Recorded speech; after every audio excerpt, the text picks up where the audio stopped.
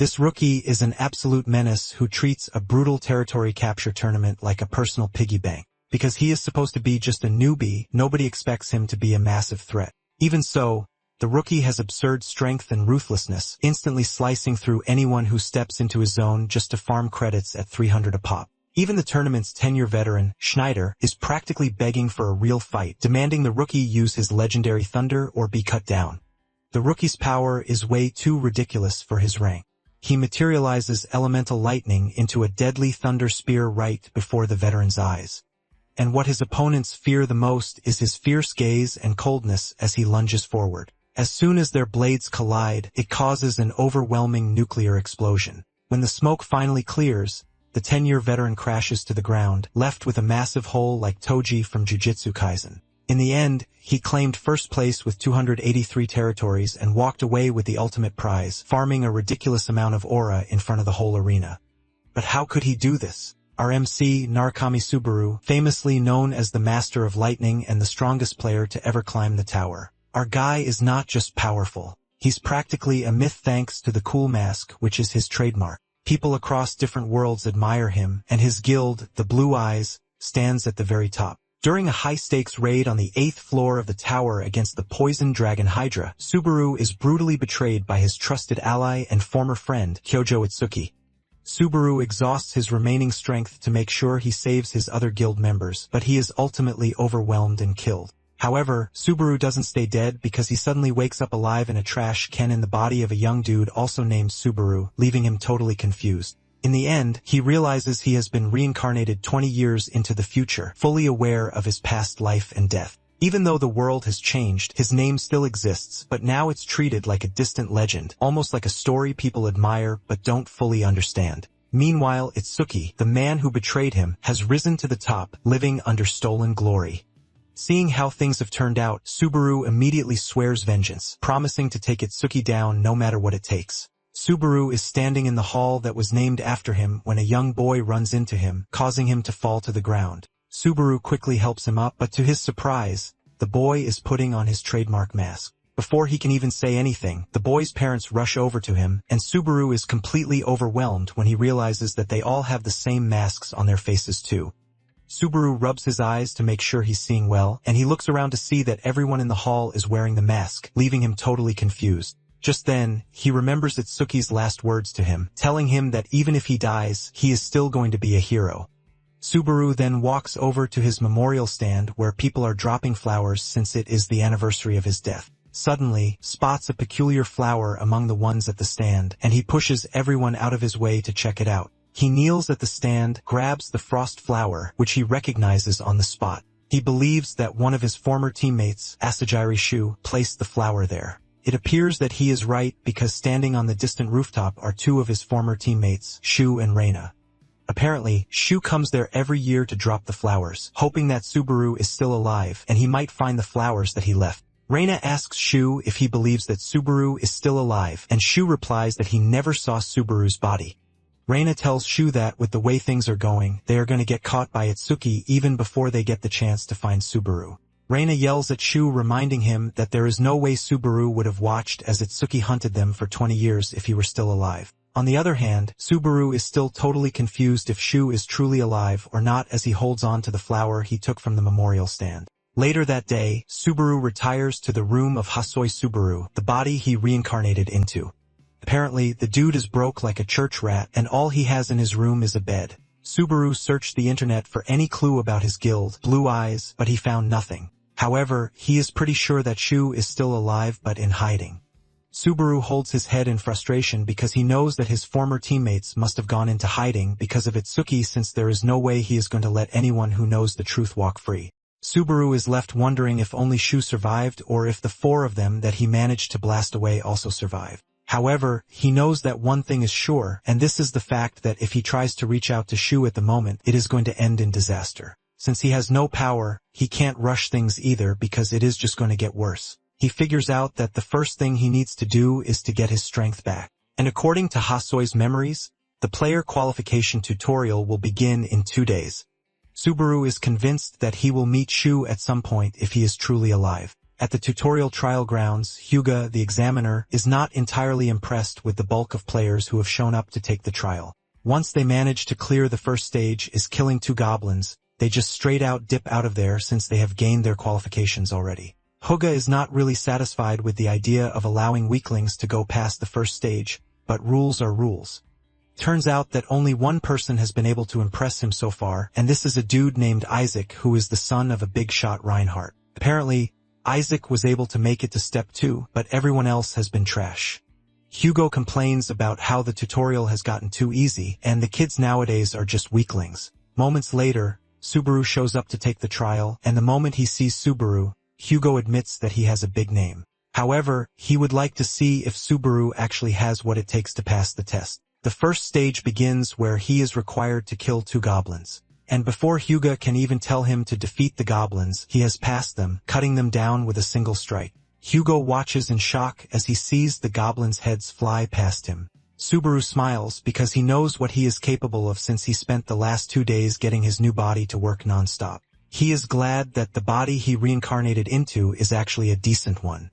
Apparently, Hasoi has talent, but he never used it properly. After clearing the first step, he is asked if he wants to challenge the next stage while letting him know that the higher the steps, the more bonus he gets. Without hesitation, Subaru chooses to challenge the next stage. And in no time, Subaru has gone up several steps, leaving Hyuga in complete shock. Bodies of goblins lie everywhere, and he realizes that Subaru isn't swinging wildly.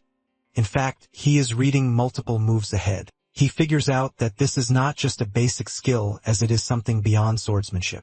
In fact, the level of combat strength he's seen Subaru display convinces him that he might be Narukami Subaru reborn. Minutes later, Subaru has cleared 49 steps, and he is asked if he would like to challenge the final boss. Even though he looks exhausted already, he decides to take on the final boss. Just then, a scary aura fills the space, and a giant hand starts to emerge from beneath the ground. Hyuga yells at Subaru not to take the challenge because he might actually die since he is not Narukami Subaru. Hyuga screams at Subaru to stop at that instant if he doesn't want to die. But Subaru has no intention of backing down, and before he knows it, a scary orc appears in the arena. The orc is enraged after seeing the bodies of his comrades lying around, and Hyuga urges Subaru to give up because what he is doing is totally reckless. He tells Subaru that no matter how good he is, pure skill can't allow him to defeat the orc. Deep down, Subaru knows that with his current stats, he can't even leave a scratch on the orc, but this doesn't mean he has any intention of giving up. Just then, he drops his sword, and Hyuga loses his mind because he can't believe that Subaru just dropped the only form of weapon that he has to defend himself. The orc dashes toward him with rage, but he is suddenly hit with a dart that forces him to stop dead in his tracks. He looks at the tiny dart on his leg, and when he looks up, he sees Subaru holding a few poison darts in his hands, which he had picked off the baton of the goblins that he killed. Subaru teases the orc, suggesting that they make a bet. He wants to know if the orc will be the first to defeat him, or if he will be the one to turn him into a pincushion. The next pair of darts that Subaru unleashes hits the orc in the eyes, causing him to scream in agony. The orc holds his eyes in pain as he crashes to the ground, and Subaru dashes toward him without fear. In his past life, Reina was the one who taught Subaru how to throw items, telling him that everything can become a weapon as long as he grasped its center of gravity. The orc manages to get back on his feet, but before he knows it, his entire body has been covered in darts. Hyuga remembers that the goblin corpses and poison darts don't disappear until the trial ends, which means Subaru is basically using the system to his advantage. Hyuga cannot believe that Subaru is able to cut down goblins with a sword while still possessing the ability to throw weapons efficiently. At this point, Hyuga believes that Subaru being called a genius is a serious understatement. Moments later, the orc finally loses mobility, and he crashes to the ground. Subaru then picks up his sword, and before he finishes off the orc, he lets him know that he holds no grudge against him. Subaru then pushes his sword into the orc's neck, finishing him off, and Subaru is informed that he is the first to clear the tutorial step 50. Subaru is glad that he finished the tutorial, but he can't believe that they added such a tough monster to a training stage. On the status screen, Subaru is informed that he has leveled up and has been granted a ton of achievement points. He has also unlocked the tutorial shop, which is only available during his current stage. His current points are just over 2,000 points, and he wonders what he can buy with them. Since it is his first time seeing the shop, he excitedly opens it, and he realizes that there are a ton of items listed in the shop. The lowest item he can get is 5 points, while the highest is around 200 points. Just then, he notices that the demon blade is available for sale, and it costs 1000 achievement points. This is a rare weapon that consumes the user's stamina and mental energy to boost cutting power and physical ability. Because it is a failed creation by the demon-smith kindred, it remains unnamed. Subaru admits that it is tempting, but the ability to drain stamina and lightning is something huge. On the other hand, there is the holy sword, Miranda. It is also a rare weapon that lessens fatigue accumulation and extends combat endurance. It is a mithril sword that is blessed by the temple. Subaru believes that what he needs is the holy sword, not the demon sword. He is left wondering what he should choose between the sword that gives raw power and the holy sword that increases survivability. Subaru stands there thinking about it because the first purchase is the most important of all, and he has to choose carefully. Just then, he notices that there are still more items in the shop, and he just has to scroll further. He runs into a skill called the Wedge of Greed, and this skill costs 1400 points. It is an F-rank skill which is still stuck on level 1. The skill suppresses the side effects of skills or items used by the user. Apparently, the skill can be leveled up but requires 10,000. Subaru is blown away when he sees this, since this is the first time he has seen a skill like this. He wonders if it will be able to suppress the debuff from the demon blade or lightning. He proceeds to buy the Wedge of Greed skill, and he also buys the demon blade. He believes that it is going to be a perfect match as long as it works the way he wants it to. He figures out that it is better to commit from the beginning than sit on a skill that he will never use. After he is done with this, Hyuga commends him, telling him that he made a good call by buying the sword and the skill alongside it. However, he asks Subaru to tell him why he chose the skill because he doesn't actually get it. Hyuga says Subaru has no idea if it is going to be useful, and it also lacks efficiency. Subaru casually replies, asking if Hyuga really wants him to explain this to him.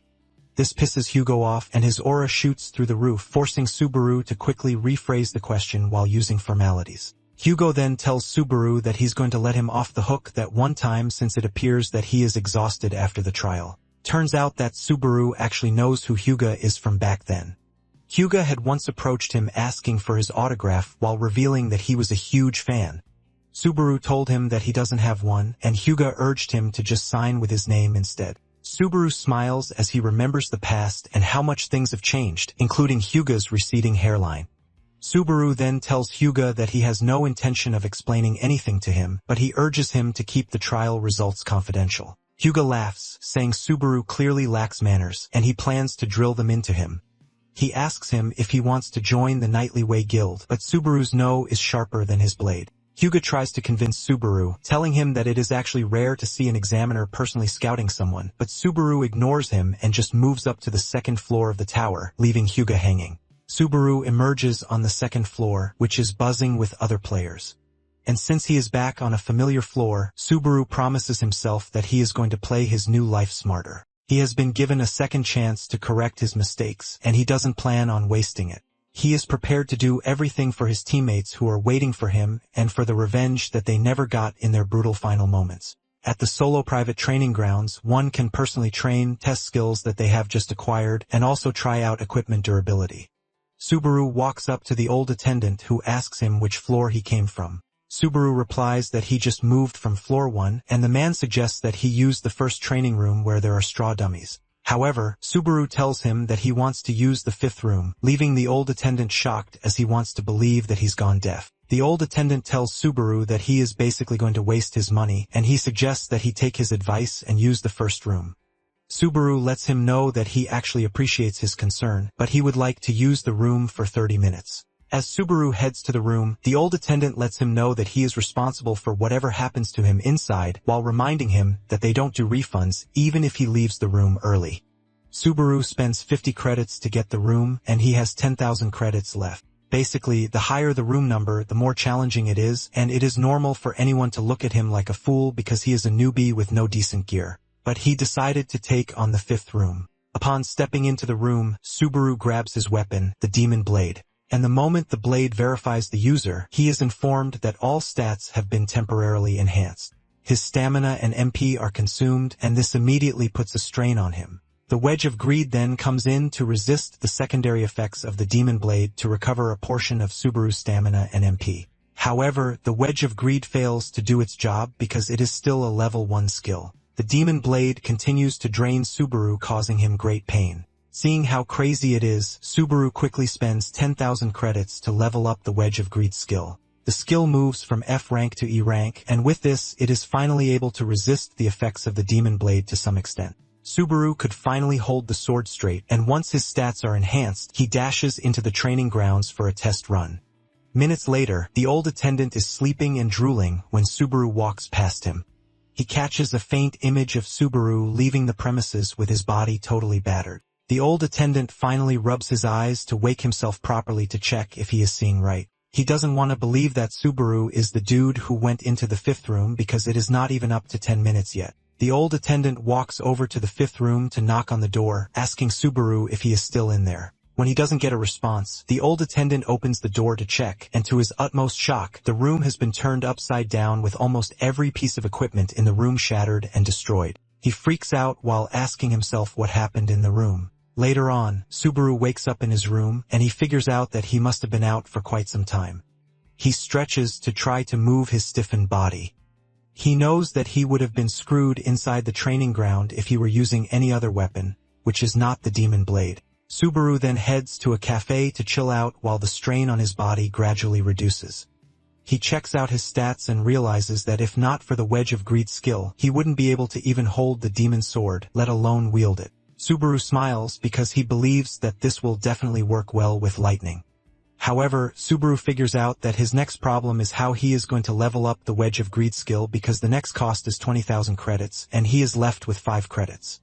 Subaru cannot believe just how broke he is, and he is thinking about his trash life when he sees a dude talking to his phone. The dude looks like a pop star, and he is chatting with people on his phone while they are sending money to him. Subaru watches in the distance as he sees the dude do a lot of weird stuff with joy on his face because he obviously doesn't know that his viewers are paying him to do the goofy stuff. Subaru then checks out his phone, and he searches for how to save points. He learns that they are in the player versus player era, and 1 in 3 players is a live streamer. This is the first time Subaru has heard about the idea of live streaming. Basically, it is a system that lets one stream videos in real time and receive donations. Subaru is checking this out when a dude suddenly appears out of nowhere, calling his name and teasing him that he has finally moved to the 2nd floor. Subaru is surprised when his body negatively reacts to the dude's presence, which shows that they are not on good terms. Subaru remains mute, and the dude, Isaac, scolds Subaru for ignoring him even though a friend is talking to him. Subaru immediately recognizes the sensation that he is getting, and he realizes that it is not some mere level of discomfort but pure fear. Subaru then replies, telling Isaac that he just got on the floor. Isaac teases him, saying it is a surprise that a nobody like him could clear the tutorial grounds because he was convinced that the goblins would beat him to death. As the dude continues saying his trash, Subaru finally accesses Hasoi's memories, and he gets to see what type of person Isaac is. In their last encounter, Isaac had beaten him up, and when Hasoi asked him why he was doing this, he simply told him that he hates his name. Isaac had mocked Hasoi for being an orphan and not being able to follow instructions. Hasoi tried to explain that the credits Isaac gave him weren't enough, but Isaac kicked him in the chest to shut him up. Hasoi crashes into the waste bin while Isaac mocks him, telling him that he is never going to be able to leave the trashy place. He even threatens to beat him up if he tries to climb the tower. After seeing this, Subaru realizes that the former owner of the body was a fool for allowing himself to get pushed around. It also dawns on him that this must have been why he woke up in a trash can. Isaac starts boasting to Subaru, telling him that he broke his father's record and made it till step 20, and Hugo showered him with praise, saying it is expected of Reinhardt's son. Subaru sits there hearing the dude yap as he talks about how he got a reward for clearing the steps, and it was a B rank skill. He tells Subaru that it is the highest tier skill one could get from the tutorial ground, and after he is done yapping, he says his throat is dry and would like a drink. Subaru gulps down his drink, and he tells Isaac to take things easy because he is about to leave. However, Isaac tells him that he should get him a cup of coffee before he leaves, and he is also free to add whatever snacks he believes suit him. Subaru puts on a confusing face when he hears this, and Isaac loses it, asking Subaru why he's been acting weird since he got there. Subaru simply answers him that he doesn't have any spare credits, and if he really wants coffee, he should buy it himself. Subaru stands up to leave, but Isaac coldly tells him to sit down. Subaru ignores him because he has no time for another revenge plan unless Isaac decides to get in the way of his main revenge. Just as he is about to leave, Isaac grabs his arm, asking Subaru if he wants to find out what he can do to him, but Subaru coldly urges him to let him go if he knows what is good for him. Isaac gets even angrier, telling Subaru not to get cocky, but just then, he realizes that he can't cause a scene in the presence of this many people because it would only come back to bite him. Isaac then switches it up, laughing out loud, telling Subaru that he was only messing with him. Isaac mocks Subaru, telling him that he is weak and that he is pretty sure that he only managed to scrape past the tutorial. Isaac says he knows that Subaru is feeling himself and he whispers in his ear, asking him if he truly wants to go up against him. Isaac tells Subaru that if he actually wants it, he can make him vanish without anyone knowing. He reminds Subaru that his father is a big shot, and as he leaves, he urges Subaru to be careful. Subaru just stands there in annoyance, watching him leave. Apparently, there are two main methods for players to get stronger, and the first is through trials. The player climbs the tower, passes its trials one by one, and earns rewards to grow stronger in a natural way. The first method is one that requires the player to pay credits to undergo trials. But in exchange, one can grow stronger inside a safe virtual space. Even if one dies there, all the player loses are the credits they paid and the progress. However, the second method is hunting, and the player grows by taking down monsters outside the safe zones or by clearing special dungeons on each floor. This helps level up way faster than the tower's trials, but hunting grounds exist in the real world. So if the player dies there, they actually die for good. Later on, Subaru heads to a dungeon called the Lair of the Waiting Orcs. Basically, most players avoid hunting since no one wants to risk their life for no reason. However, the safer path only means that one grows slowly. However, the more dangerous it is, the faster one grows, and Subaru is all about the risk. As he sits down to rest after taking down a bunch of orcs, he scrolls through his phone, and he sees a streamer, Narukami Subaru, with 80,000 viewers just because he is playing Subaru. Subaru is left wondering just how many Narukami Subaru wannabes are out there. Just then, he sees a viewer offer to pay Subaru 20,000 credits to clear a mission, and this immediately interests him. As he sits there, he sees Subaru get a ton of missions for several credits. Subaru cannot believe how unfair it is because a wannabe is earning cool cash through streaming, while he, the real deal, is fighting monsters with his life on the line. After he is tired of watching, Subaru finally gets back on his feet to take on the boss of the dungeon, the orc general that just appeared. Even though he doesn't have poison like the last time, he believes that he has something even better this time around. Subaru grabs his weapon, and all the effects come into action. Subaru cuts through the regular orcs without mercy since his main target is the orc general. In no time, he reaches the orc general before the orc even realizes what is going on. He cuts down the orc and clears the dungeon. After this, Subaru acquires his trademark mask because he plans to start streaming so he can also rake in credits while doing what he is good at. Subaru puts on the mask with the intention of going all out since he is the real deal. He uses his normal name and he starts a live stream as he enters a dungeon. Meanwhile, at Azure Sky Entertainment, one of their managers, Wika, is scrolling through live streams for talents, but all she is getting are trash. Even Wika's colleague, Kayoharu, is having a tough time because of how many Subaru rip-offs are out there. There is even one fool who calls himself Sabekshi, and he is nothing but a clown. Wika tells her colleague that since the original Narukami Subaru never shows up, whoever gets the most attention becomes the real one. Since everything is revolving around Subaru, she believes that live streaming might actually be dying out, but her colleague yells at her to stop saying such negative stuff since they basically live off live streamers. Wika agrees with him, but she is pissed that the live streamers don't even know the basics, and it is basically disrespectful to the majority of players who are risking their lives to climb the tower. Her colleague then asks her why she is still on the lower floors if this is her conviction.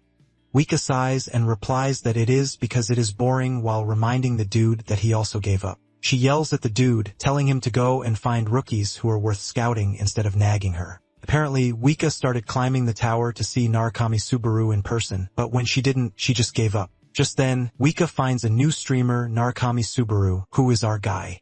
However, Wika's colleague yells at her for even tuning in since she is the only viewer. In fact, Subaru is still on the second floor, but Wika replies that anytime he sees someone wear the mask, she gets some sense of hope. Subaru then commences the Floor 2 trial, which requires that he clear the Dungeon of Beginnings and reach the exit. He is informed that achievement points will be awarded based on monsters defeated. As he prepares to take on the trial, Subaru realizes that he actually has someone watching, which adds pressure. Just then, another viewer, Love Money, shows up on the stream asking Subaru if it is his first try. Subaru says yes, and the dude asks him if it is proper for him to stream it since he doesn't even know the route on his first try. While looking at his phone, a one-eyed bat dashes toward him, but Subaru casually grabs it without even looking, and he smacks it into the ground, defeating it to Aura Farm while asking Love Money if there is any problem with him streaming on his first try. Another viewer soon joined, commending Subaru for his insane reflexes while expressing his surprise that people have started streaming on the second floor. Love Money says some have done this before, but they always quit whenever their views don't grow. Love Money urges Subaru not to be greedy and just wait for a party so that they can move together. Subaru thanks Love Money for the advice, but lets him know that he won't follow it because he likes doing things solo. Before he knows it, the stream has jumped to 6 viewers, but they still believe that he is a joke who is just getting views thanks to the fact that he is using Narukami Subaru's name. Moments later, a mud mermaid runs toward him, but all it takes Subaru is one slash.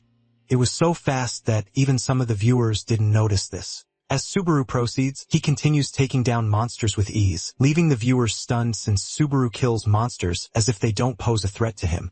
In no time, the viewers move up to 10, and while taking down monsters, Subaru is awarded achievement points.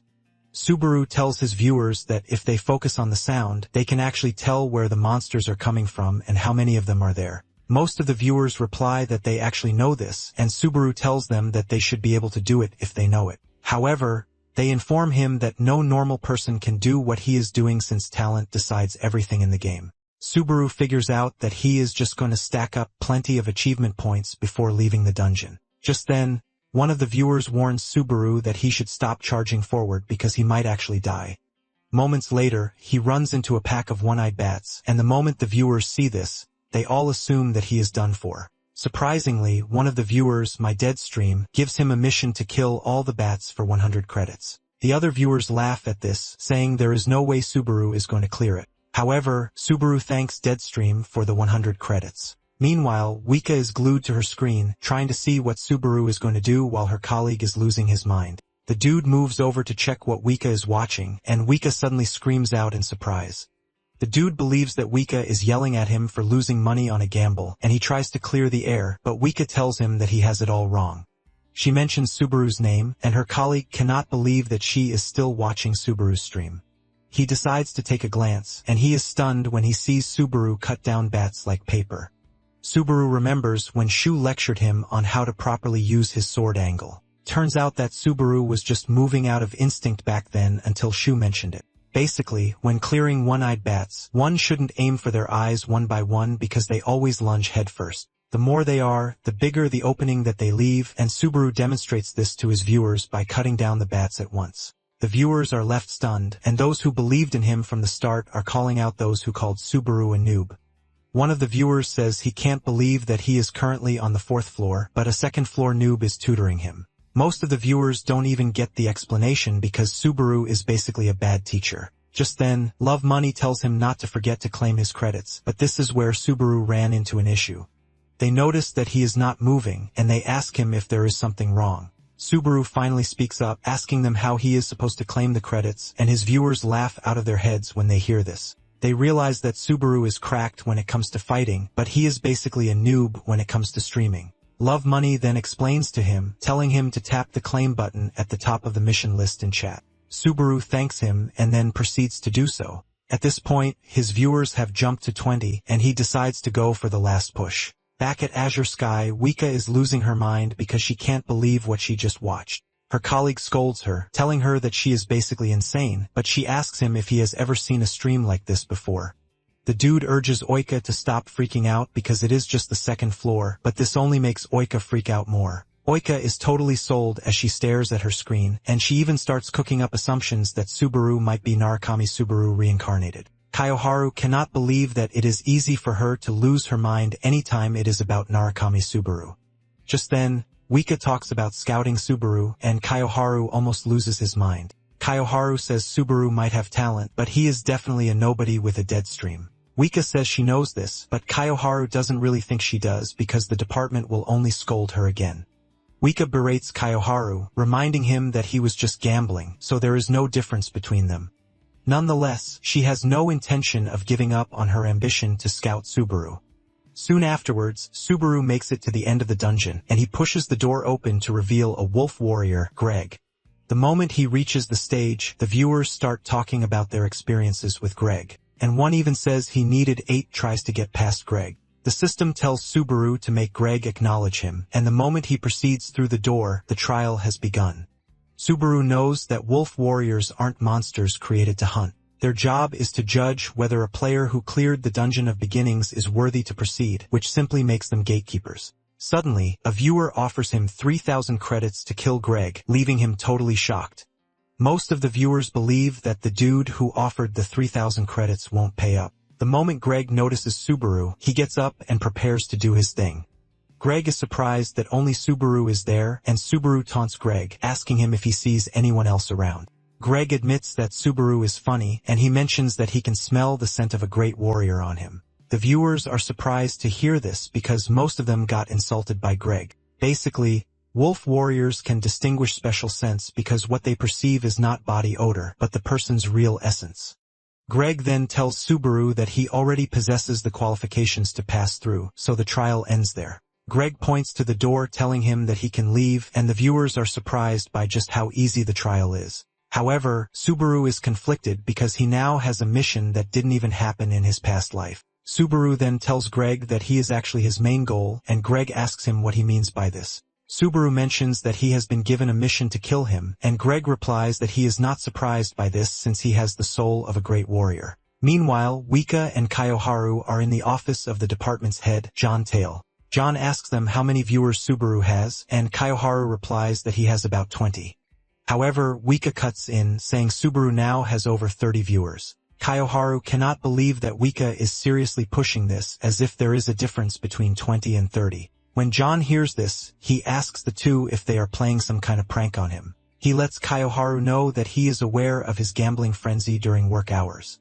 John is pissed that he told them to find someone worthy, but they are coming to him with 20 viewers. Wika still reminds him that it is now 30, but he yells at her, telling her that this doesn't matter.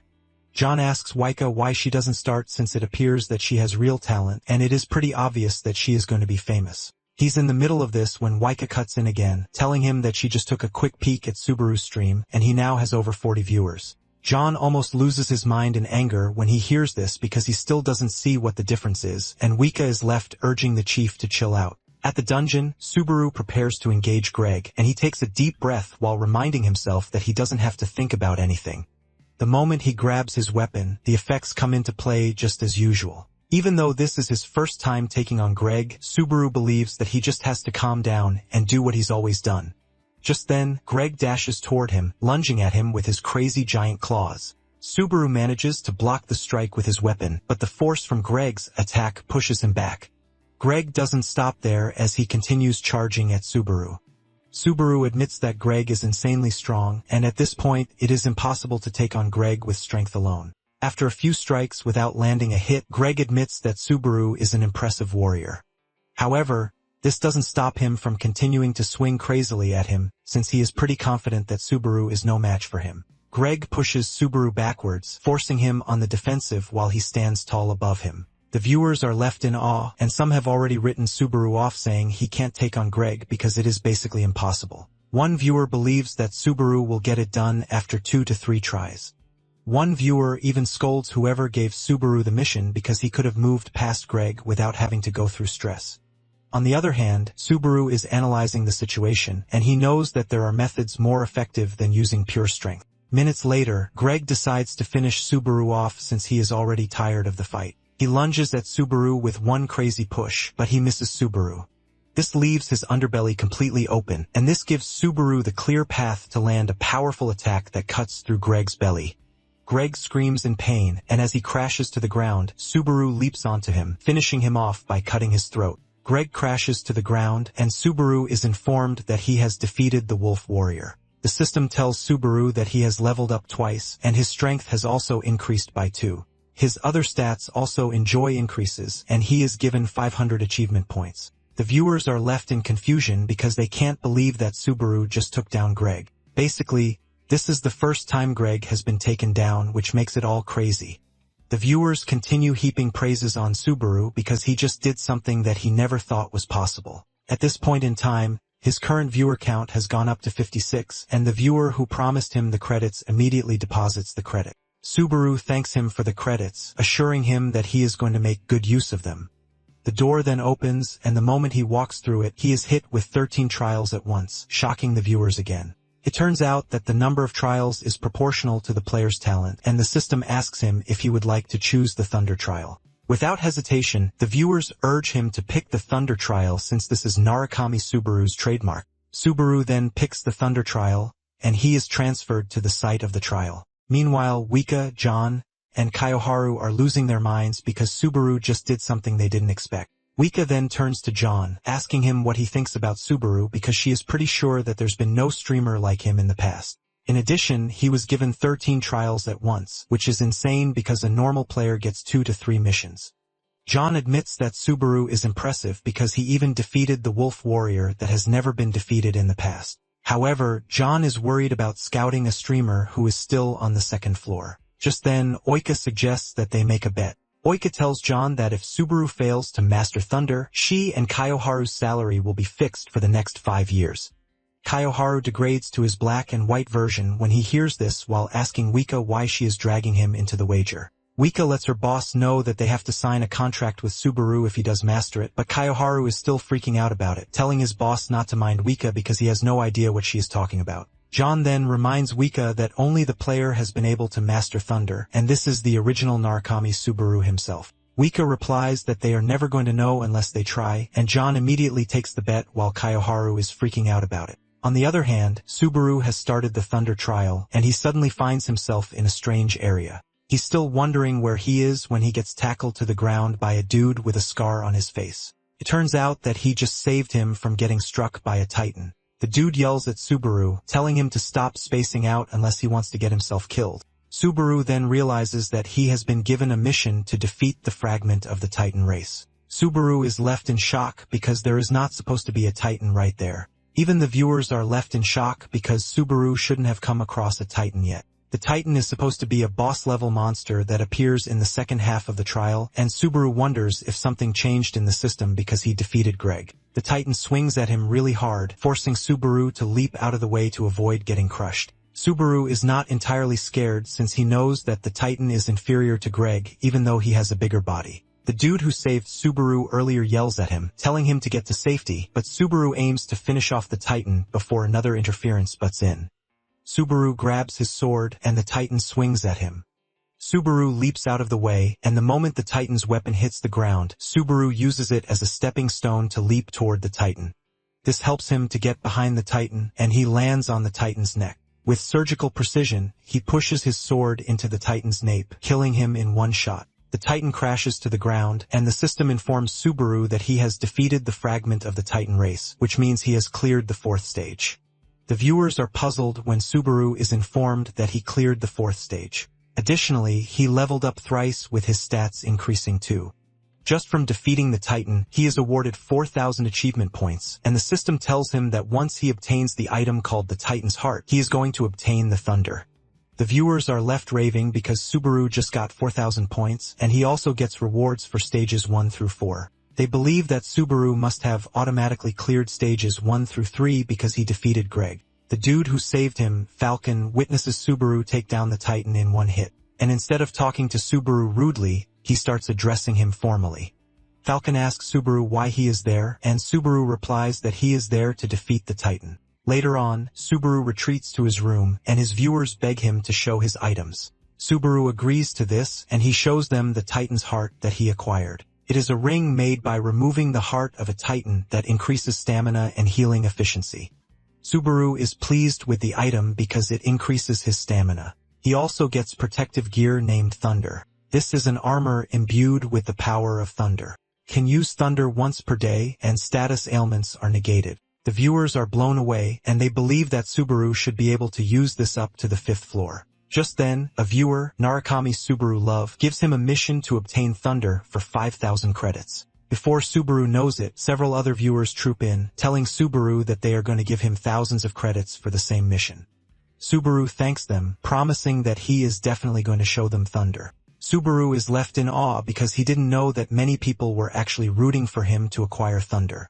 This finally gives him a reality check that Narukami Subaru was more extraordinary than he even imagined. Just then, he hears a knock on the door, and he asks whoever it is to come in. The door opens, and Falcon comes in with another dude whom he introduces as Peleus, the village's chief of knights. Peleus tells Subaru that Titan attacks have been rampant lately, and the knights are on standby 24 hours a day while donning full armor. Falcon mentions how surprising it is to have met an outsider at a time when the villagers are not even advised to go out. Peleus expresses his gratitude to Subaru for protecting the village while he was away. Subaru replies that he only did the right thing.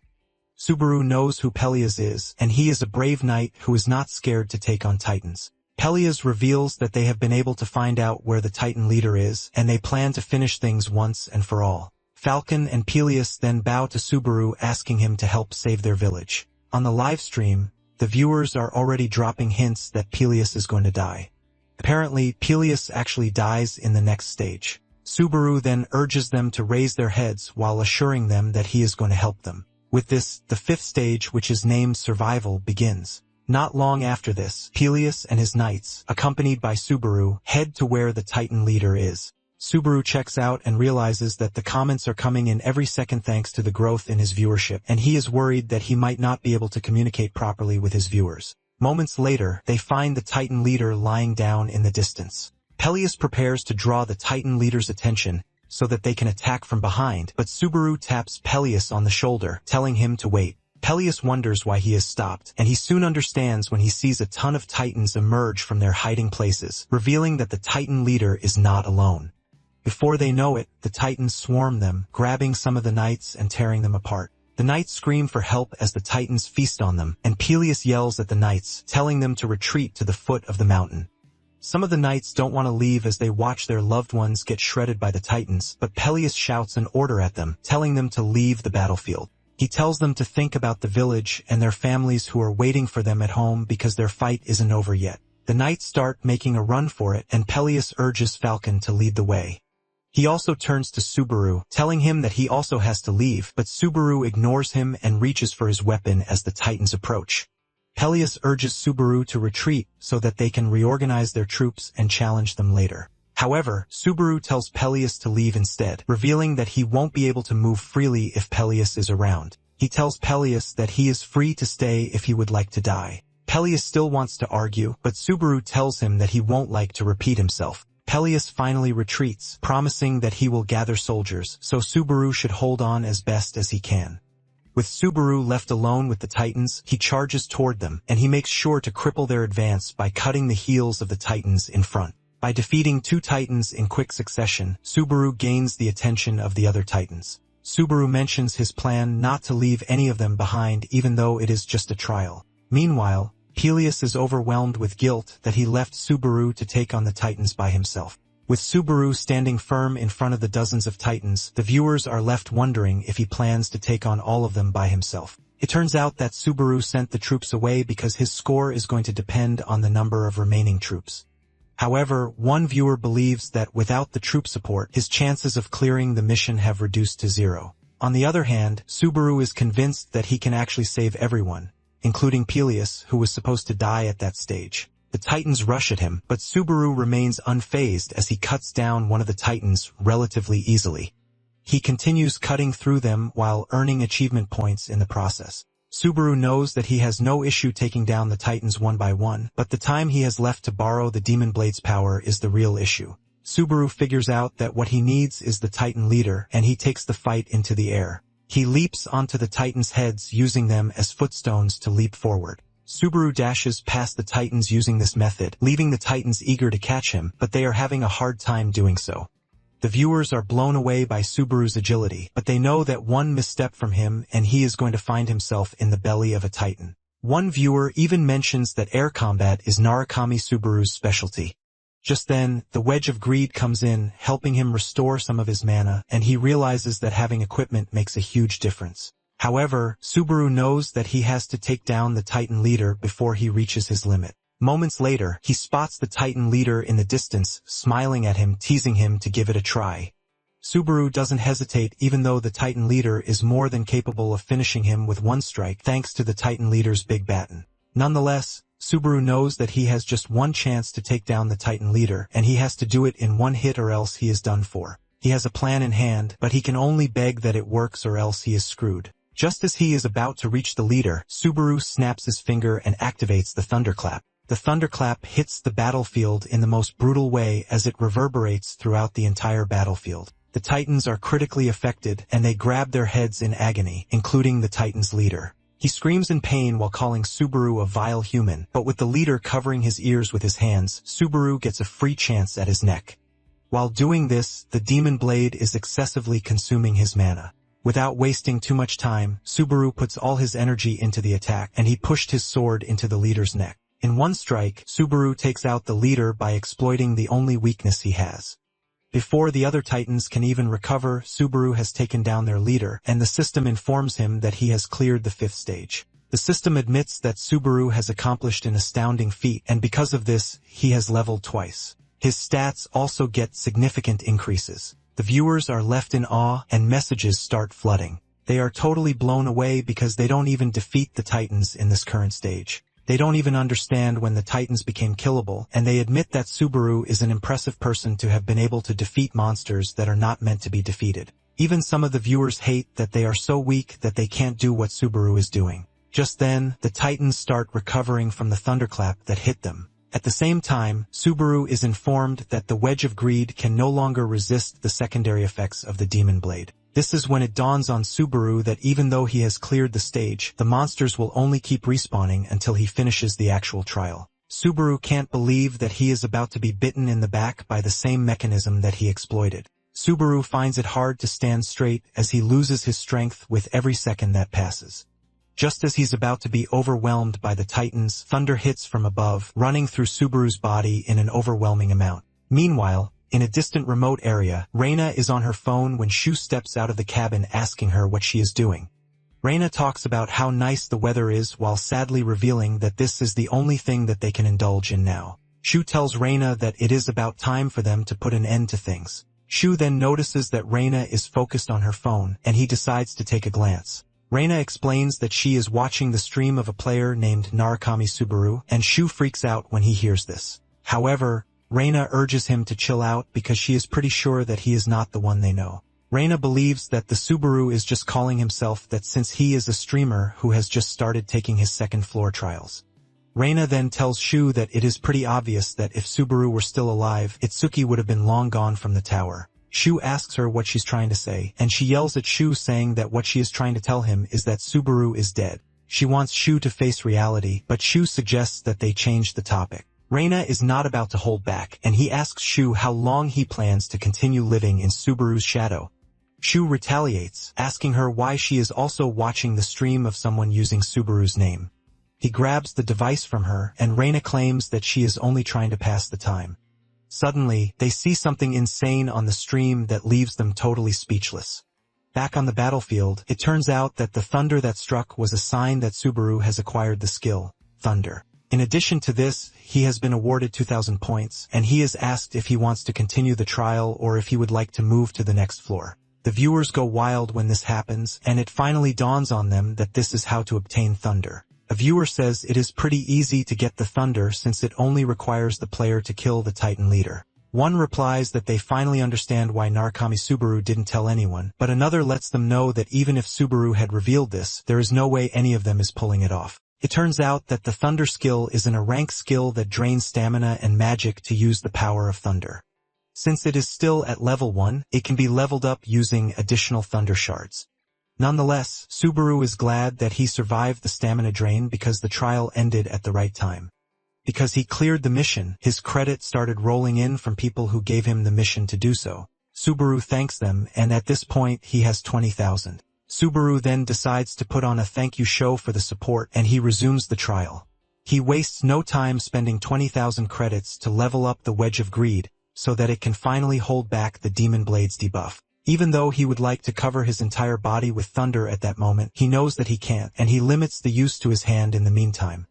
As the titans rush toward him, he envelopes the demon blade with thunder, and he unleashes a powerful strike that slices through the titans with just one strike. With just a single strike, he wipes out the titans, but it is only after he is done that he realizes that he has expended all of his strength. He planned to save some strength so he would be able to go back, but he is completely out. Subaru loses his balance but rests on his sword to try and hold on. Meanwhile, Peleus and his men are returning to the battlefield, and Peleus is shocked when he sees the bodies on the ground. He rushes towards Subaru, who is barely holding on. The moment Subaru sees Peleus, he finally gives in, and he passes out. Later on, Kiyoharu and John are seen watching Oika freak out over how she is supposed to approach Subaru now that they are finally ready to sign a contract with him. She already sent him a business proposal, but she is still feeling like Subaru might count it as a love confession. Kiyoharu cannot believe just how far she has gone when it comes to loving up, and he lets her know that she has nothing to worry about because it's nothing but business. John cannot believe that Wika was begging to be a manager for a streamer, but she is panicking when it is time for her to do the job. Wika tells John that this is different, and this is because she was a devoted fan even before she became a manager. She is also raving about Subaru getting the thunder, but Kiyoharu is just relieved that they are keeping their pay. John admits that thunder is not something a random person can learn, which shows that Subaru is worth keeping an eye on. Just then, Kiyoharu informs them that Subaru has read their mail. Wika hears this and almost dies from happiness, but she freezes up in shock when she learns that Subaru left the mail on read. It gets progressively worse as she degrades into her soulless art form, leaving her colleagues ultimately speechless. Meanwhile, there is a streamer out there, Hawkeyes, who specializes in analyzing player combat capability. He has established himself firmly by using insight and streaming expertise to beat his competitors. Hawkeyes has reviewed a ton of footage from various players, and he has provided an accurate analysis of them. He recently covered Kurikawa Amon, who joined the Blue Zone Guild recently. He talks about how he is a dark horse who is climbing the tower at an insane speed, which is why people even call Amon the second coming of Subaru. Hawkeyes also provides insight on Itsuki, asking if Itsuki can become the strongest. Basically, Itsuki is now the world's greatest player, and there is a lot of pressure on him. After taking a deep dive into Itsuki's skills, he still digresses to Narukami Subaru, talking about how he is the best man and that thunder belongs to him. Hawkeyes then takes a dive at the hottest player of the moment, which is Narukami Subaru. Hawkeye's viewers are left in shock when they hear about this. He plays Subaru's footage for everyone to watch, and they are all left in shock. Even Hawkeyes is stunned when he sees the things that Subaru is pulling off. Hawkeyes mentions that Subaru has an insane level of concentration for him to be able to use a skill he has only just learned in such an impressive manner. Hawkeyes continues leaving his comments on Subaru's performance, glazing him in the process. Deep down, Hawkeyes is even more blown away than what he is showing on his stream because Subaru has the concentration and technique needed for fine control of his skills while also making the right calls throughout the battle. Hawkeyes cannot believe that Subaru didn't actually make a single mistake in battle. He realizes that half of those who are watching don't even understand what is currently happening. Hawkeyes then tells his viewers that Subaru is definitely going to be a big player, and he is worth keeping an eye on. Hawkeyes is totally overwhelmed that he almost ends his stream without giving his viewers a closing remark, which is totally unlike him. His viewers are forced to remind him, and he leaves them with a big fact. He tells them that in terms of control alone, Subaru might even be better than Narukami Subaru at his peak. Soon afterward, Subaru wakes up in his room after he passed out on the battlefield. The system informs him that the stage is currently pending and his fatigue has fully recovered. He is asked if he wants to suspend the trial, and there are two conditions that must be met for a trial to be suspended. The first one is that the previous stage must have been completed without the next stage having started, and the second is that the player's fatigue level must be 0. Subaru figures out that his fatigue has recovered, but his mental exhaustion is still there. He decides that he is just going to take some time off, and he thanks his viewers for watching. The viewers are disappointed that the stream is about to go off, and one even asks for an end-of-stream performance. Subaru is left in shock when he realizes that his viewers have gone over 700 people. Subaru apologizes, telling them that the next stream is going to be on the following day after his day off. Without further ado, Subaru ends the stream, and while he is at the stage waiting area, he sees the mail sent to him from Azure Sky Entertainment. The message is composed by Oika, and she lets Subaru know that the company offers streamers full support and the highest revenue share in the industry. Wonders if it is spam mail, which is why he left it unreplied to. Later on, Subaru decides to do a quick research on Azure Sky Entertainment. He learns that they are a leading multi-channel network company that focuses primarily on managing live streamers. It is also one of the rapidly growing companies in the field. Subaru is surprised that there is a company like this, and this just shows him how much time has changed. While checking out related items to the company, he realizes that Hawkeyes is affiliated with Azure Sky. Subaru knows Hawkeyes as the streamer who is known for his bluntness, and he blushes when he realizes that Hawkeyes was praising him on his stream. Meanwhile, Isaac is also watching Hawkeye's stream, and he is pissed when he hears Hawkeyes praising Subaru. Isaac spits on the floor in disgust before making his way into the cafe. As if his morning is not ruined already, he runs into Subaru, who is just minding his business. Isaac then walks over to Subaru's table, and he kicks it to spill his drink while claiming that it was an accident. Subaru gets off in shock, and he is surprised to see that it is Isaac again. Isaac acts like he has nothing against Subaru, talking about how they are running into each other recently. Subaru just ignores him and stares at the filth that Isaac made. Just then, Isaac asks Subaru if he should pay for his coffee, but he hasn't even finished saying this when Subaru walks past him. Isaac immediately loses it, and he calls out to Subaru, reminding him that he warned him the last time. Isaac grabs Subaru's shirt, asking him if he has a screw loose in his head. Subaru stays silent as Isaac starts yapping in anger, telling Subaru that he would gladly beat him up just like the old days. Subaru simply grabs his, and he takes his hands off his shirt, telling Isaac that he doesn't have time for him. Isaac is shocked as his hand is easily slapped off, leaving him wondering if Subaru has always been this strong. Subaru walks off, telling Isaac that he is just going to pretend that he has already compensated for his coffee. Isaac yells at Subaru to stop, but Subaru ignores him, and he steps out of the cafe.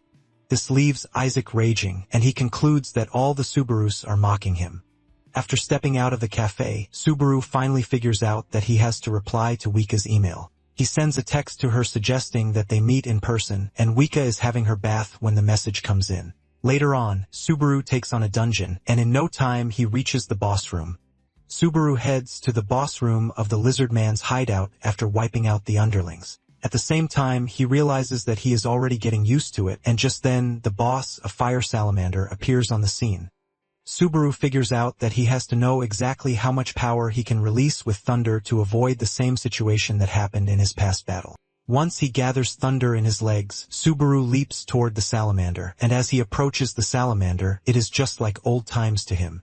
Before he reaches the salamander, he pours thunder into the demon blade, unleashing an overwhelming amount of power. The Wedge of Greed tries to block the debuff, but the power is too much for the skill to contend with. Subaru unleashes his strike, taking the salamander's head off with one strike. The system then informs him that he has cleared the dungeon and has also leveled up. After leaving the dungeon, he realizes that the stamina-reducing effect worked way better than he expected because he still has plenty of fatigue to spare.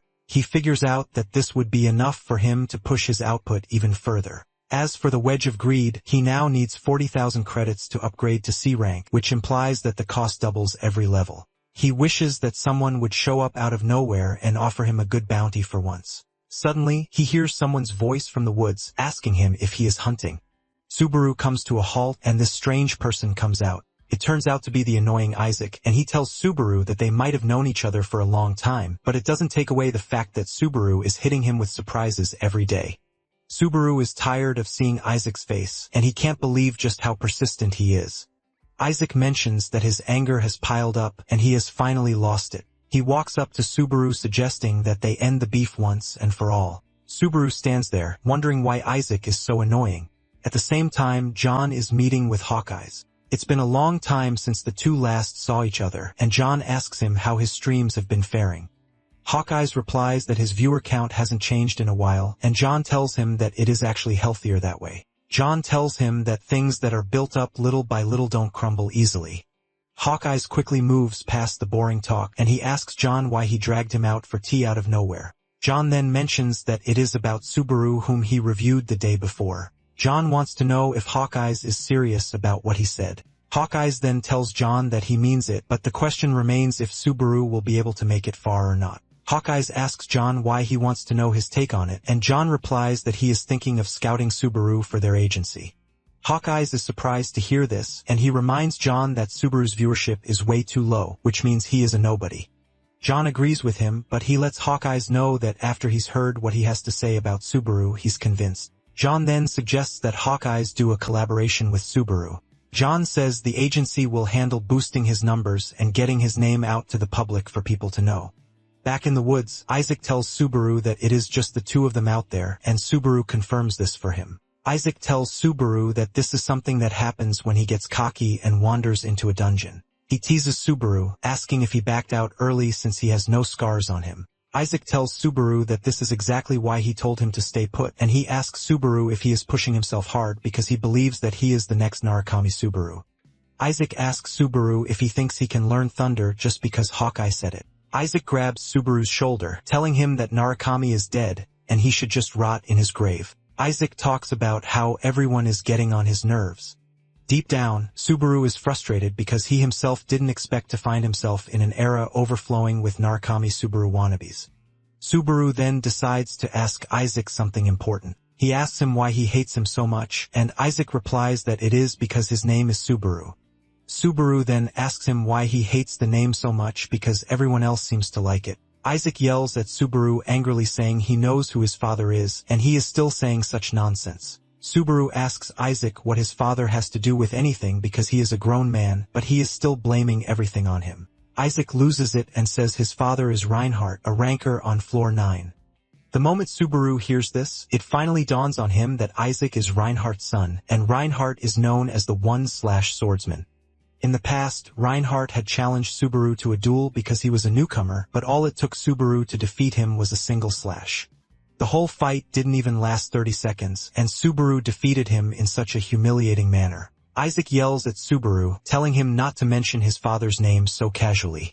Subaru finally understands that the reason Isaac hates him is because of his father, the One-Swordsman. Subaru asks him if he knows just how much Hasoi suffered because of him, but Isaac tells Subaru to shut his mouth. Isaac unleashes his firepower, enveloping his hands in flames, telling Subaru that it is time for him to die because he is tired of hearing him talk. Isaac talks about how Subaru didn't do a damn thing, but he was worshipped all around like he was a big deal. In addition, he believes that his guild, Blue Eyes, got cocky because they were riding on Subaru's influence as a grandmaster, but in the end, they got sunk. Isaac talks about how he enjoyed their deaths, and these statements are already fueling Subaru's rage. Isaac hurls a fireball at Subaru, telling him that ending up with the same name as the original Subaru is tough luck. The fireball is so massive that Isaac believes he has gotten the better of Subaru. He even talks about how he plans to go kill the mask streamer, and Subaru's voice cuts through the smoke calling him out on this. Isaac is shocked, and to add to his surprise, Subaru puts on the mask to show him that he is the mask streamer that he is talking about. Isaac starts freaking out, talking about how the blast should have killed Subaru because it was really powerful. Seeing that Isaac won't shut his mouth, Subaru dashes toward him and punches him in the chest while calling him a man-child. The punch hits him so hard that he crashes to his knees in pain. Isaac coughs up blood, and Subaru lets him know that he has no right to even talk about his past teammates. Isaac cannot believe his eyes, and as he tries to catch his breath, he starts asking stupid questions. Subaru decides to give him a pop quiz. He takes off the mask, and he asks him who he thinks is standing before him at that very moment. He wants to know if he thinks he is the Hasoi Subaru that he used to bully, the masked streamer Narukami Subaru, or the Blue Eyes Narukami Subaru himself. Isaac scoffs at this, saying it is not possible for the person standing before him to be the real Subaru. He talks on Subaru, saying his thunder isn't even impressive. Instead of staying down, he decides to attack again. But before his hand can even touch Subaru, Subaru cuts it off. Isaac watches in shock as Subaru tells him that he's gotten it all wrong. Subaru then asks him if he knows just how much Hasoi suffered because of him, and this is when sweat starts to run down his face because he realizes that he's done for. At that moment, he figures out that Subaru is the real deal. But before he can say anything else, Subaru cuts him down with anger. Blood gushes out of his body as he crashes to the ground, and Subaru tells him to consider this a payment for borrowing his friend's body. Later on, Subaru is at the resting area thinking about his plan. He wants to stick to the plan where the streamer Narukami Subaru never shows his face. While he is waiting there, some girls in the room can't believe that someone is seriously playing Subaru in there, and they talk about how embarrassing he looks. Subaru doesn't really care because he knows that keeping his identity hidden is a huge advantage when the other side has no idea who they are dealing with. Moments later, Wika shows up, and just from greeting Subaru alone, her face has turned red. Wika introduces herself and reveals that she is the manager who contacted Subaru. Subaru shakes her hand introducing himself, and Wika almost dies from excessive blushing while telling Subaru that it is good to meet him.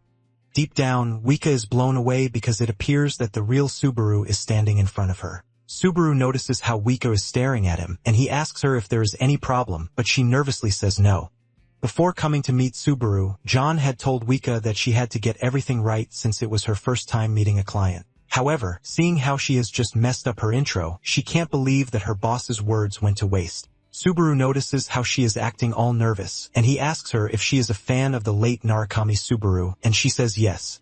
In fact, she lets him know that she is a die-hard supporter. Subaru then urges her to relax because he is not the real one, and he is pretty sure that he is younger than her too. Wika argues that she is also a fan of the streamer Subaru.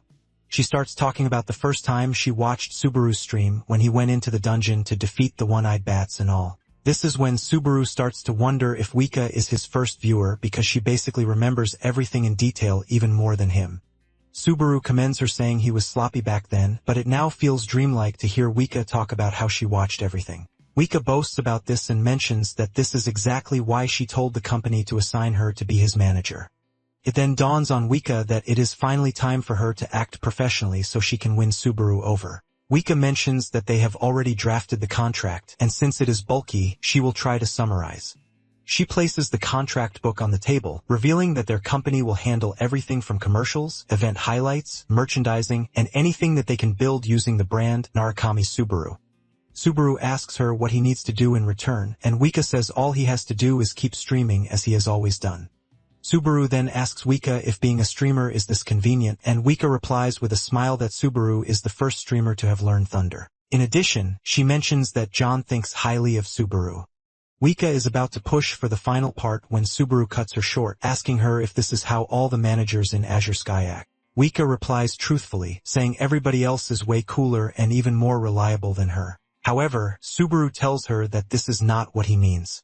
Deep down, Subaru can see that the aura she gives off is not like a typical player, which leaves him wondering if the average level has gone up so much that someone like her is only working as a manager. Wika is already freaking out because she believes that she's messed the whole thing up. Unknown to her, Subaru is just thinking about how decent she is, which means he has to get stronger because it appears that the people he will be facing from there on won't be regular guys. Wika is about to burst out in naivety when Subaru stretches his hand to her to shake her, telling her that she looks like someone that he can trust, which is why he is going to accept the contract. Subaru lets her know that he looks forward to working with her. And with her whole face red already, Wika takes his hand, replying that she feels the same. Later on, Subaru restarts his stream, and to his surprise, there are over 700 viewers already. It dawns on him that the announcement from Wika must have worked, and without wasting time, Subaru suggests that they get down to business for the day. Subaru then continues with Stage 6, which was already pending, and this is named Legend. While holding out in the military camp, Peleus asks his men if their savior Subaru has woken up yet, and Falcon says no. One of the knights expresses his doubts, revealing that he doesn't even think that they can trust someone who is not a knight. Another knight agrees with him, saying Subaru is a random outsider who showed up out of nowhere just to kill the Titan boss himself. They find this really hard to believe, and they ask Peleus if he knows what he saw because he might have been tricked. Peleus yells at them in anger, asking them how they are able to say things like this. Just then, Peleus is informed that Subaru is awake, and Subaru makes his way into the tent. Peleus welcomes him with all excitement, asking him how he feels, and Subaru thanks him, telling him that he is pretty good. The knights start mumbling when they see Subaru because they can't believe that he is the one who took down the boss since he doesn't even look that strong. Subaru then asks if they really don't believe that he did it or if they just don't want to believe it. Before he started streaming, Wika had explained a mic function to him to help him get past situations that might bore out his viewers. Just then, one of the older knights, Dale, stretches his hand forward to shake Subaru and to thank him. Subaru mentions that it is their first meeting, and Dale confirms this, revealing that he was protecting a village, but everyone got crushed. Subaru asks him what he means by this, and Dale mentions that it was a terrifying Titan who did it. Subaru is surprised to hear this, and he asks Dale if there is someone even more dangerous than the boss he killed, and Dale says yes. He mentions that long ago, the true Titans waged war against the gods, but these Titans have been sealed away. Apparently, the ones around now are mostly remnants of the original. However, the Titan that came after the one that Subaru killed was different because it was closer to the legendary Titans. Dale holds his head in fear, revealing that he didn't think any of them still existed. Even the viewers are blown away, and they start asking themselves how Subaru plans to kill such a terrifying monster. Subaru simply tells Dale that all they have to do is kill the Titan, and Dale is blown away by Subaru's confidence. Dale tells Subaru that it is a pretty dangerous mission, which might even lead to his death. Just then, Peleus mentions that there is an ancient legend that was passed down. He reveals that on the Millennium Mountain's peak there is a thunder shard that he believes only Subaru can find. While they are talking, the scary Titan, which is 3 times bigger than the regular Titans, is already wreaking havoc on villages. Turns out that the boss that Subaru killed is his son, and he promises that he's going to avenge him. He grabs humans like nuts and crushes them just to use their blood to wash his hands. Later on, Subaru rides toward the front line, and he spots the scary Titan leader in the distance. The viewers are left in shock when they see this, and even Subaru can see how desperate the Titan is to kill him. His viewers tell him that the mission seems impossible because what they are staring at is no ordinary Titan. According to the information and the distance, Peleus tells Subaru that it is going to take the Titans around 3 days to reach where they are. Peleus tells him that he has to run away by that time if he can't find the shard because this is the only way he is going to survive. Subaru then rushes over to the Millennium Mountain on horseback because he has to get his hands on the Thunder Shard no matter what. The viewers urge him to quit and retry later, telling him that he should be able to clear it in 2 tries at best. However, Subaru disagrees with them, telling them that there is no trial that cannot be cleared. He has just finished saying this when it dawns on him that he just accidentally slipped out his old catchphrase.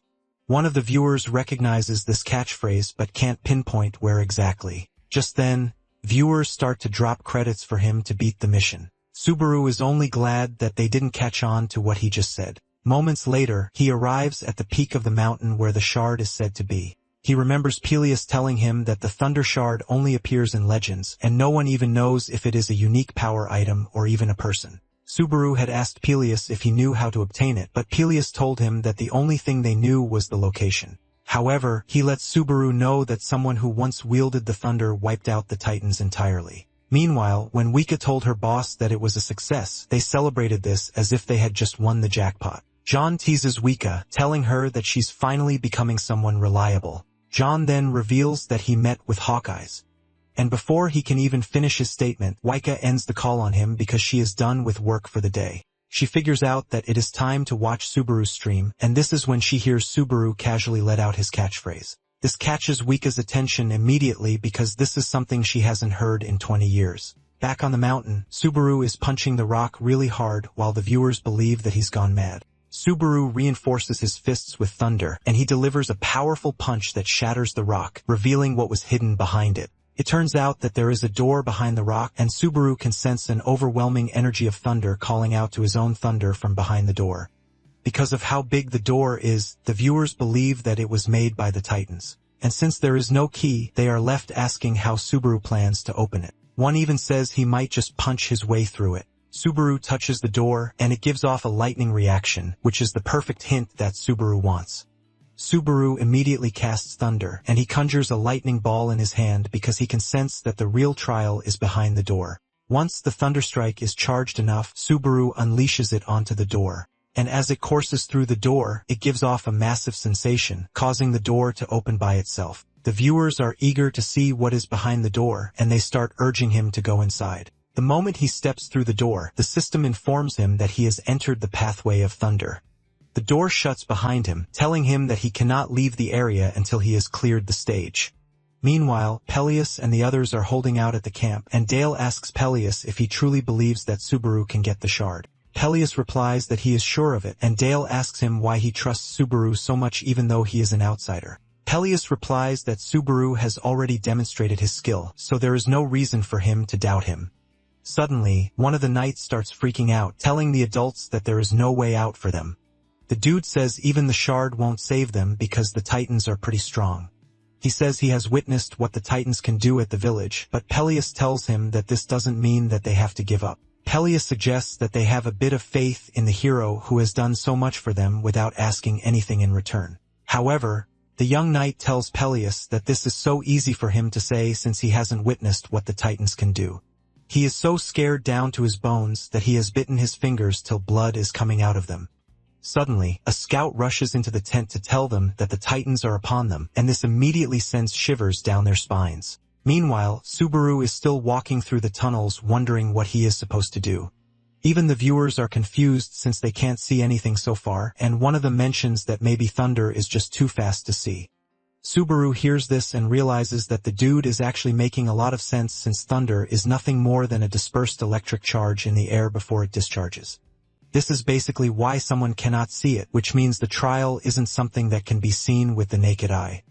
He remembers that the trial is called the Pathway of Thunder, and there is also an overwhelming energy of thunder calling him from deep inside. Subaru bends down to pick up a small rock to confirm his suspicion that there is invisible lightning dispersed in the air. He throws the rock, and he can see lightning action on it, which means that the deeper he goes in the cave, the stronger it reacts. Subaru realizes that it is basically a trial where he has no choice but to continue to go deeper, and he tells his viewers that it is a test of endurance. With the look of things, Subaru believes that he is going to die if he fails the trial. The viewers start to donate credits for him to cheer him on, telling him not to be scared. Subaru thanks them for the credits, and he continues pushing forward against the immense lightning force. Meanwhile, Shu is watching Subaru's stream when Reina enters the room and he panics. He quickly hides the device, and Reina can sense that something is up. She asks him why he is hiding the device, assuming that he is watching adult videos. Shu argues that he is not hiding it and Reina is just seeing things. Reina sits beside him to tease him, telling him that people who are secretly pervy grow hair faster, but Shu tells her to stop saying trash while reminding her that it is not what she thinks. Reina then says she has stopped watching Subaru's stream since Shu told her to, and now she is bored out of her mind. Shu sympathizes with her and then asks her why she is there with him. Reina turns around to look at him, asking him what sort of dumb question he is asking. She wants to know if she can no longer chill on the sofa, and Shu nervously replies that this is not what he means. Just then, Subaru's voice comes from the device, talking about how he has no choice but to endure for as long as he can. Shu tries to cover this up by asking Reina in a loud voice why she is twisting his words. Reina holds her ear, demanding to know why Shu is suddenly raising his voice. Shu continues shouting loudly, telling Reina that she is free to sit on the couch for as long as she wants, and in the process, Shu has managed to mute the phone. Reina calls him a weirdo and finally gets up to leave. Shu sarcastically asks her where she is going while telling her that she can stay a little longer to have some bread or even laze around if she wants. Reina ignores him and walks into her room, and Shu heaves a sigh of relief because he almost got caught. Without wasting time, Shu brings out his device, and he continues with the stream. He knows that Reina must not know that he is watching the stream because she is definitely going to yell at him for it. In fact, he can't imagine what would happen. Deep down, Shu knows that Subaru would never have forgotten about them if the case were reversed. Shu is surprised that the way the streamer Subaru speaks and even his personality resemble that of the original Subaru. Shu focuses fully on the stream, and when he hears Subaru thanking the viewers for the credits, he realizes that this is what makes him different from the original Subaru, because the original is never eager to earn credits. Shu smiles while asking himself what exactly is going on. Reina's hand pats him on the shoulder, replying to this question that nothing much is going on. Shu freaks out the moment he hears this, and he turns around in fear. He is right to be scared because Reina looks absolutely menacing as she stares down on him, asking him if he seriously thinks she wouldn't notice. She lets him know that it is 100 years too early for him to hide things from her. Back in the tunnels, Subaru is still at 2% completion, and he can already feel the immense sensation on his body. His body is slowly getting burned, and he realizes that there is still a long way for him to go from there. Nonetheless, he is happy that the system lets him know where the finish line is. The viewers believe that Subaru should be rushing toward the finish line already, but little do they know what is at stake. As the mission gets more serious, Subaru tells them that he won't be able to read the chat from that moment forward. This is when it dawns on the viewers that the mission might be more serious than they think since Subaru can't even spare the time to read chats. Even though the goal is his target, Subaru plans to go higher than that if he can. Subaru continues pushing forward with the lightning coursing through his body. Meanwhile, Hawkeyes is watching the stream, and he remembers what John told him about doing a collaboration with Subaru. Hawkeyes is surprised by this because John doesn't really involve himself in creating content, which basically means this is a great deal. During their meeting, John had told him that when it comes to making a stream blow up, the only thing he can do is half the work, and Hawkeyes lets him know that he is aware of this. He mentions that popularity depends on who gets boosted and what kind of players are around at the moment. John confirms this, saying Subaru's stream feels less like chatting with fans and more like a seasoned player's vlog.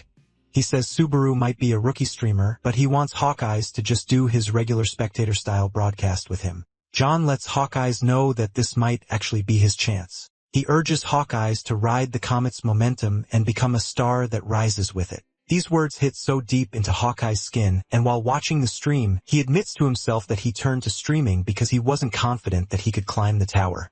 In fact, he wanted to be a star more than anyone, and he looked into the sky wondering if he could really become someone like the top dogs. Suddenly, he returns to his senses that he is in the middle of work and he is not supposed to be slacking off. He returns to watch the stream, and to his surprise, the trial is already getting even more dangerous, but Subaru keeps pushing.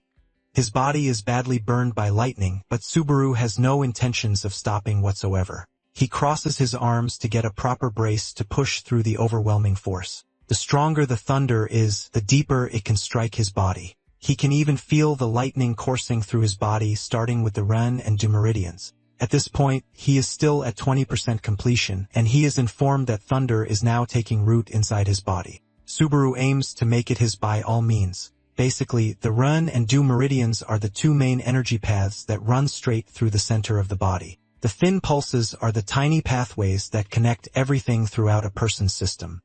Penetrating these thin pulses now represents the energy reaching every last endpoint. To put it simply, at this point, internal energy had fully spread through every corner of his body. Subaru wonders if he is clearing out impurities by unclogging his thin pulses. And if this is the case, it basically means he is currently taking a shortcut. Suddenly, the system informs him that he is getting electrocuted. And even though this is something that he would have used mana for, he is using thunder to make it easier, but the pain is overwhelming. Subaru continues pushing through the lonely tunnel, leaving immense prints on the ground. To show how damaged his body is, he starts coughing up blood. However, he has no intention of stopping, and Wika immediately figures out that Subaru is using this opportunity to penetrate his thin pulses while moving at the same time.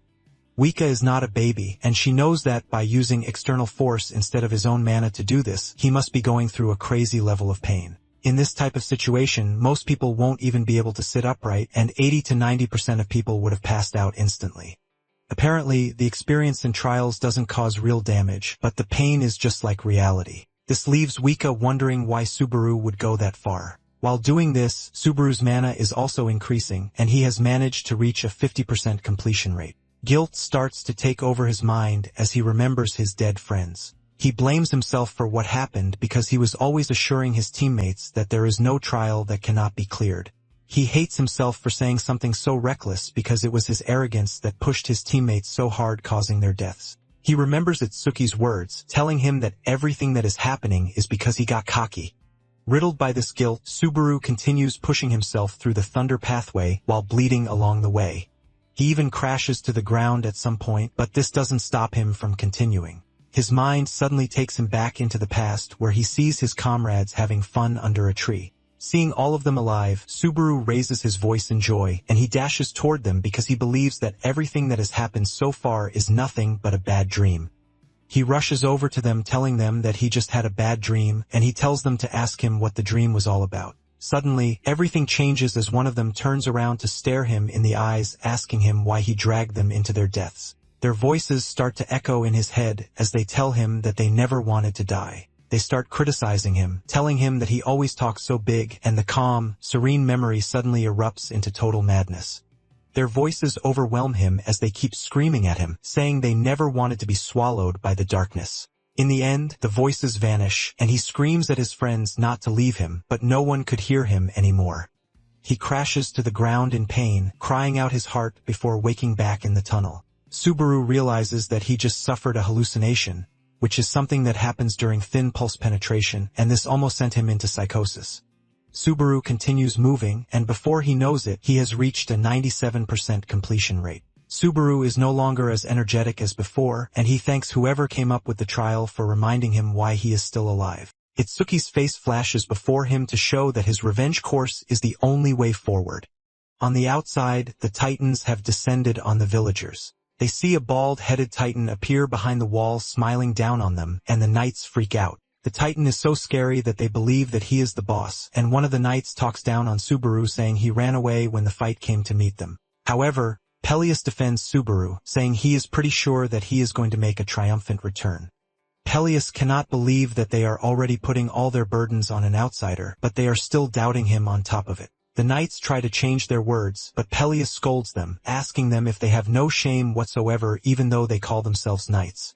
Dale taps Peleus on the shoulder, telling him that he is absolutely right because it is their job to protect the village before pointing fingers. Dale grabs his sword to motivate the knights, telling them that it is their job to protect, not to ask for protection. Dale then leads the charge while the others follow. Soon afterward, Subaru reaches a 99% completion rate, and just then, he sees a lightning sphere in front of him.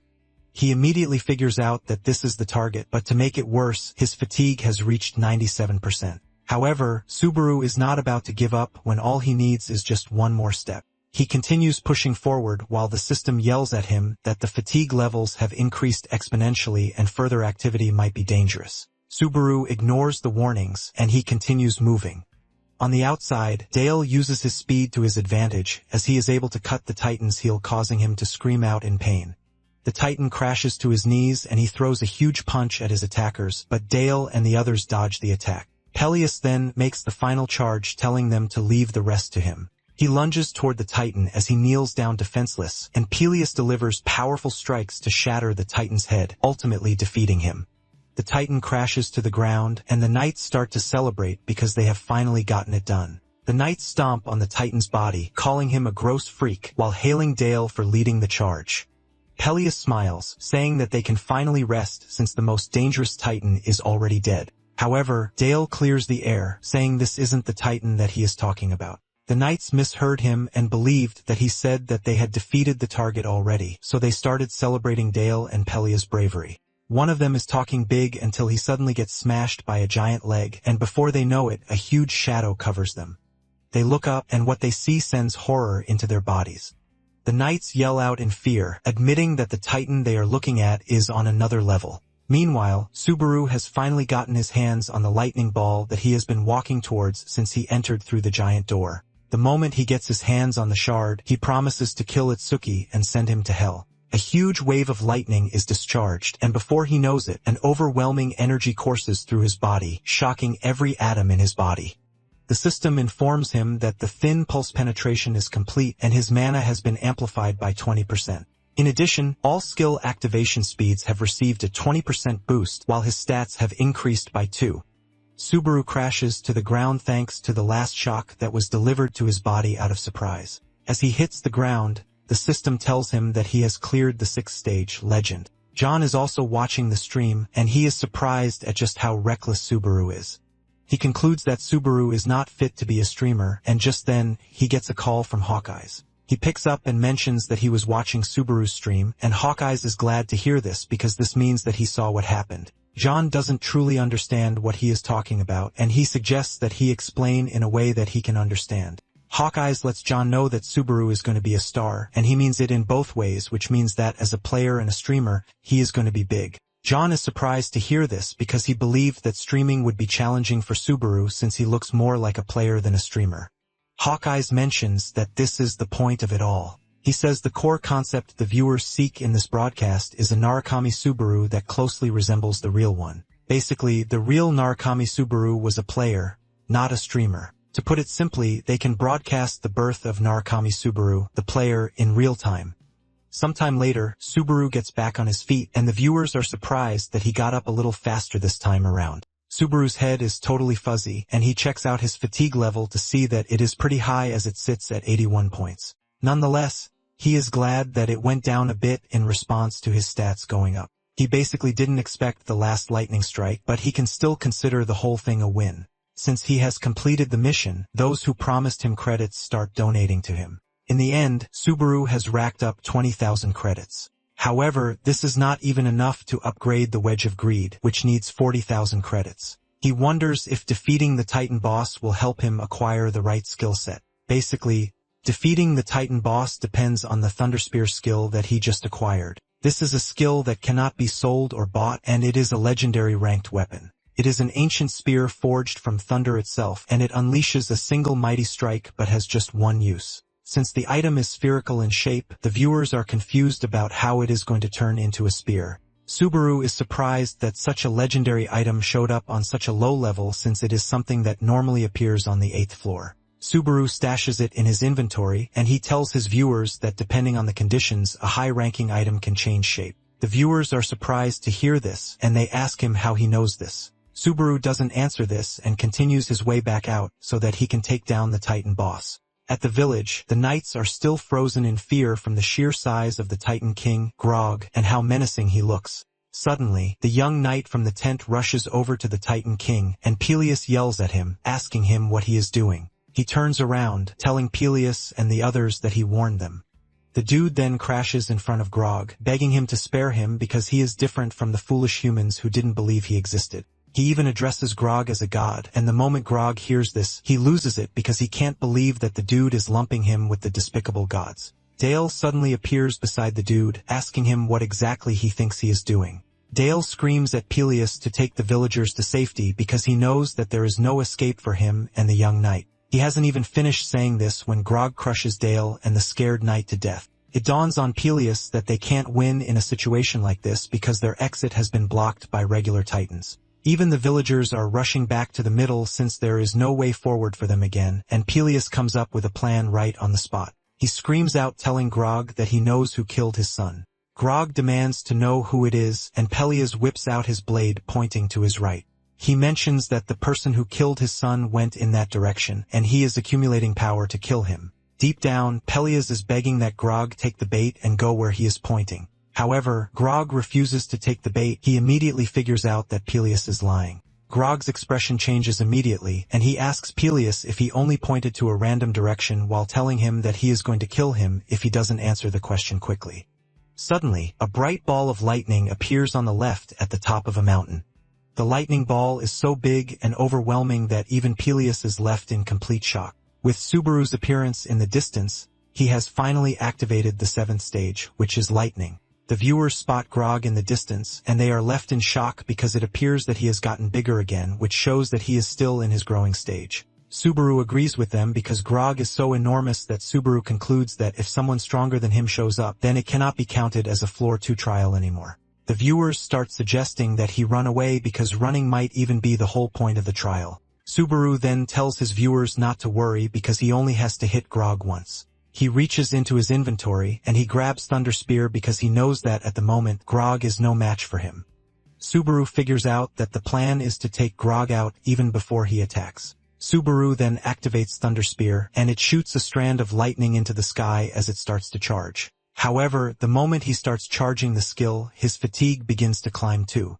Nonetheless, he continues charging it, and in no time it reaches a 33% charge rate, and the Wedge of Greed tries to help him resist the effects of Thunder Spear. But the Wedge of Greed fails since it is currently no match for the overwhelming power of Thunder Spear. Subaru is not surprised because he already suspected that the skill is way too low to contend with a legendary item.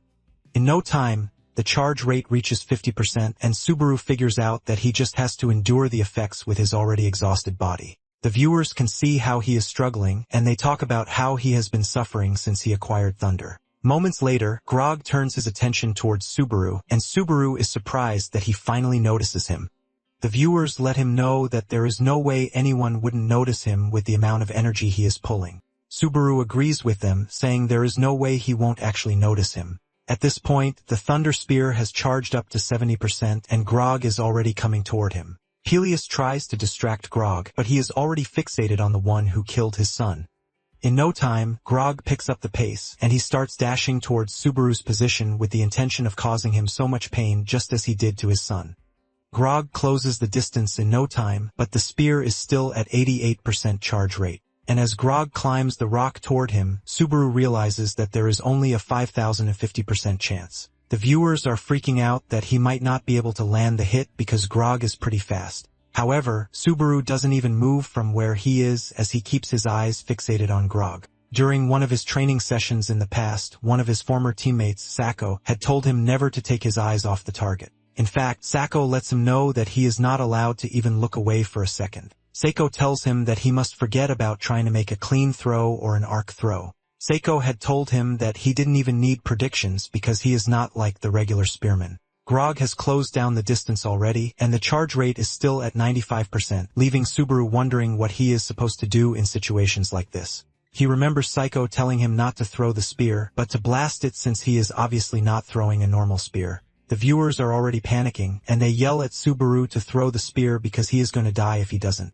However, Subaru refuses to throw the spear, and he leaves Grog to continue charging at him. Grog finally climbs the rock, and he dashes towards Subaru at a crazy speed. As he reaches a jumping distance, he lunges towards Subaru, and Subaru takes aim, ready to throw the spear at any time.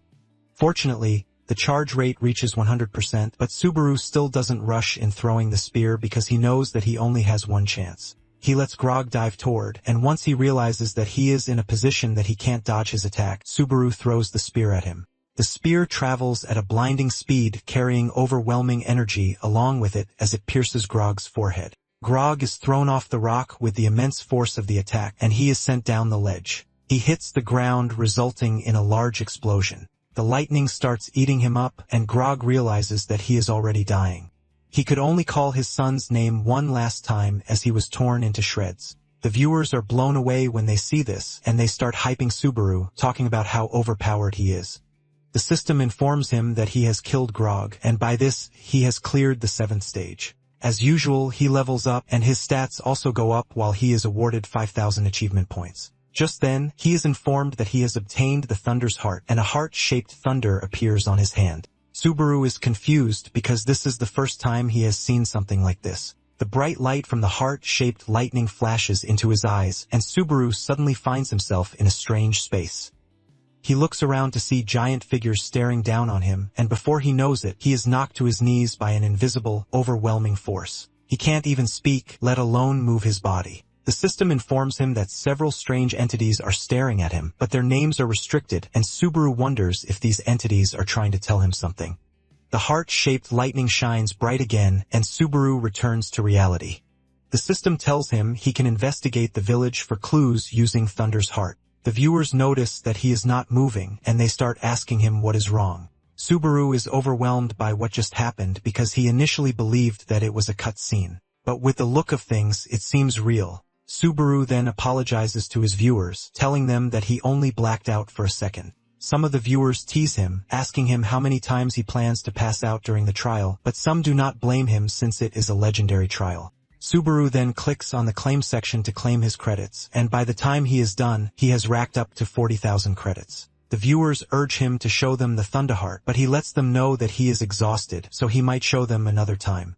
Subaru then ends the live stream at that moment, and later on, he meets with Wika, who commends him for his good work. Subaru is surprised that he is getting praised, and he asks if the stream was okay the way he went off. Wika lets him know that it is perfectly fine because he actually peaked over 3,000 viewers, and he must not have noticed this. Subaru is surprised to hear this because he was so focused on the trial that he didn't even check the viewership. Just then, Subaru detaches the lower part of his mask to take his drink, and Wika is surprised since this is the first time she's seen him do that. Wika lets him know that it is an incredible feat for a rookie to peak at 3,000 viewers. In addition, the timing of his stream ending was perfect, and it was his fatigue that worked in his favor. Subaru asks Wika if this is the moment people care about, like a situation where they want to see the next episode drama. Wika is surprised, and he asks Subaru if he did it on purpose. Subaru mentions that he planned to check the rewards with the viewers next stream, and this way, his reaction is genuine, not fake. Wika is blown away by this because she didn't expect Subaru to figure out streaming that easily. She realizes that John was just worried for nothing, and Wika tells Subaru that she has a present for him. Subaru asks her what it is about, and she assures him that it is something he won't be able to resist. Wika then tells him to look up a Hawkeyes, and Subaru immediately whips out his phone to do this. Hawkeyes is talking about him when he tuned into his stream, and it appears that Hawkeyes has something to explain to his viewers.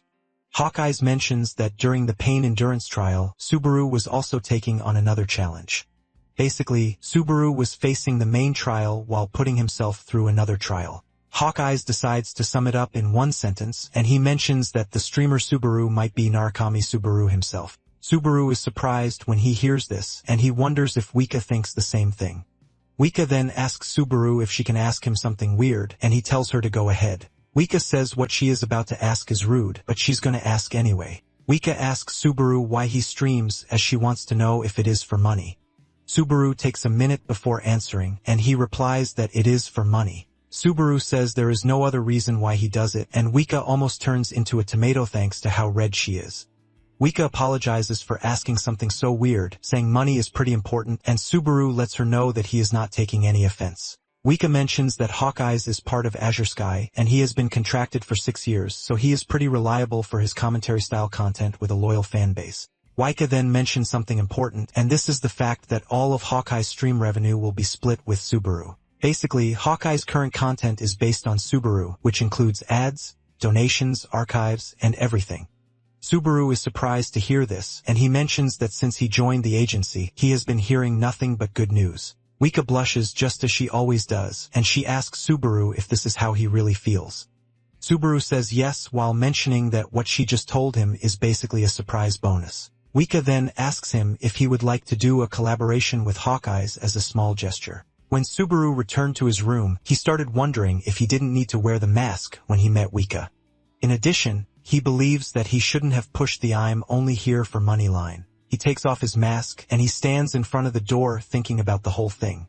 He figures out that the more new connections he makes, the less he knows what he is supposed to hide. Nonetheless, he now has 40,000 credits, so he can upgrade the Wedge of Greed skill. Without hesitation, he upgrades the skill to C rank. But for his next upgrade, he will need 80,000 credits, and he currently has just 120 points. Seeing this, Subaru concludes that he actually needs money. However, he is convinced that he is going to make some money from the collaboration stream that will happen in a couple of days. He reaches into the inventory and brings out the ice flower that Shu left at the memorial stand to stare at it. Meanwhile, Oika is in her room fantasizing about Subaru. She is basically twisting everything Subaru to fit into her own delusional thinking. After satisfying herself with enough delusion, she concludes that Narukami is a man with a secret nobody knows. Meanwhile, on the 7th floor, Ammonius of the Blue Zone Guild is training while also training, and he hears Hawkeyes conclude that Subaru might be the original. This pisses Amon off, but this also gets him curious about who Hawkeyes is. His assistant informs him that he is a streamer called Hawkeyes, and he averages 8,000 viewers. Amon replies that he once tried his hand at streaming too. His assistant then tells him to forget about Hawkeyes and focus on Narukami Subaru, whom Hawkeyes mentioned in his stream. Amon believes that Subaru is just a fake who managed to learn thunder. He then watches a clip of Subaru using thunder, and he has no choice but to admit that it is impressive. Amon mentions that Seiko, one of Subaru's former teammates, once mentioned that keeping one's eyes on the target is everything in spear throwing.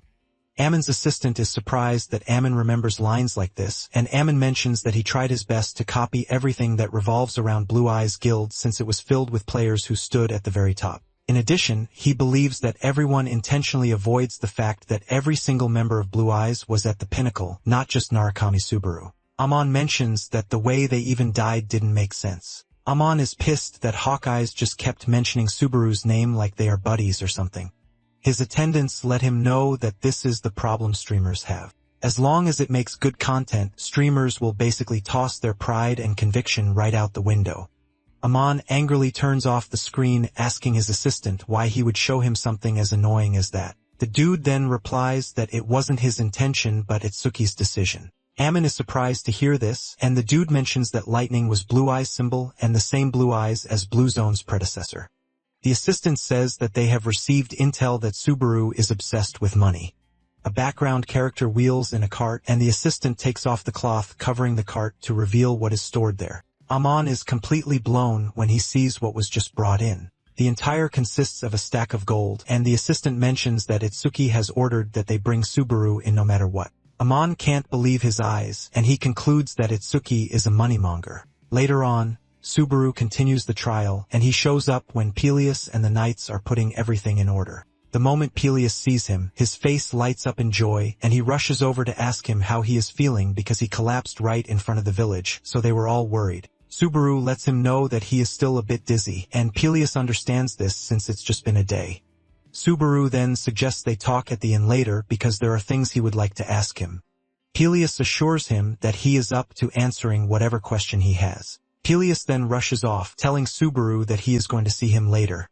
Subaru admits that Peleus is such an honest person, and his viewers tease him, telling him to get a bromance going. Subaru then heads to his room so that they can check the reward together. He whips out the Thunder's Heart, and the system lets him know that it can never be traded or sold. As for its rank, it's classified as a unique item. Its other stats also look insane, and it even has fire resistance. Subaru reads everything, and his expression causes him to say, "No way."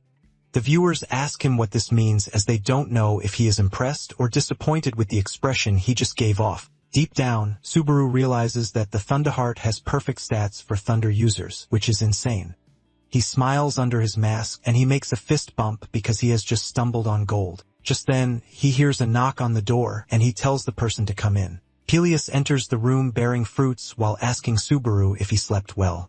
The viewers see this and start teasing him, saying his lover has come to visit him and even brought a fruit basket. Subaru and Peleus then sit to talk, and Subaru lets him know that the legend was true. Peleus agrees with him, saying he was also blown away when he saw the light. Subaru then whips out the Thunder's Heart, and Peleus's face is covered in shock. Subaru asks him if he knows what it is, but Peleus lies that he doesn't. However, his expression basically contradicts what he is saying. Peleus finally comes clean, revealing that he's only ever heard of it in legends. In fact, he doesn't know if it is real or even if it happened at all. Subaru then tells him to tell him anything he knows, and Peleus says he only knows 2 legends. The first is that thunder was used to wipe out the titans just like Subaru took down Grog with thunder, and the second is the legend about the gods and titans fighting over thunder. Subaru is surprised to hear this, and Peleus says it is basically a legend among legends. Apparently, the gods and titans waged war over thunder and the titans lost. This basically means the Thunder's Heart was most likely crafted by someone, but Subaru can't wrap his head around who would make something like this. However, this part doesn't appear in the legends, but the purpose is for humans to be able to wield thunder. The reason humans needed thunder is because of the gods and titans, since they are being so powerful that humans cannot compare to them. Thunder's Heart was made so that humans could fight and defeat these powerful beings. And after Peleus mentions this, the system informs Subaru that he has viewed all chapters of The Forgotten Human. With this, he has also cleared Thunder Trial, and he is informed that he has earned 17,000 achievement points in total. His Thunder also receives a level up, and just then, he is transferred to the 3rd floor while Peleus is left screaming after him. Moments later, Subaru arrives at the 3rd floor, Ortnarl. And the moment he shows up on the transfer stand, other players are already talking shit about him because of the Subaru mask he is wearing. One of the viewers donates to him, asking him how he feels now that he has arrived on the 3rd floor. This question eats deep into him, and he remembers the first time he arrived on the 3rd floor in his past life. This was when he met Reina, who approached him, telling him that she had gotten separated from her party.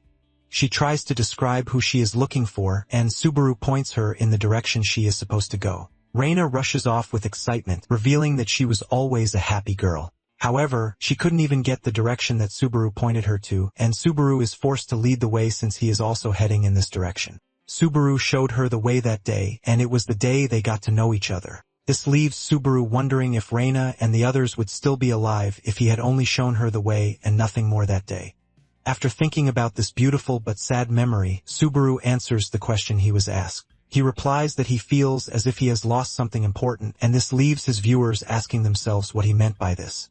Subaru then tells his viewers that for his next stream, he will be doing a collaboration with Hawkeyes.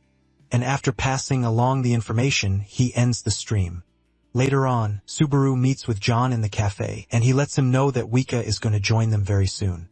He explains that moving between floors takes time, unlike when a player just clears a trial and they are automatically transferred. John introduces himself, and Subaru is surprised that he is the nagging boss that Wika talked about. John asks him what he means by this, but Subaru quickly changes the topic, telling John that Wika has told him a lot about him. John also mentions that this is something he would have passed on to Wika, but he wanted to meet Subaru in person, which is why he showed up himself. John mentions that Wika has only ever praised 2 players so much, which is why he got curious. John reveals that the first player Wika loves so much is Blue Eyes' Narukami Subaru. Subaru is shocked to hear this, and John lets him know that he is also shocked. John didn't expect that the harsh Wika would take interest in someone with the same name as Narukami Subaru. John then asks Subaru if he is interested in the Blue Eyes Guild. This question stuns Subaru, and John immediately figures out that he is not different from those who love blue eyes. Subaru then asks him why he is bringing this up, and John mentions that this is actually one of the reasons he wanted to meet him. John brings out his device to show him some important information on it. John explains that what he is currently showing him is the championship prize for the tournament happening on the 3rd floor, which will be held 5 days from that day. Subaru is completely enraged when he sees what is being offered as the prize. At Reina and Shu's hideout, Shu catches some intruders who were able to find their hideout. He freezes them up with his power, and he is left with the decision of whether to kill them or not. Reina tells him to just kill them already because they know who definitely sent them. However, Shu is hesitant because they are not sure. He says if they really came under Itsuki's orders, he wouldn't have sent small fries after them. However, he is also conflicted on letting them go because they might lead people back to their hideout. Since Shu is holding off on doing what he is supposed to do, Reina decides to do it for him. She unleashes hundreds of blades and hurls them at the frozen dudes, killing all of them on the spot. Shu tries to stop her, but Reina ruthlessly kills them, leaving them in pieces. Shu yells at her, asking her what she thinks she is doing, and Reina replies that it doesn't really matter if they were sent by Itsuki or not because if they let them walk out alive, everyone will know that they are still alive. Reina scolds Shio, telling him that he has to harden his heart or his wishy-washy method is going to get them killed. Shio apologizes and then brings out his phone to show Reina something important. Just like Subaru, Reina is overtaken with rage when she sees what Shio is showing her. It turns out that the prize for the tournament Blue Zone is holding is Toshiya's shoes belonging to one of their former teammates. Shu tells Reina that it is basically bait to lure them out because Itsuki must have realized that they are alive somewhere. However, this doesn't mean that they are going to ignore it because they need to take back what belongs to them. Basically, he is telling her that she needs to get it since it is her area of expertise. Reina tells him that he doesn't even have to say it because even if he doesn't, she is going to go get it. Shu grabs her, urging her not to charge in blindly. He suggests that they steal it the moment that they announce the winner, which is the safest way. Back in the cafe, John asks Subaru if he is interested in the shoes, and he wastes no time before saying yes. John is happy to hear this since he didn't even expect Subaru to immediately accept. John mentions that the whole project depends on his willingness. Subaru asks him what project he is talking about, and John mentions that they have figured out a storyline about hunting Blue Eyes relics because this would blow up. Subaru is completely overwhelmed by rage, as he can't believe that they are using Toshiya's relic as a circus prop. John notices that he is not saying anything, and he asks him if there is anything wrong with him. Subaru simply replies that he is going to do what they want, and John expresses his happiness again. However, Subaru gets up to leave the moment he expresses his interest in the relic. As he leaves, Subaru's inner self is burning with rage as he plans to collect the shoe and make sure no one else gets it. In fact, he is willing to die if that is what it takes to get back Toshiya's shoes. While lying in his bed, Subaru is left wondering what sort of events will be featured in the tournament, and he hopes that these events are individual events. Nonetheless, he is not about to get picky at all. He is in the middle of this thought process when he hears a knock on the door, and it turns out to be Wika. Subaru thinks of wearing his mask or not, but in the end, he still chooses to wear the mask. He opens the door, and Wika is surprised to see him still in a mask, and she concludes that he wears the mask even when he is in his room. Subaru invites her into the room, and Wika almost loses her mind. Subaru then tells her that it is fine by him if she wants them to stay outside to talk, but Wika quickly enters. After settling in, Wika looks around and realizes that it is just a plain room. And at the same time, Subaru has been monitoring Wika. He is not surprised when he realizes that she has an overwhelming amount of mana, and he wants to believe that there is no way someone like her is a regular manager. Wika notices that he is staring at her, and she teases him asking if she has something on her face. Subaru replies that he is staring since Wika is also not saying anything about the tournament information she said she would give him. Wika apologizes and then brings out a paper containing everything he needs to know. It is a simple format where the player fights for a single prize. It is basically a solo match since there is only one prize. Wika adds that it is a simulated stage and the player must be a floor 3 player to participate. In addition, the entry fee is 3,000 credits, but there is no player cap. Wika promises to send the past data from other battle royales to his device so he can get the idea of the whole thing. When Subaru checks the data, he is surprised to see that everything is all about him. Subaru then thanks Wika for her stress, assuring her that everything is going to be helpful. Oika replies that she is only doing her job, and she asks him if John told him something. Subaru asks her what she means by this, and she replies that they got a message from Blue Zone. The moment Subaru hears this, anger takes over him again, since he knows that the message is definitely from Mitsuki. Apparently, they wanted to meet Subaru in person, but since they have no way to contact him personally, they emailed Azure Sky instead. Wika says they might be planning a meeting to negotiate. She mentions that they are going to offer higher compensation than the company and even better benefits. Wika is still explaining this when Subaru cuts in, telling her to ignore them. Wika is surprised to hear this, and Subaru reiterates the fact that he is ignoring them. In fact, he lets Wika know that he has no intention of affiliating with any other guild. Wika hears this and jumps up in celebration without any shame in the world. She mentions how relieved she is because she was contemplating whether to tell Subaru or not. Wika leaves with a smile on her face, telling Subaru to take his time until the collaboration starts. Subaru is surprised to see her celebrating as if it were her win. He is impressed with the fact that she has invested in her job, but he is pretty sure that she is not just an ordinary person. Later on, John and Hawkeyes are seen meeting at the site planned for the streaming collaboration. Apparently, the project for the day will be a comparison test between the original Subaru and the new Subaru. John commends Hawkeyes for bringing in such an idea, but he lets him know that he is also going to take a huge blow if he ends up losing. Hawkeyes assures him that he is ready for this since results are results, and he is going to accept whatever happens. However, he doesn't think he has ever lost a battle, and John urges him to stop being cocky because everything still depends on Narukami Subaru. Moments later, Wika and Subaru arrive at the scene, and Hawkeye stares intently at Subaru because he is his chance to become a star shining in the sky. Subaru is also impressed by the stage and how big it is, leaving him to wonder if they rent the whole place. Hawkeyes offers a handshake while introducing himself, and Subaru does the same.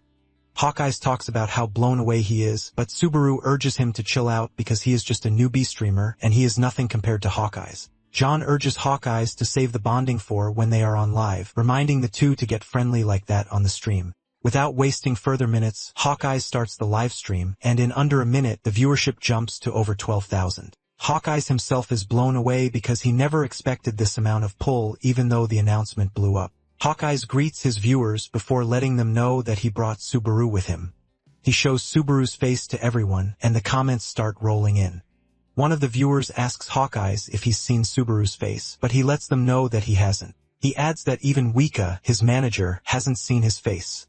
Hawkeyes teases Subaru, asking him if he is hiding something, but Subaru replies that it is nothing like that while assuring them that he is also a good-looking dude. Viewers start donating credits just to see Subaru's face, leaving Hawkeyes totally blown because his streams are never this hype, which basically confirms the fact that Subaru is a walking bomb.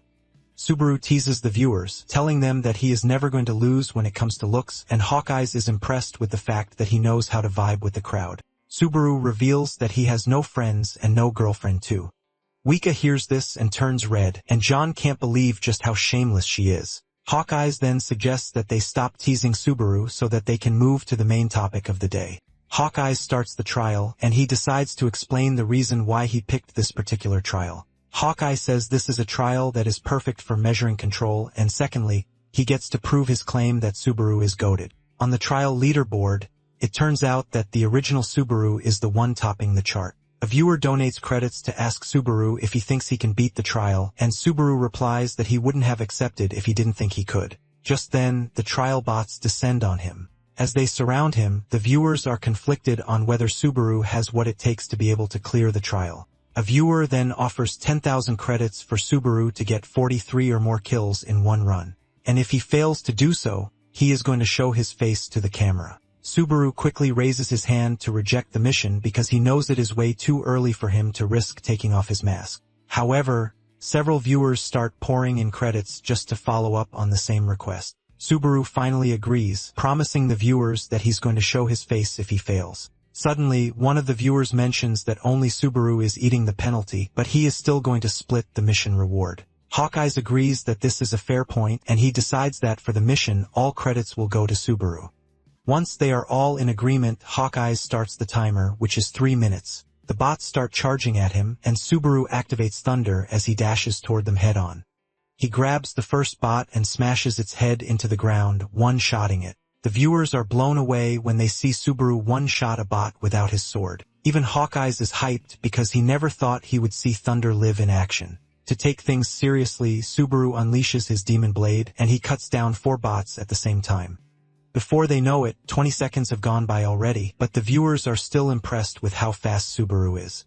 With the way he is moving, one of them believes that he can even get 70 kills. However, another viewer lets them know that it is only going to get harder from there on. In no time, the bots start to swarm him, and Subaru decides to use one of them as a springboard to lunge himself into the air.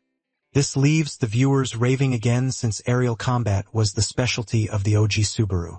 After gaining enough momentum in the air, Subaru dives down, hitting the ground with his sword and unleashing a massive wave of force that wipes out a bunch of bots. With 1 minute and 26 seconds to go, Subaru is still on 26 kills, but he is not slowing down. Even John and the other 2 who are watching it live are left in awe. One of the viewers believes that at the pace that Subaru is going, he might actually take second on the leaderboard. However, others believe that he is going to make it, and they start teasing those who gave him the mission to start preparing their credits. Even Hawkeyes is fully concentrated on the trial as he watches Subaru's every move.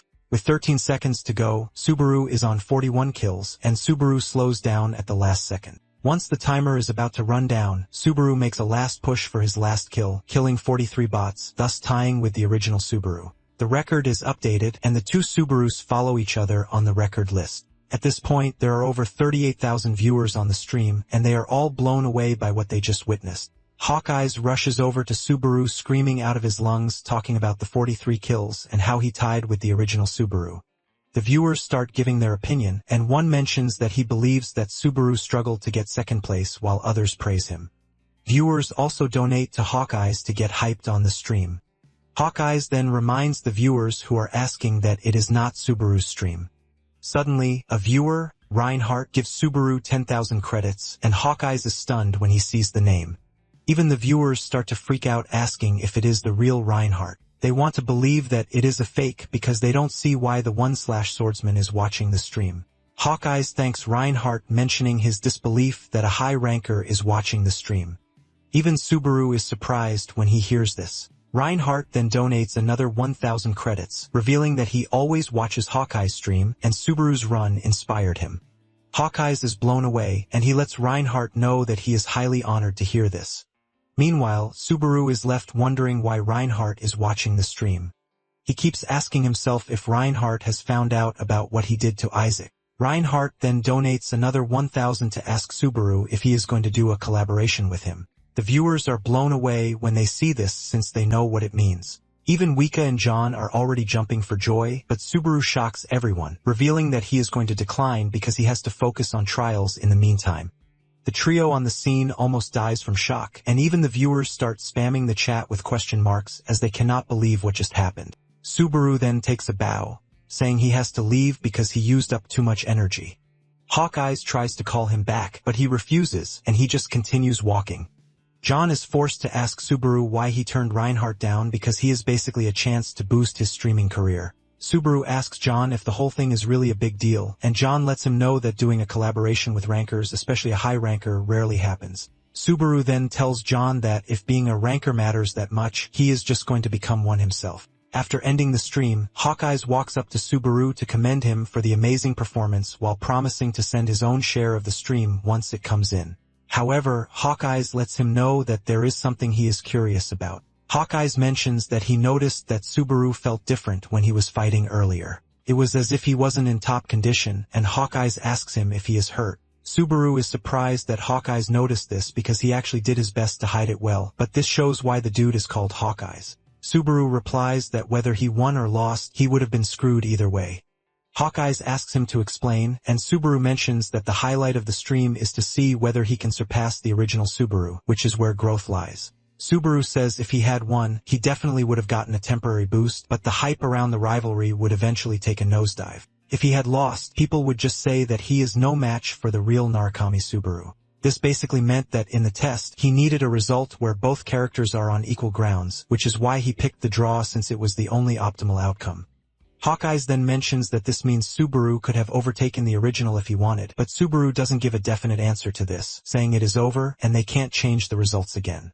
He makes sure to aura farm as he walks away, letting them know that it all depends on how people interpret it. Meanwhile, Reinhardt is going crazy in his office after his proposal was turned down. He smashes his table while calling Subaru an insolent brat. His assistant rushes into the office to check if everything is fine, and Reinhardt tells the dude that he is pissed because of Subaru. He lets his secretary know that Subaru actually turned down his offer. It turns out that Reinhardt was planning to crush Subaru in front of everyone and shut down the annoying rumors that are already circulating, but his efforts have already gone down the drain. Reinhardt says he doesn't care about the credits that he wasted, but the fact that a rookie dared to scratch his pride is what pisses him off. The assistant then picked up the device that he had smashed to the ground and handed it over to him. Reinhardt asked the dude if there is any progress on the matter. He asked him. The dude replies that they are still searching, but haven't found anything about Isaac. The dude then continues yapping, talking about how it is not a big deal for Isaac to have disappeared for a few days since he is not a kid.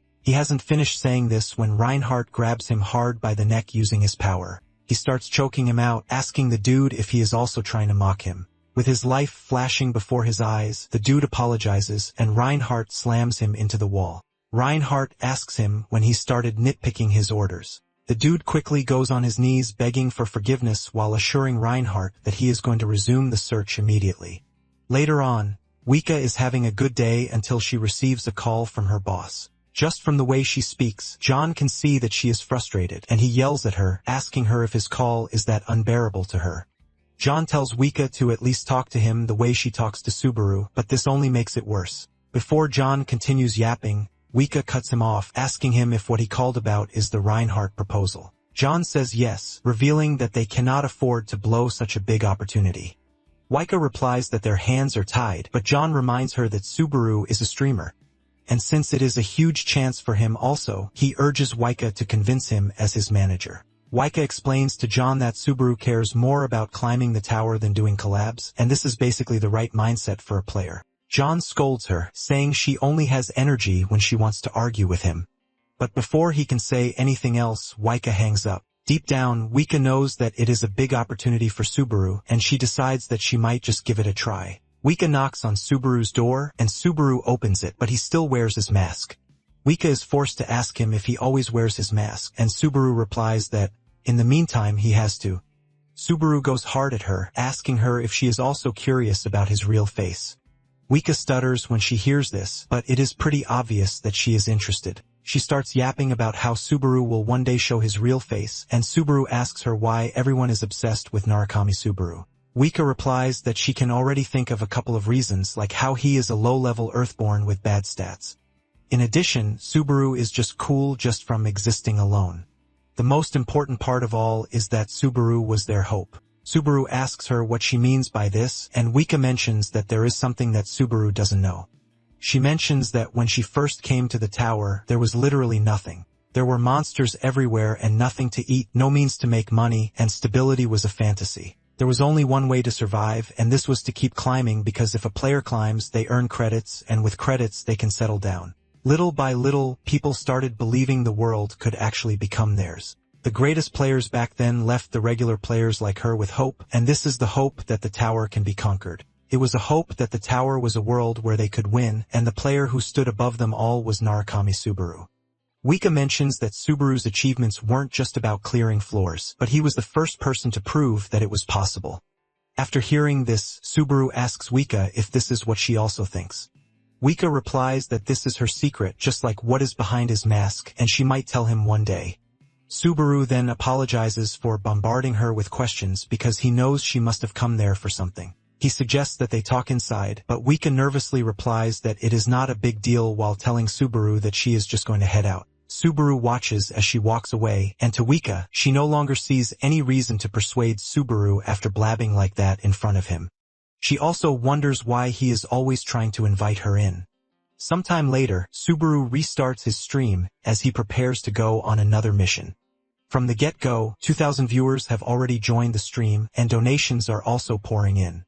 Subaru realizes that the collaboration was a big help in achieving this. Subaru realizes that he just has to give people what they want, and they are going to pay him for it. Subaru then starts the third floor trial, and he is asked to pick his faction. There are two factions, and it is the Ottoman Kingdom and the Conrad Kingdom.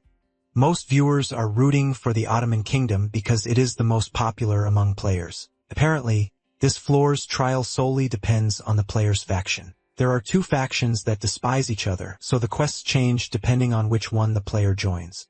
Surprisingly, Subaru picks the Conrad Kingdom, which is something only about 3% of players choose, and there is a reason for this. Subaru soon arrives at the Conrad Kingdom's mercenary rest area, and the moment he steps in, a weird dude spots him.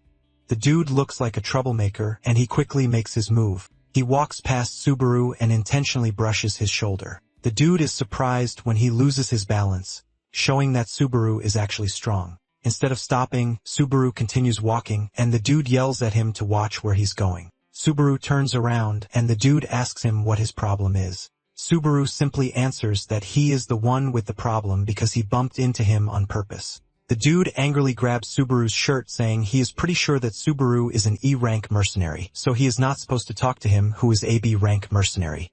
The whole room is already hyped as they see the two arguing with each other. Turns out that this is a regular thing for the dude who likes to pick on newbies. Since the dude, Vulture, claims that he is B-rank, Subaru decides to test something. He gathers lightning around his legs, and before Vulture even knows what is happening, Subaru kicks him under the shin, sending him flying into the distance. Vulture hits the ground hard and passes out right on the spot. The other mercenaries are stunned when they see this, and they start wondering what just happened right in front of them. The other mercenaries lose it when they realize that Subaru is an E-rank, but he is showing off. They rush toward him to attack him, but in no time, Subaru has beaten all of them to a pulp, leaving them in embarrassing positions. Just then, a strange man approaches him, admitting that he has talent, and he introduces himself as Raymond, and a rank examiner. Raymond mentions that this is the first time he's seen Subaru around, and he asks him what jobs he's cleared so far. Subaru replies that he hasn't cleared a lot since E-rank mercenaries can only take limited jobs. The viewers immediately figure out that Subaru must have caused a scene just to speed run jobs. Apparently, the third floor's trial is to take on various mercenary jobs and earn 10,000 achievement points.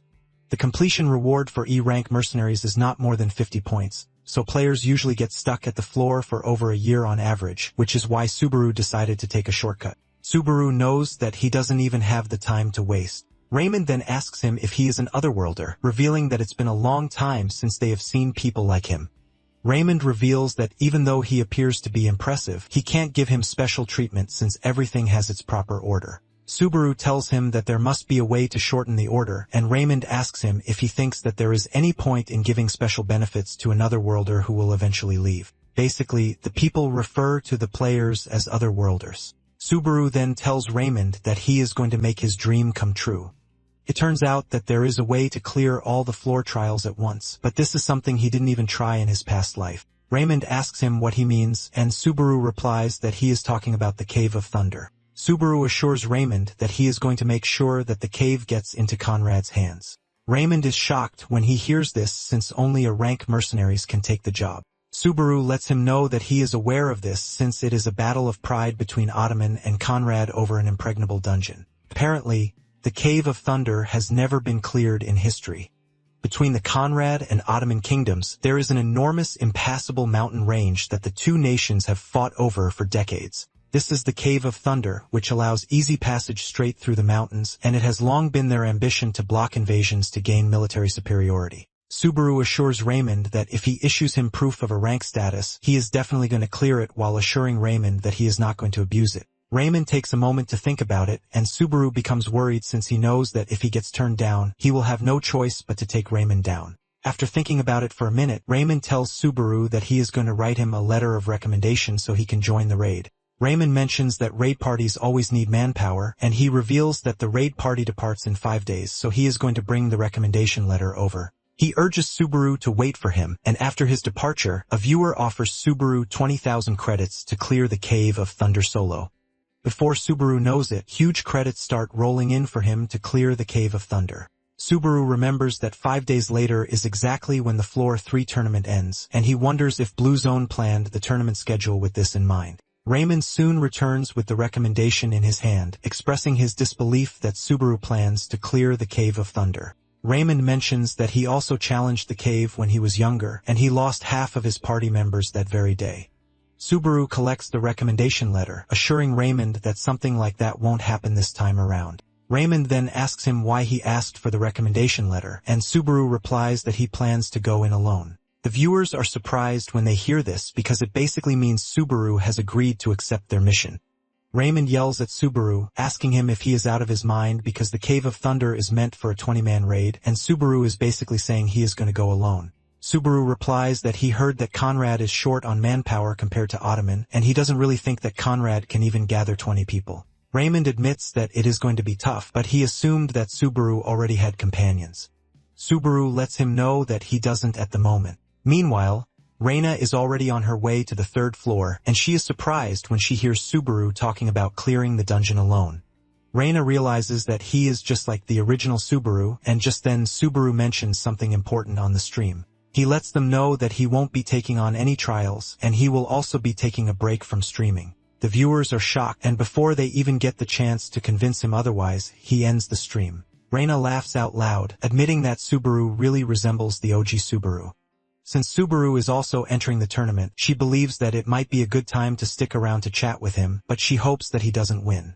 After the stream, Subaru meets with Wika, and she commends him, telling him that he handled the stream just the same way Narukami Subaru would have handled it. Subaru lets her know that the viewers were booing him like crazy, and Wika tells him that his stream won't feel special if he had gone ahead to take regular jobs.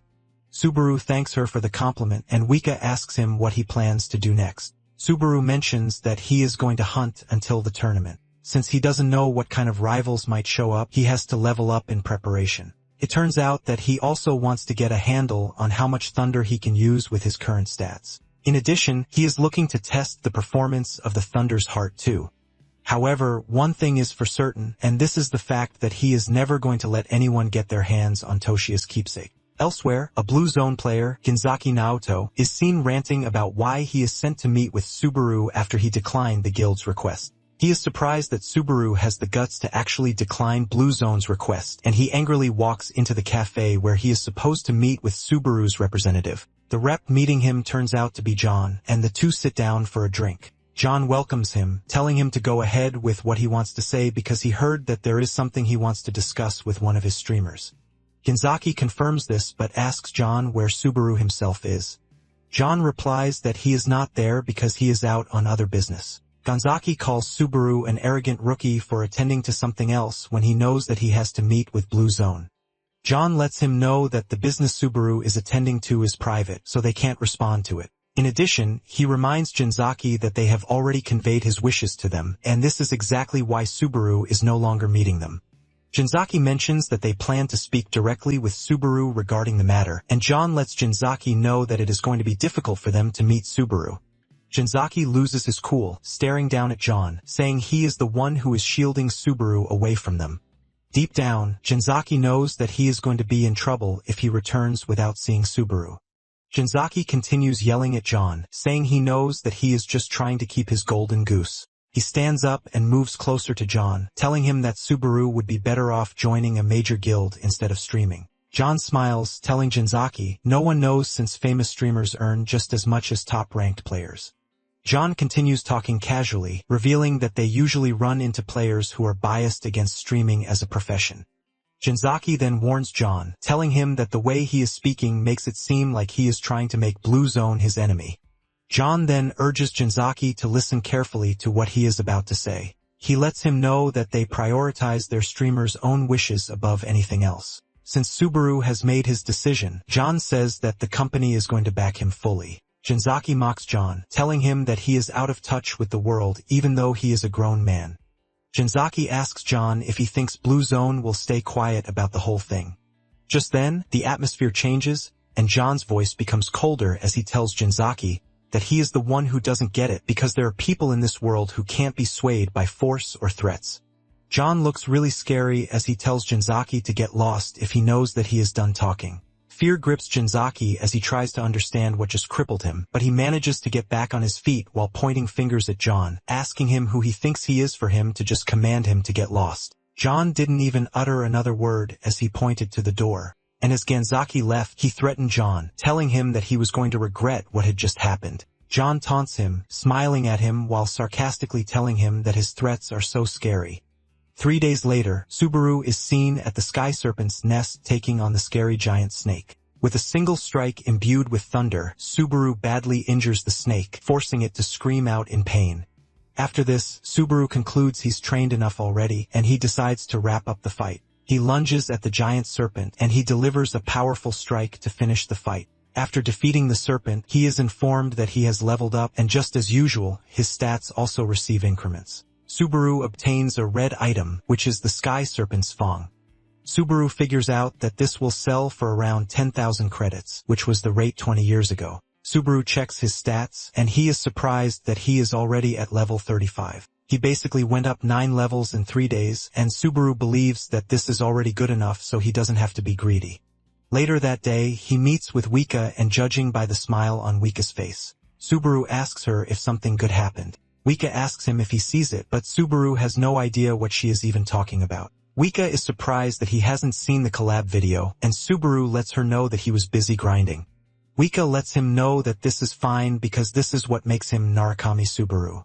However, Wika lets him know that there is something that differentiates him from the original Subaru. Wika presents to Subaru the revenue statement from his recent collab stream with Hawkeyes. Subaru is completely blown away when he realizes that it is 49,000 credits, which is way more than expected. Wika tells him that there is another reason she came to see him. Wika mentions that she has a friend, Kayoharu, who is a gambling addict, and thanks to him, she learned something important. Subaru asks her what it is, and she reveals that there is a certain kind of gambling where one bets on who will win and collects the payout. The higher the player's chance of winning, the lower the payout rate. This basically means that it has smaller returns, but it is much more reliable. She mentions that at the moment, Subaru's payout rate is 6.1x, but there is a player with a rate of just 1.2x. Basically, this person is the favorite to win the tournament. Subaru asks her who the person is, and she replies that it is Omar Schneider. Wika explains that he is a Blue Zone player who has stayed on the 3rd floor for 10 straight years, and he is driven purely by an obsession with clearing the Cave of Thunder.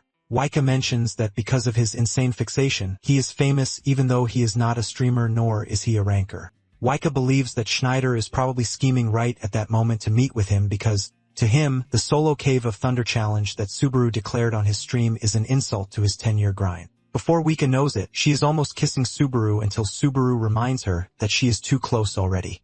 She quickly retreats with her face totally red. She finds it hard to even face Subaru, and she tells Subaru to be careful because there is a high chance that he is going to run into Schneider thanks to the number of events that are coming up. Meanwhile, Schneider and his men are seen discussing inside a carriage. Schneider's men believe that Subaru is talking trash because he doesn't know what type of place the Cave of Thunder is.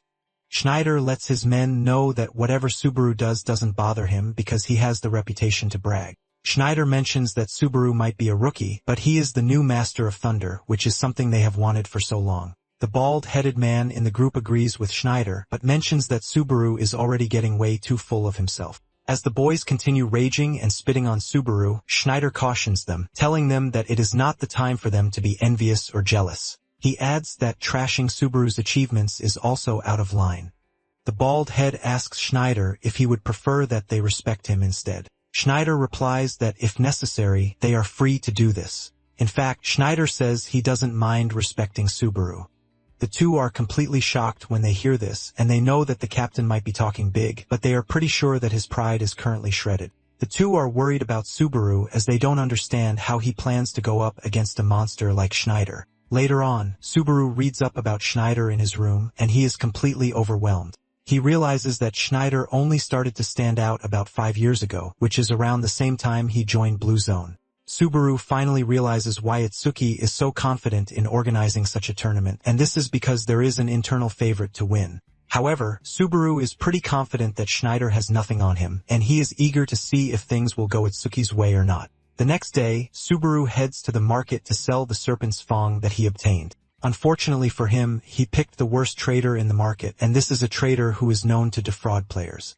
The trader is completely blown away when he sees the fang, and Subaru asks him how much he is willing to pay for it. The trader assesses the item, and he realizes that there is no damage whatsoever. In addition, it is an S-grade item which makes it all good. However, since he picked the wrong trader to negotiate with, he figures out that he is just going to rip him off whether he is pro or not. The trader finally speaks up, admitting that the item is in good condition, but it is a B to a rank item. He also commends the hunter who obtained the fong, saying he could have called its rank if not for the tiny scratch on it. He continues yapping about how the rate for a serpent's fong is currently dropping, which is quite unfortunate. However, he assures Subaru that he is in a good mood, so he is going to offer him 8,000 for it. Subaru doesn't suspect a thing since it's been 20 years already, and he doesn't know the rate. He is considering accepting the offer when a voice appears from behind saying the fong is easily worth 15,000 credits. The person mentions that sky serpent's fangs are hard to come by, so they are basically items that name your price. Subaru turns around to see who the person is, and he is surprised to see that it is Schneider. The atmosphere immediately becomes tense as the two stare down at each other. The two then find a cafe to talk, and Subaru suggests that they get down to the whole point of why he called him, because they are basically not buddies who can just chill out on dates. Subaru is also surprised by the fact that Schneider chose parfait for himself, which is pretty weird. Schneider then starts talking, and he tells Subaru that he said he would clear the Cave of Thunder. Since Schneider is doubting what he said, Subaru reiterates it in his presence. Schneider says he initially thought that Subaru was a cocky person, and Subaru asks him if he has changed his stance. Schneider reveals that it is 50-50, but tells Subaru that he is going to give him half his respect. Schneider admits that Subaru is overflowing with talent, but he still can't believe that he can be compared to Narukami Subaru. Subaru initially thought Schneider was a weirdo, but with the way he speaks, he can see that he is pretty serious. Subaru then asks Schneider if he dragged him out there to get a sticker and a pat on the head. Schneider replies that he has a proposal, and he tells Subaru that he wants him to take back what he said. He wants Subaru to take back his claim that he can solo the Cave of Thunder because it is nothing more than a statement born out of ignorance. Schneider tells Subaru to start a stream and apologize from the heart, but Subaru replies that this doesn't really sound much like a proposal. Schneider says he is not telling him to do it right at that moment. He tells Subaru that if he beats him in the coming tournament, he is going to admit his immaturity publicly. Subaru agrees to this, but also has his own condition. Subaru tells him that he is going to hand over everything he knows about the Cave of Thunder if he wins the tournament. Schneider agrees to this with a smile because he is pretty sure that there is no way he is going to lose, and he walks away after saying this. After his departure, Subaru admits that, with what he's seen, Schneider didn't waste the 10 years for nothing. At Azure Sky, Kiyoharu is busy monitoring everything happening concerning the tournament, and he knows that he definitely would have joined if he were still on the third floor. He is still conflicted on who to bet on between Schneider and Subaru. He believes that Schneider is guaranteed to win even though the payout is a bit low, unlike Subaru who has a higher payout, but the risks are high. Since he is a pro gambler, he concludes that he is going to bet on trust, not probability. He's about to make his bet when Wika's call comes in and he freaks out. He even throws away his device while accusing Wika of spying on him. Wika immediately figures out that Kiyoharu was busy gambling. Kiyoharu yells at her, asking her where she planted the bug, but Wika denies all of this. She lets him know that she called him because of something else, which is totally about gambling.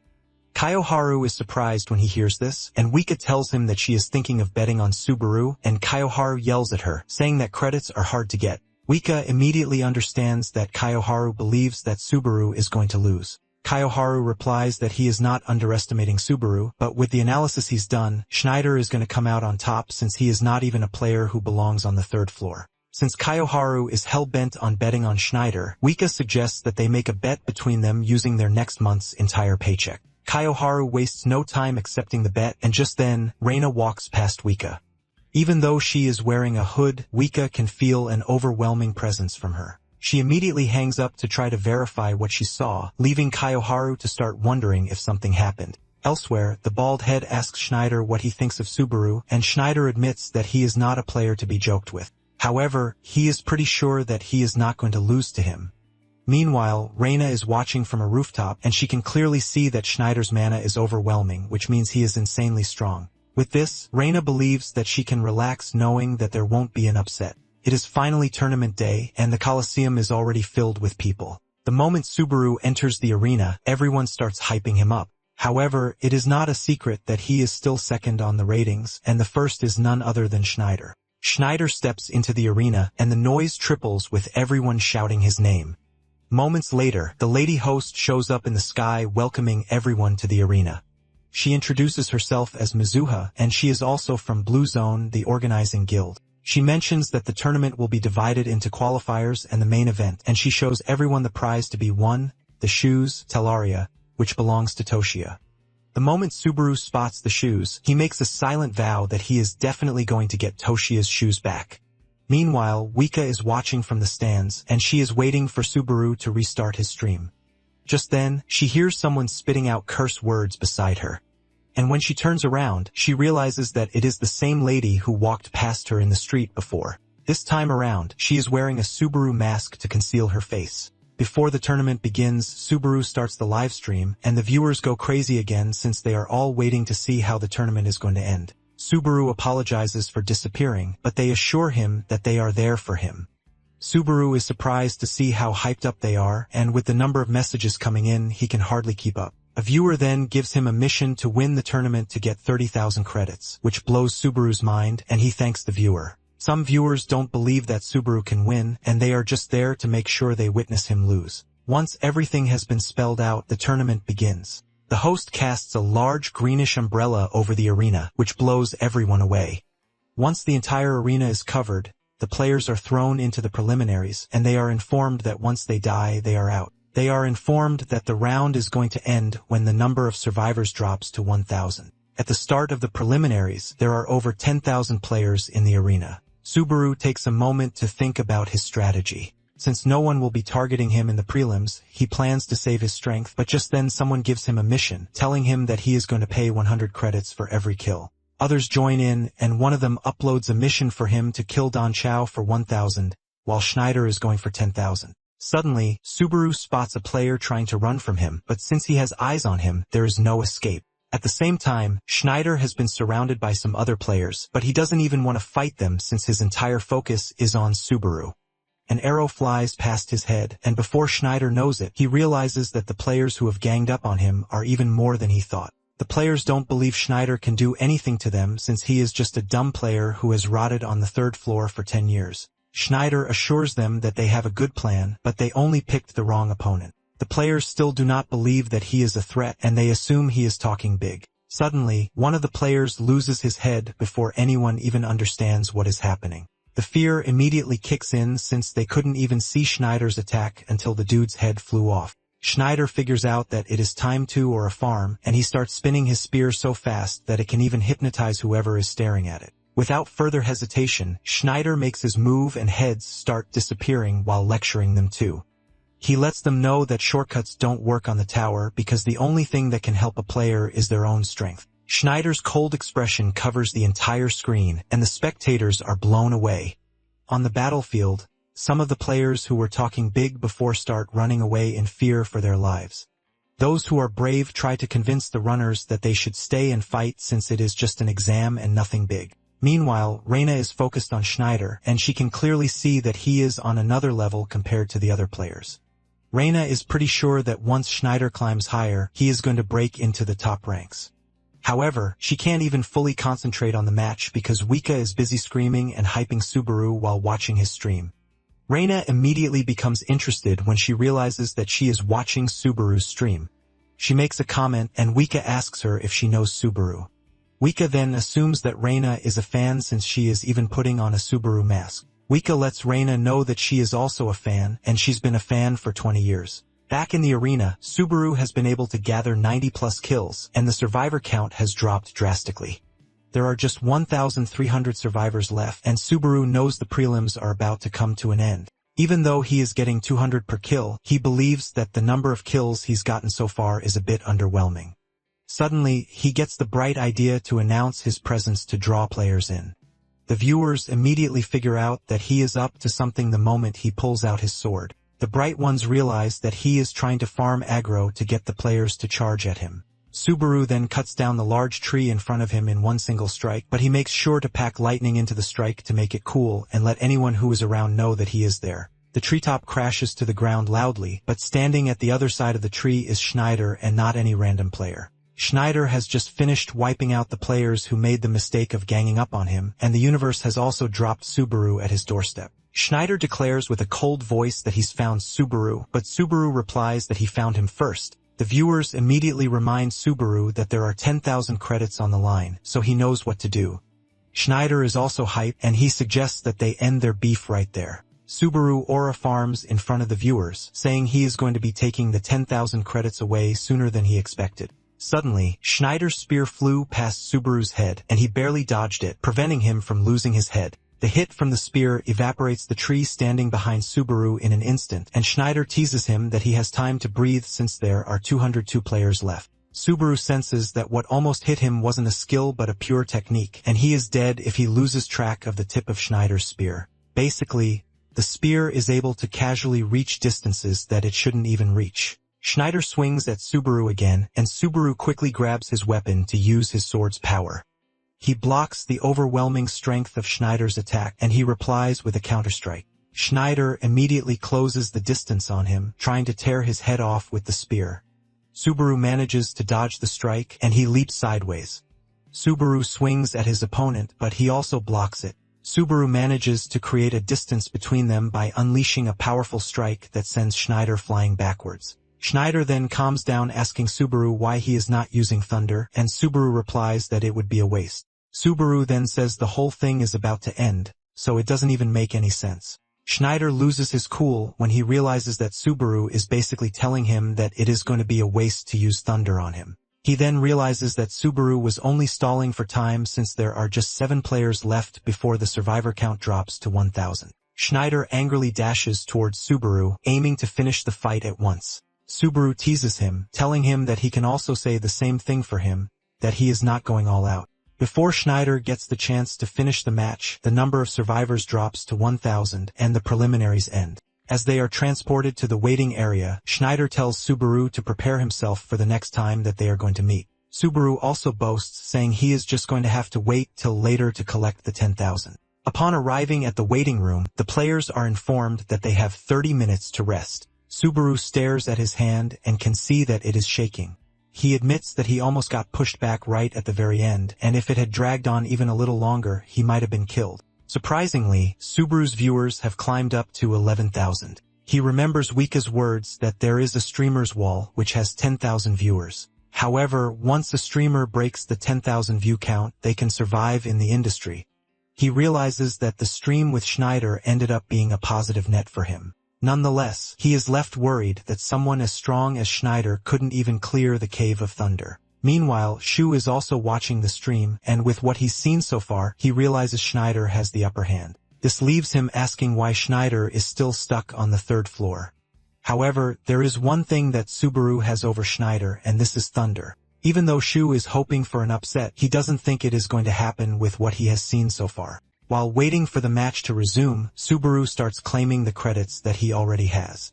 Even the viewers are surprised that Subaru is claiming credits out of nowhere. Unknown to them, he has plans for the credits, and this is to upgrade the Wedge of Greed. After using 80,000 to upgrade the skill, he has just 16,000 points left. However, to upgrade the skill again, he is going to need 160,000 to go to a rank. With the current level, which is B rank, Subaru believes that he finally has a chance. Subaru goes quiet, thinking about his plan, and the viewers ask him what he is thinking about. Meanwhile, Mizuha has been informed that there is going to be a possible attempt to steal the shoes. Mizuha doesn't want to believe that Reina would be coming for the shoes, and just then, she learns that reinforcements from the guild HQ have arrived at the venue. Mizuha asks her assistant who is leading the team, and just then, Amon emerges, answering the question himself. Mizuha is shocked. She immediately starts asking Amon why he would climb down to the 3rd floor. Amon replies that Itsuki is in a bad mood, and Mizuha asks if it is about Subaru. Amon replies that it is about Subaru and Schneider, but there is also another issue, and this concerns the shoe's safety. Meanwhile, Wika is still wondering why someone with so much mana is in the arena watching the tournament. Just then, Reina takes off her mask, and her face looks totally different from her usual self. She introduces herself as Tamai and urges Wika to stop calling her a miss. Wika nervously replies that she is calling her miss since she is giving off a totally not normal aura. Wika lets Reina know that she can clearly see that she has trained for a very long time. In addition, she can clearly see that she's using a disguise technique. Reina is impressed by Wika's insight because she was only testing how much she could see through before. Reina doesn't want to believe that Wika is an assassin sent by Itsuki since she won't be blabbing that much. Wika then tells Reina that she is pretty sure that she has her reasons because the stronger someone is, the more they have to hide who they are. Just then, she asks Reina if she is there to mess with the tournament, and Reina asks her what she is going to do if that is the case. Wika unleashes her overwhelming aura and tells Reina that she is going to stop her no matter what it takes if she is there to mess with the tournament. Once the 30 minutes are up, the finals commence, and the players are informed that the finals will be held in territory capture format. Basically, they are expected to capture each other's territory, and Mizuho decides to explain to them. She mentions that once the match starts, each player is assigned a territory, and only up to 2 people can enter a single territory. They are expected to defend, steal, and hold on while taking over other players' territories. Once a player defeats another player, they automatically take their territory. Basically, up to 2 people can stay in one territory. And if they beat the opponent, the territory becomes theirs. The player controlling the most territory when the time runs out wins. This leaves Mizuho asking who is going to become the new owner of Tellaria, and this is a question that they are going to find out in 2 hours. After Mizuho is done with the explanation, the players are sent to their respective territories. Subaru figures out that the whole thing is going to be slow at first, but it is going to get bloody as time goes on. Subaru knows that waiting around is the standard procedure, but at the moment he is getting paid 300 credits per person, so he can't afford to be idle. Without hesitation, he starts cutting through his opponents without mercy. At the same time, Schneider is trashing his opponents trying to look for Subaru. The other opponents are just little flies to be taken out of the way for the two to get to each other. The whole scene soon becomes really bloodied, and when Schneider finally spots Subaru, he is surprised to see him turning the other way. Schneider screams out Subaru's name, telling him to fight him. Even the viewers are pissed with Schneider's rants, and they urge Subaru to just fight him so that they can finally rest. However, Subaru replies that he can't do that yet since he still has to farm credits. The viewers are not even surprised when they hear this since they already know how greedy he is. Minutes later, Subaru has wiped out a bulk load of players, and he is surprised that the players on the 3rd floor are all weak compared to Schneider. Not long after this, Schneider's bald-headed sidekick Don Chow enters Subaru's territory. The viewers are hyped when they see this because they know things are about to become more interesting. Subaru learns from his viewers that Don Chow is Schneider's subordinate, and he is also from Blue Zone. Don Chow dashes towards Subaru, aiming to kill him before his captain even gets the chance to fight him. He swings his spear at Subaru, but Subaru dodges before slicing Don Chow's weapon in half. Don Chow freaks out when he is suddenly knocked to the ground before he even gets a chance to land a hit. With Don Chow lying helplessly on the ground, Subaru finishes him off. The viewers start mocking Don Chow, saying he is pure trash because he couldn't even stand up to Subaru. Just after taking out Don Chow, Schneider enters Subaru's territory, and Subaru's viewers tease him that everyone wants his head. Without even wasting a second, Schneider dashes towards Subaru with the intention of cutting him down. Subaru stands firm this time around blocking Schneider's attack. Schneider increases the pace of his attack while yelling at Subaru to use thunder. Schneider tells him that if he doesn't use thunder, he is definitely going to cut him down with his next attack. Subaru gets pushed backward, and Subaru sheathes his sword. Schneider teases him, asking him if he plans to run away again, just like he always does. However, Subaru tells him that he's going to give him exactly what he's been asking for. Subaru then starts to cast thunder, and he increases the charge with every second. Thanks to how powerful thunder is, he starts suffering the effects, but the wedge of greed comes into action to block the effects. A thunder spear soon forms in Subaru's hands, and he lets Schneider know that running is for the weak. At this point, Schneider realizes that things have gotten serious because Subaru is basically materializing elemental attributes into a weapon. As the atmosphere gets even darker, Subaru asks Schneider if he thinks he is still running. Schneider says no, and Subaru asks him if he plans to run away after seeing thunder. Schneider freezes up where he is, but he believes that he has a chance if he can break through Subaru's thunder. With a brave heart, Schneider replies that he has no intention of running. Before coming to the tournament, Don Chow had asked Schneider why he was so obsessed with thunder because with his current level of skill, could easily make it to the 6th or 7th floor. Schneider doesn't give a definite answer, saying guys like him who are fixated on one thing usually forget the reason. He says in the best case it is called conviction, and in the worst case it is obsession. However, Schneider says if he can overcome this trial, it will change his entire life, which is why he can't give up. Back on the battlefield, Schneider pulls all his strength together to take on Subaru with the realization that Subaru is about to become his second obsession. Schneider dashes towards Subaru with insane killing intent. At the same time, Subaru doesn't plan to hold back, because he is looking to honor Schneider's 10-year grind. The two lunge at each other with their spears, and the moment it hits, it gives birth to a large explosion that leaves a huge nuclear reaction. Back in the Coliseum, Wika tells Reina that she is willing to risk everything to stop her because she is Subaru's manager. And if the tournament gets wrecked, it will definitely affect his streaming career, so she is not about to let it slide. Reina wears an expression of shock and disbelief when she learns that Wika is Subaru's manager, and Wika soon forgets about the threat she just made. She switches personality, talking about how hard it was for her to have landed the role. She mentions how she pushed past the idiots who didn't believe in him, and when talking about the idiots, she is referring to Kiyoharu and John.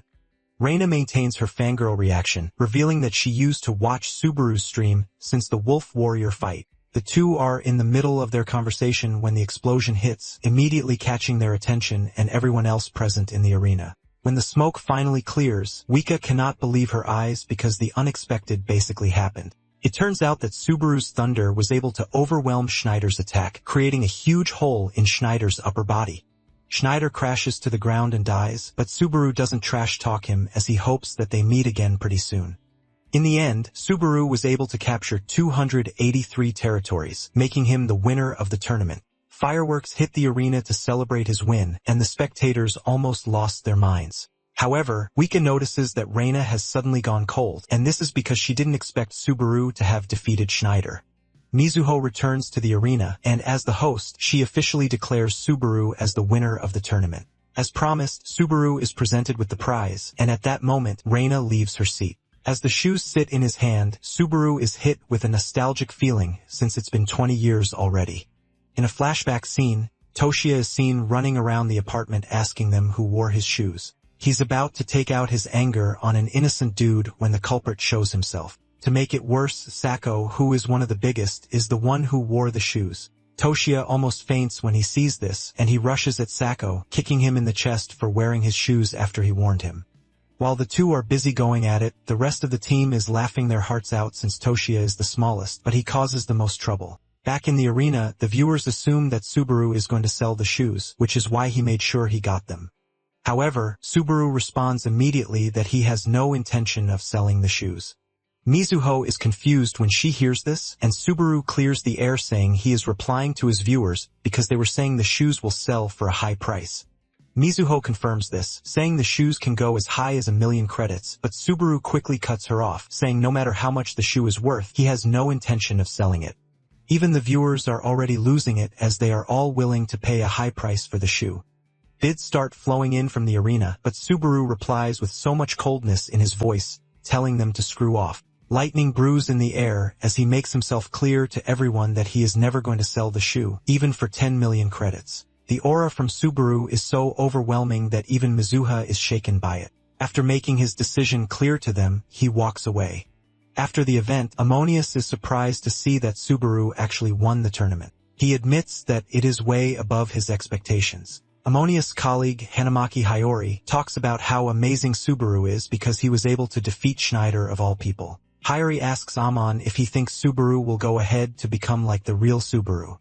Hiyori says people have been going around talking about things like if the original Subaru can do it, the new Subaru should be able to as well. Amon asks her what this means, and Hiyori mentions that this is basically what people are calling the two. The Blue Eyes Subaru is the original and the streamer is the new one. Amon is not really comfortable with this, and he says it should be the other way around. Hiyori replies that it is still the same thing, but Amon argues that it is not. And Hiyori frustratingly whispers that the Blue Eyes fanboys like Amon are the worst. Amon lets her know that he is aware that she is mumbling under her breath, but she yells at him, asking him if he is not interested in what will happen from that moment forward. Amon replies that no matter what happens, they still have a job that they need to sort out, and this is their task to catch the shoe thief. It turns out that Amon and Hiyori have an entire squad backing them up just in case. On the other hand, Subaru is glad that he was able to get the shoes because this is his own way of getting into contact with Toshiya again. Subaru thanks his viewers for the missions, telling them that because of them, he was able to scrape through. Talking about Toshiya's shoe, Talaria, it is a unique item that grants a 25% increase in movement speed and a 15% increase in jump power. It also grants the Cloud Stride skill, which can be used twice a day, and it resets daily. Most of the viewers are not impressed, and they believe that the shoe is underwhelming for something that is regarded as a unique item. Those who know the worth lecture the ignorant ones that movement speed gear is very rare, and rankers would go to hell and back to get it. Just then, Subaru gets a text from Wika, telling him that she saw a suspicious lady, and she has a bad feeling about her. This leaves Subaru wondering what might be going on because Wika is specifically warning him that the suspicious lady might be after the prize. Unknown to him, Reina is standing on a rooftop watching him, but she is hesitant to go after Subaru even though she can see the shoe with him. After giving it a whole lot of thought, Reina tries to ditch her hesitation with the aim of slicing Subaru's ankles to get the shoes from him. Meanwhile, Subaru heads to a bar to meet up with Wika, who is hyped about the whole tournament thing. Wika congratulates him on winning, and she tells Subaru that she has already ordered a drink for him. Subaru moves to the main topic of the day, asking her about the message she sent. Wika tells Subaru that she met someone weird while watching the tournament. Subaru asks her to explain better, and Wika lets him know that it was a female player who was hiding her face by wearing the same mask as him. Wika initially thought she was only shady, but after they warmed up to each other, she realized that she was also a fan, so they just continued talking. However, the moment Subaru won, Wika explained that she suddenly made a strange face. Wika demonstrates the expression saying it was as if she got dumped, and she believes that if Reina were truly her fan, she wouldn't have made a face like that after seeing Subaru win. Wika tells Subaru that after this, she just vanished, and she tried chasing her, but she was pretty good at hiding her presence. Wika tells Subaru that she is pretty sure Reina is not a random person. After hearing this, Subaru takes a minute to think about who could hide her presence well while being his fan at the same time. Wika then mentions something important, telling Subaru that when she asked Reina if she was a fan of Blue Eyes Subaru, she showed a nostalgic expression like she was reminiscing about something. The moment Subaru hears this, everything clicks in his head, and he dashes out of the building in a rush. Wika calls after him, but he ignores her and makes his way into the streets. Meanwhile, Reina has figured out that Itsuki has sent people after her, but she is not impressed since both Amon and Hiyori can't even stand against her if she wants to take them on. Suddenly, she spots Subaru running off in the distance, leaving her to wonder where he is running to. Reina takes a look at the situation around her, and she figures that just 5 seconds is all she needs to steal the shoe from him. She even remembers promising Shu that she was going to get the shoes back. However, she has totally lost the urge to steal the shoe from Subaru. Basically, everything Subaru does reminds her of the original Subaru. Reina finally gives up on taking the shoe, but she makes it known that she is never going to forgive Subaru if he joins Blue Zone. She walks off with a promise that she is going to kill Subaru if he attempts to join Blue Zone. Nonetheless, she really wishes she could talk to Subaru even if it is just once. She wonders if it would be like she's met the real Subaru again if she meets Subaru face to face. Back on the street, Subaru finally comes to a halt after running around for a while. He hates the fact that he didn't even think of the fact that Itsuki could be using Tellaria as bait to lure Blue Eyes out. Subaru figures out that Reina was the one who came after the shoe, which is why her presence was well hidden. In addition, he senses Shu's mana from the ice flowers, and just that someone who could be Reina was at the tournament. With this, Subaru receives a great deal of hope that all 4 of them might still be alive. At the same time, he doesn't want to assume things too early, because Reina would have had a hard time chilling out while Toshia's shoes were right in front of her. He is busy thinking about all of these right on the streets when Wika shows up behind him, asking him why he suddenly bolted out of the bar. Subaru replies that he ran out because he thought the person she was describing was someone he knew. Wika is surprised to hear this, and Subaru replies that he must have been mistaken. This then pushes a hard question out of Wika, asking Subaru if he has friends. She looks completely embarrassed while asking the question, and Subaru stays mute, forcing her to clarify that she is talking about female friends.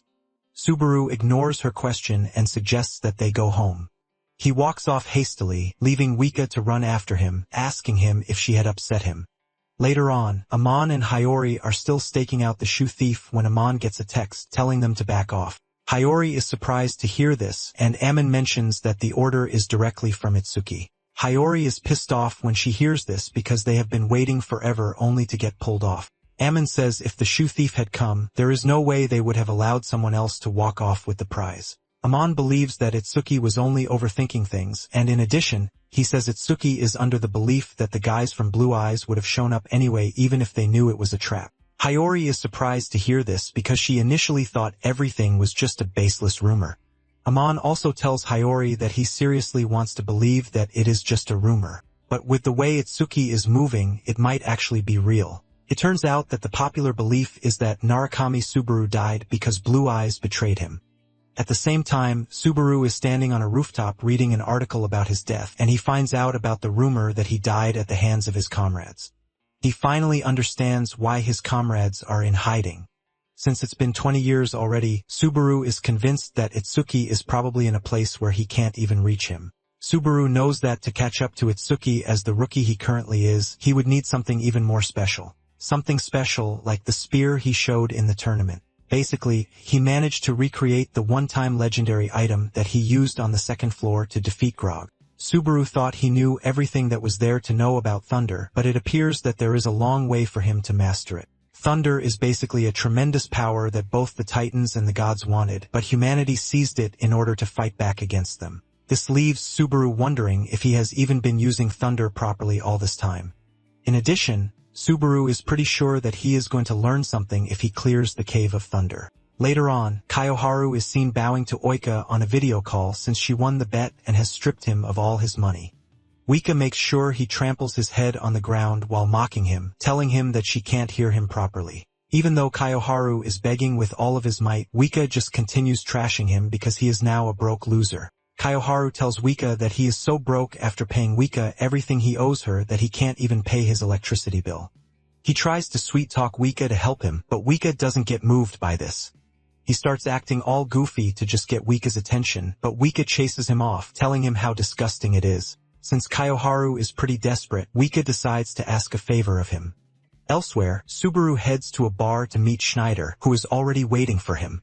Subaru orders the same thing as him, and he is not impressed when he realizes that Schneider is taking cheap beer. Schneider lets him know that it has always been like this because when his squad had too many members, his wallet used to dry up instantly whenever he bought drinks for everyone. Schneider says he is so used to this taste now that other booze doesn't do anything for him anymore. Subaru is surprised that he always pays for everyone, and Schneider mentions that if he doesn't, he wouldn't be able to face them. Schneider reveals how they all went along with his selfish push to clear the Cave of Thunder. Schneider narrates that he was poor back then, just like everyone else was, and they couldn't imagine getting support from a guild like they are currently getting. In addition, hunting was not easy since they were not skilled enough. Basically, a player needed credits just to take the exam, but if a player dies midway, they would lose what they had and come out even worse. However, they had no choice but to hunt since this was the only option they had left. It was one fateful day that they went out hunting just as usual, just so that they could scrape together exam fees or raise their levels a little. On that fateful day, they ran into a sky serpent, and at the moment, they didn't even have the experience or chance to stand against it. Just like what anyone would expect, for people died, and these were not just random guys. These were his best friends, and Subaru asked him if they hated him for it. Schneider mentions it intently that they hated him to his bones because he heard their screams so much that his ears bled. All he was always hearing was how they yelled at him, asking him what was so important about the Cave of Thunder that they had to die. Schneider narrates with pain the sad things he heard from them, and Subaru imagines that this is the same thing his former teammates will be yelling in his ears. He quickly tells Schneider to stop narrating, saying he's heard enough. Schneider asks him if he's pitying him, and Subaru mentions that anyone else would have given up after something like that happened. Schneider tells Subaru that there is no way he is going to give up. His friends died because he invited them. He asks Subaru what he thinks would happen to the dead ones if he gave up. He reminds Subaru that it would basically mean that their sacrifice was in vain. Schneider mentions that this is the reason he has been obsessed with the Cave of Thunder all this time, and he doesn't actually expect Subaru to understand. However, it is thanks to Subaru that he finally sees hope. Subaru is confused when he hears that he is now the embodiment of hope, but Schneider lets him know that it is finally time to tell him what kind of place the Cave of Thunder really is. Back at the hideout, Shu is freaking out because he hasn't heard from Reina. He is worried that Itsuki has caught on to them and something bad has happened to Reina.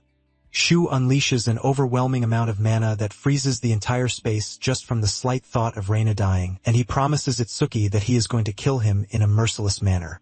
Shu is still raging and making threats when he gets a text from Reina apologizing for not getting back the shoes. Shu reads this and screams at the top of his lungs in shock because Reina had already promised that she would get the shoes back. Sometime later, Subaru restarts the stream, and the viewers are surprised when they see him in an unfamiliar building.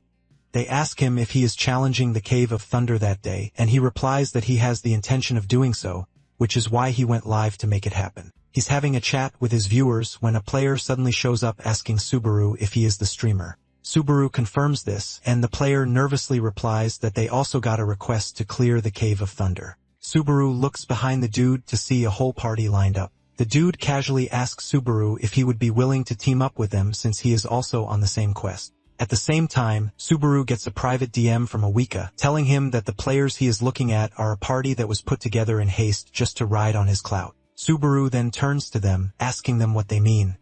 The player replies that they are also going to the Cave of Thunder, so they are pretty sure that they are going to be useful to Subaru during the course of the challenge.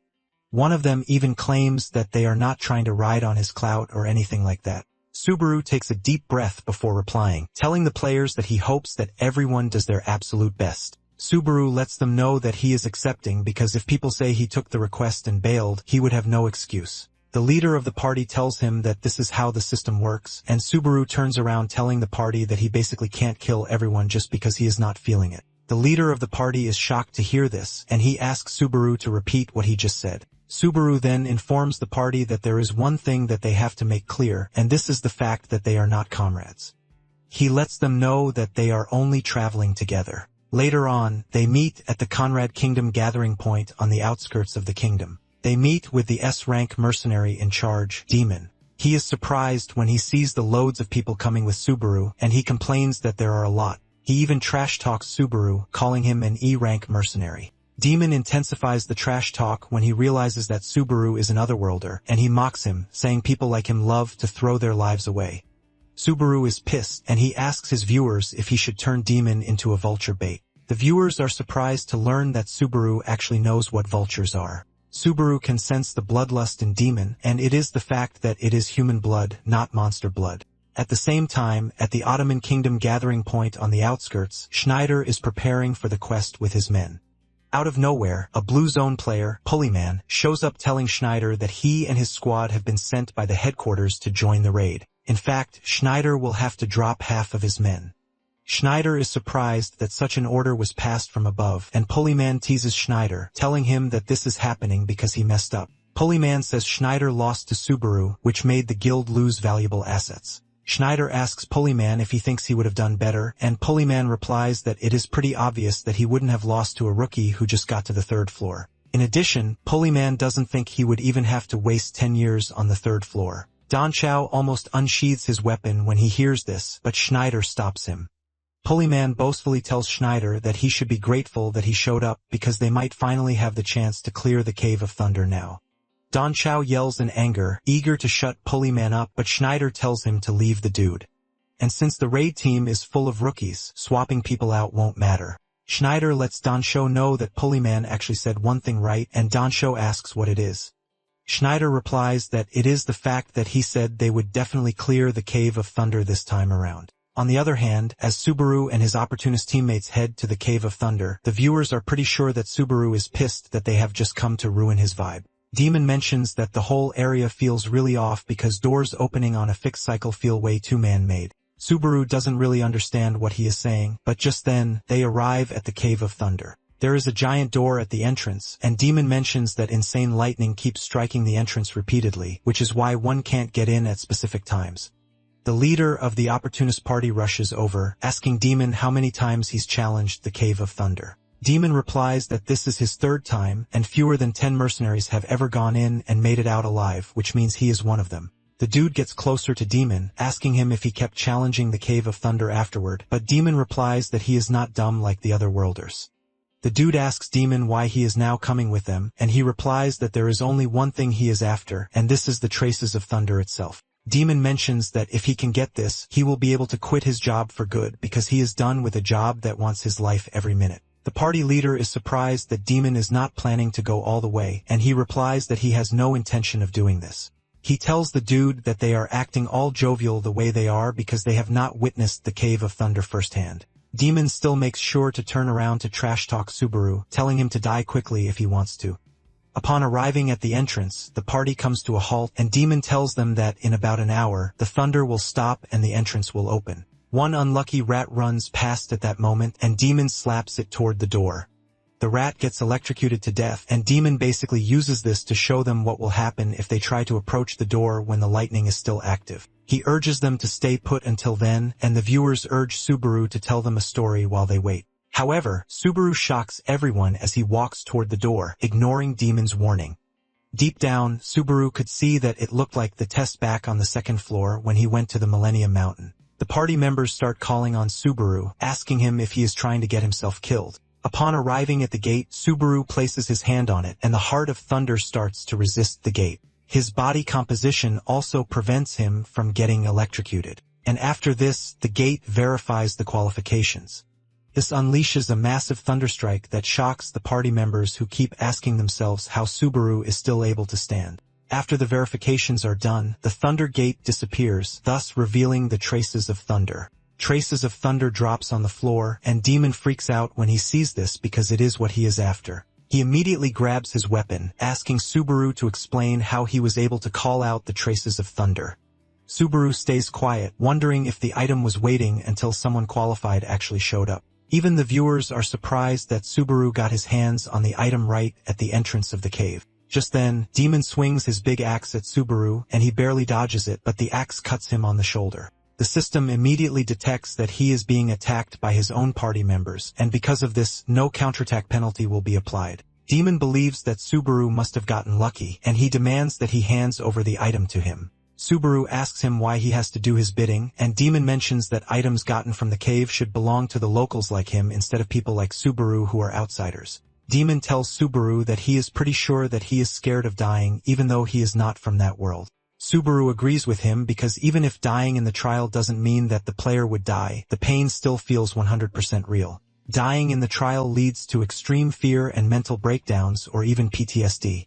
Demon lets Subaru know that everyone fears when there is death staring them right in the face. On the other hand, Demon lets everyone know that the locals are used to killing each other. The party starts freaking out, regretting that they came because the rumors about Conrad's mercenaries killing players were real. The party starts to urge Subaru to have a rethink about what is happening. They are still begging him to be rational when one of the mercs loses his head. Subaru confidently declares his intention to wipe out those who want him dead. Even Demon is shocked because Subaru is supposed to be E rank, but the way he is moving is not even explainable. Subaru then lunges at him and he swings at him, but Demon manages to dodge the attack. Subaru teases him, asking him if not letting him kill him in one shot is his pride as an S rank. Demon starts yelling at Subaru, asking him what sort of person he is because he basically tricked him. Demon tries to attack Subaru, but he loses his attacking arm in a flash. Demon grabs his arm as he bleeds profusely, and he berates Subaru for being a demon blade user while calling him a coward who relies on weapons. Subaru walks up to him, telling him not to assume that he is trash like him. Subaru taunts him, telling him to save up some money and buy a demon blade for himself if he is mad. However, at this point in time, it is already too late. Before Demon can even blink, Subaru cuts him down, ultimately defeating him. The opportunist party members see this, and they freak out. Subaru turns to them, asking them if they also would like a chance to take the traces of thunder away from him. The leader of the party nervously replies that he has no intention of doing this while addressing Subaru as a lord. The viewers almost die of laughter when they hear this because Subaru has basically been promoted to God tier. After cutting Demon down, the gate opens and Subaru suggests that they continue moving. Upon entering the cave, the whole ceiling is crawling with a lightning effect. One of the team members moves closer to their leader, asking him if it is okay for them to still follow Subaru. The dude asks her what she means by this, and she points out the fact that Subaru is clearly not a normal dude. But the dude assures her that they are going to be fine as long as they don't pull any dumb shit like the mercenaries. He is pretty sure that Subaru won't do anything reckless as long as they don't mess with him first. The dude mentions that streaming is a business that deals with popularity, so Subaru has to suck up to regular users like them. In their group chat, the opportunists are busy talking about how they plan to ride on Subaru's wave till the very end. The dude is confident that as long as their chats don't leak, they have nothing to fear. Suddenly, they notice that they have been surrounded by beasts that they don't even know what they are yet. The only thing they can see is their eyes, and they start freaking out because there was nothing when they stepped into the cave. Subaru is not surprised because Schneider had told him that the first thing he is going to encounter when he enters the cave is the Thunder Wolves. Just then, the Thunder Wolves emerge from their hiding places. Just as Schneider said, there are a ton of them, and he lets Subaru know that if he tries to fight them one by one, he is going to run out of stamina before the end. A fierce battle soon ensues, and Subaru ignores the first wave of Thunder Wolves, leaving the party members to ask him if he is ignoring them. It turns out that Schneider had told him that there is one way to shorten the time.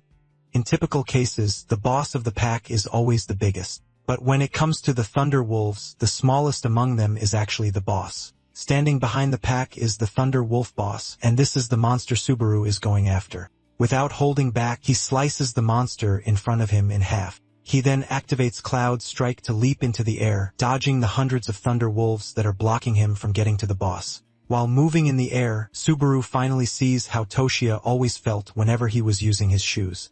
Moments later, Subaru spots the leader of the pack safely tucked in between the bodyguards. Subaru makes a powerful landing that generates a shockwave to clear out the surroundings. The leader of the pack then rushes toward him, but Subaru charges his thunder fast enough before the wolf can reach him, and he delivers a powerful strike that cuts the leader of the pack in half, ultimately defeating it.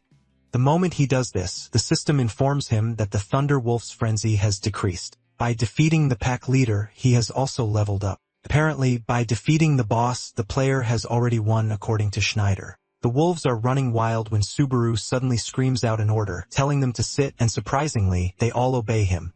This is basically because after defeating the wolf leader, he has automatically become their boss. System tells Subaru that subduing the Thunder Wolves has now given him access to command the Thunder Wolves within the Cave of Thunder. The party members are completely blown away when they see this, and they start asking Subaru what just happened, but Subaru ignores the question, telling them that it is time for them to go in deeper. Subaru orders the Thunder Wolves to follow him, and the wolves heed his command, leaving the party members completely speechless. Subaru walks in front like a general, while the wolves follow him obediently like his soldiers. Moments later, they reach a hollow part of the cave, and Subaru orders the wolves to howl, which they immediately do. They start howling like crazy while the party members freak out, asking Subaru what he is trying to do. In no time, monsters start emerging from every corner of the cave surrounding the team.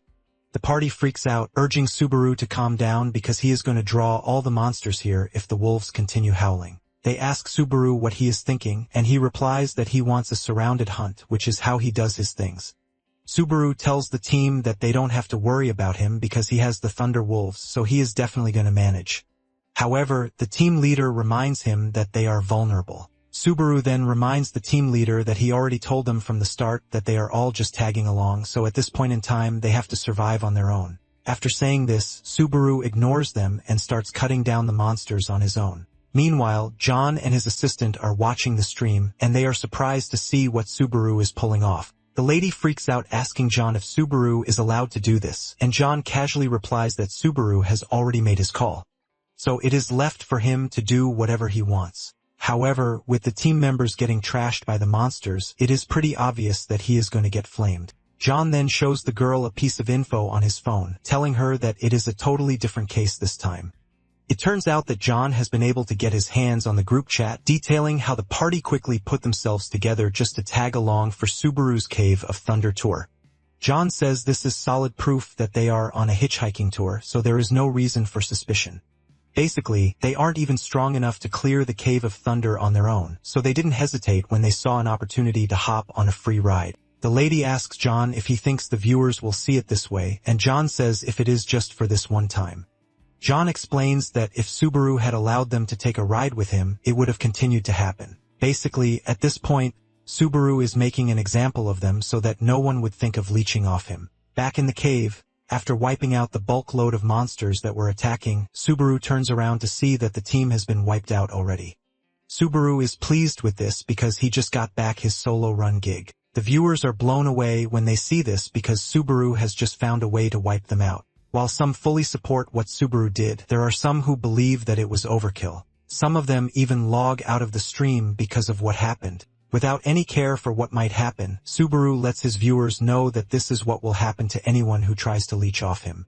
John laughs out loud when he hears this, and he realizes that Subaru is not shallow enough to ignore how his words hit his viewers. This basically shows that every move he made and every line he spoke was calculated. John is forced to admit that Subaru is top tier when it comes to being a streamer and a player. John then puts a call through to Wika, and before she starts answering him coldly, he lets her know that he is calling because of Subaru. He wants to know if she told Subaru about the tag-along recruitment post, and Wika says yes. John then asks Wika if the whole thing was her plan from the start. Wika just hangs up on him, saying she is not ready to start chatting nonsense with him. After the call, John asks his assistant if she saved a copy of the group chat, and she assures him that everything is well prepared. John is glad to hear this, and he mentions that it is their turn to make the players understand that Narukami Subaru has a powerhouse agency backing him. Meanwhile, Schneider and Pulleyman are also taking on the Cave of Thunder. However, Schneider and his squad are not even making a move as they leave Pulleyman and his people to fight the Thunder Wolves till they are breathless. Pulleyman yells at Schneider, asking him if he is not joining the fight because he is pissed that he joined the raid squad. However, Schneider ignores all his chat until he finally spots the leader of the pack. Schneider basically used Pulleyman and his squad to wear down the number of the Thunder Wolves. Schneider then hurls a dagger at the leader of the pack. The dagger tears through the wolf's head, killing it on the spot. Pulleyman is not impressed as he believes that Schneider only managed to kill the runt of the pack. However, Schneider ignores him and calls out an order.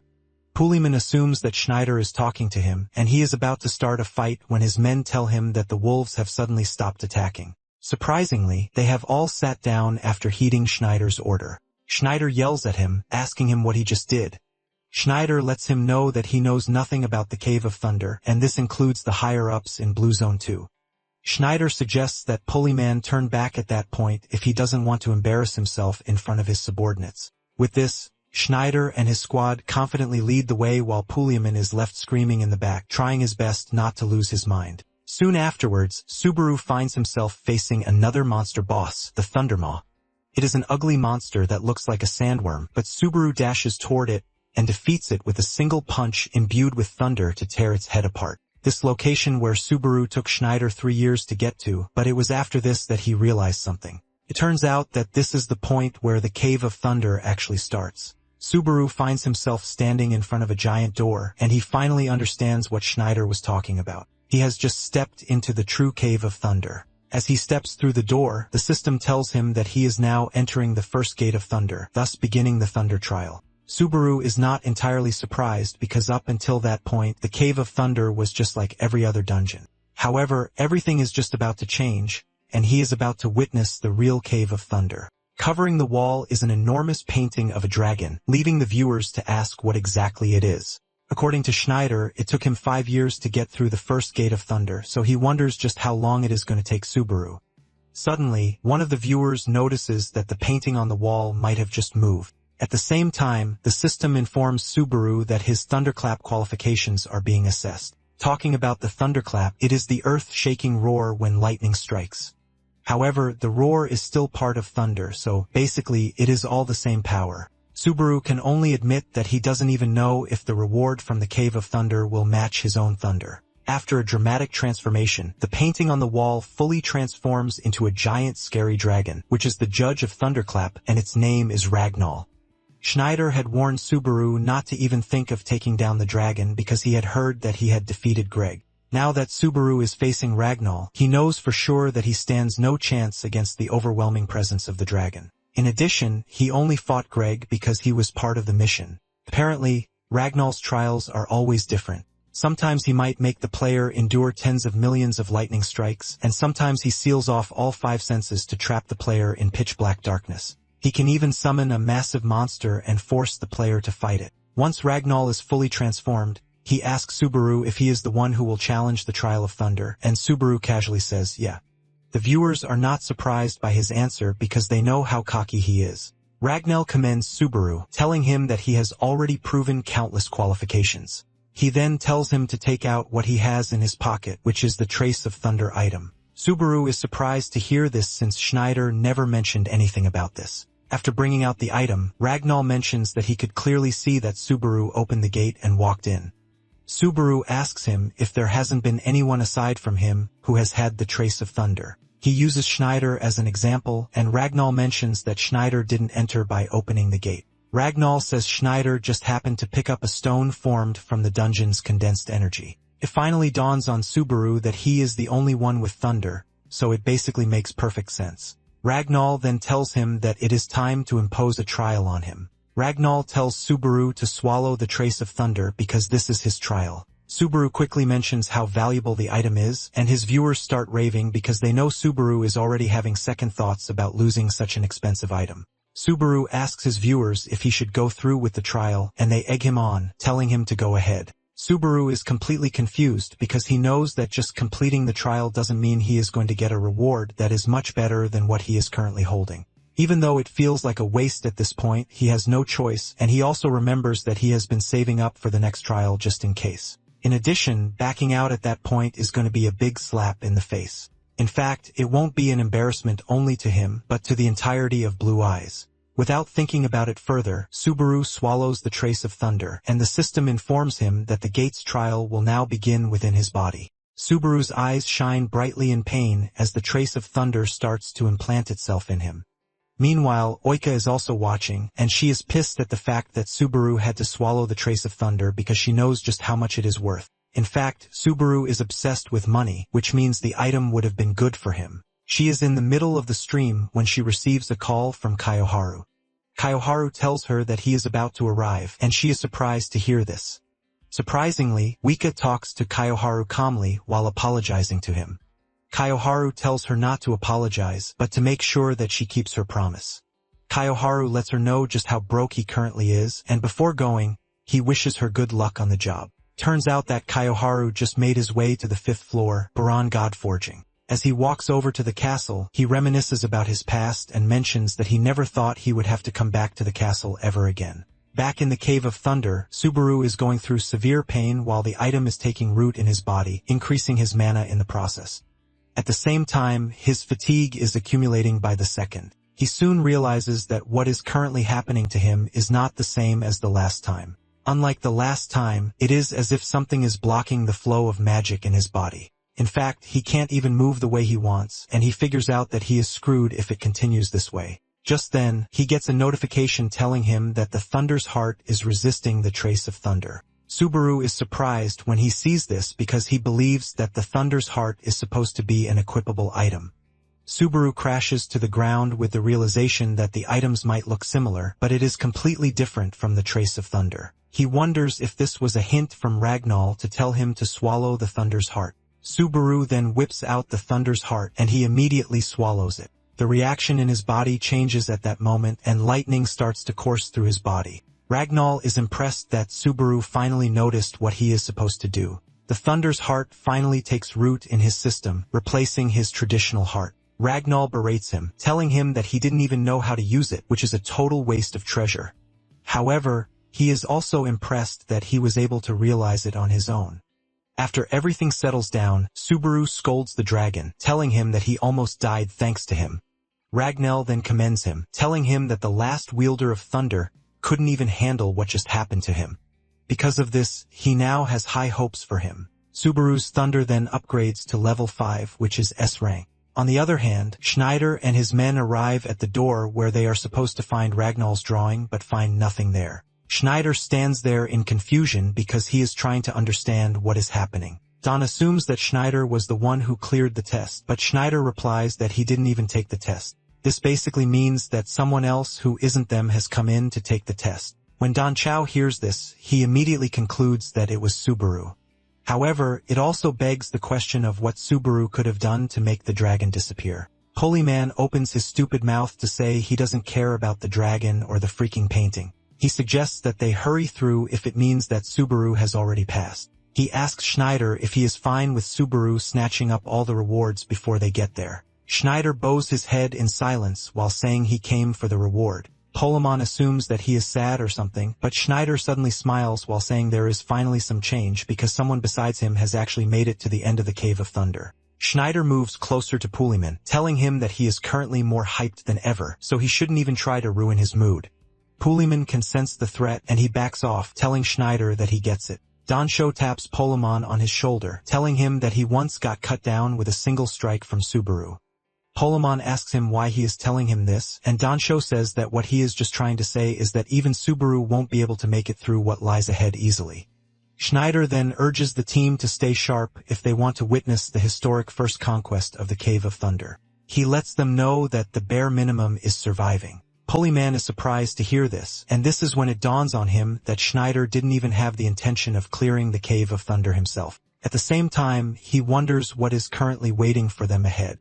Schneider tells them that beyond the door in front of them is the end of the Cave of Thunder, and he believes that Subaru is currently beyond the door. Schneider pushes the door open, and the system informs them that they have entered the second gate of Thunder. At the other end of the room is a throne, and they are informed to take a seat on the throne. Schneider is surprised that Subaru is not in the room, and Polemon yells at him, asking him what their next plan is. Schneider reiterates what he said, that Subaru is not there, and Polemon yells at him saying he has been raving about Subaru since the beginning, urging him to give it a rest. Polemon says Subaru has most likely sat on the chair and moved on. However, Schneider argues with him saying it is not possible. Schneider then takes a step forward. The moment he does this, they are informed that they have trespassed upon the domain of the throne, and a huge wave of lightning hits the hallway.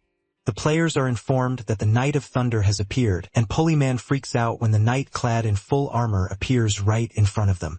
The players start freaking out, and Schneider tells them they cannot move forward unless they defeat the Knight of Thunder.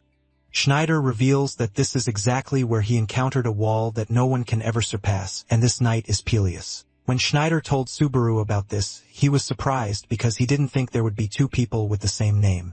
Since both are tied to thunder, it makes the most sense to assume that they are the same person. Subaru asks Schneider if something like that has ever come to light before because there are plenty of people who know about Peleus. Schneider mentions that he is the only one who knows the Knight of Thunder's name, and yet he didn't know who he was until then.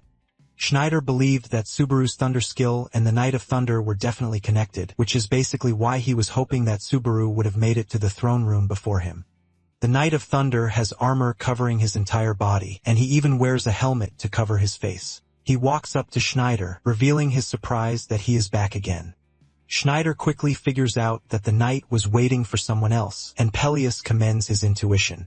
Schneider then asks him if he has met the person he is waiting for, and the knight says no. Schneider smiles when he hears this, and he grabs his weapon. But before he can do anything, Polemon orders his men to surround Peleus to block off his escape. Schneider panics, and he screams at the players to stop whatever it is that they are trying to do.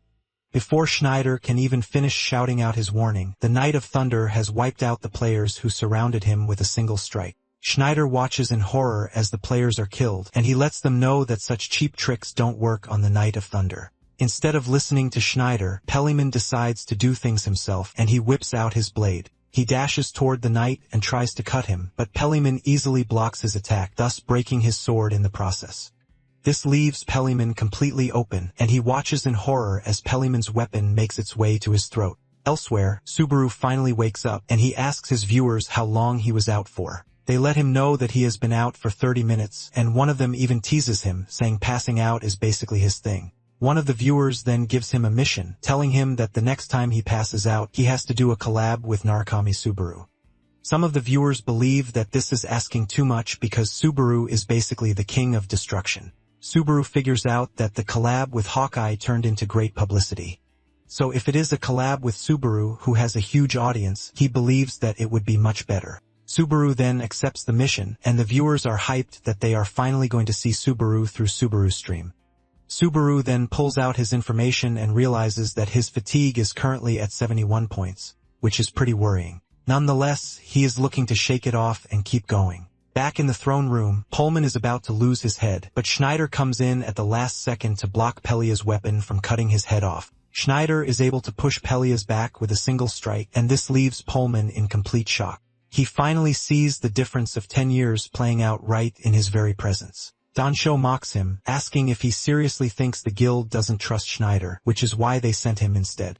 Dansho lets him know that he is nothing but a tool and bait to provoke Schneider's pride. Polemon watches as Schneider and Peleus go at each other like proper seasoned fighters. Seeing how powerful Schneider is, Polemon confirms from Dansho that Subaru defeated Schneider during the tournament, which shows how insane our MC is. As the battle intensifies, Schneider loses his stand against Peleus, and Peleus cuts off his arm, telling Schneider that he is still not a threat to Peleus. Schneider starts calculating how many minutes he can hold out against Peleus as things stand. Seeing that he cannot last more than 1 minute, Schneider dashes toward Peleus with the intention of finishing the battle with one powerful strike. While Peleus is busy wiping out the other players, Schneider launches a surprise attack from behind, putting everything he has into the attack. Just as the attack is about to land, Peleus catches on to him, and he turns around just in time to block the attack with his shield. This leaves Schneider completely open to Peleus' attack. Peleus commends him for having grown a bit, but it is still not enough, so it is time for him to die.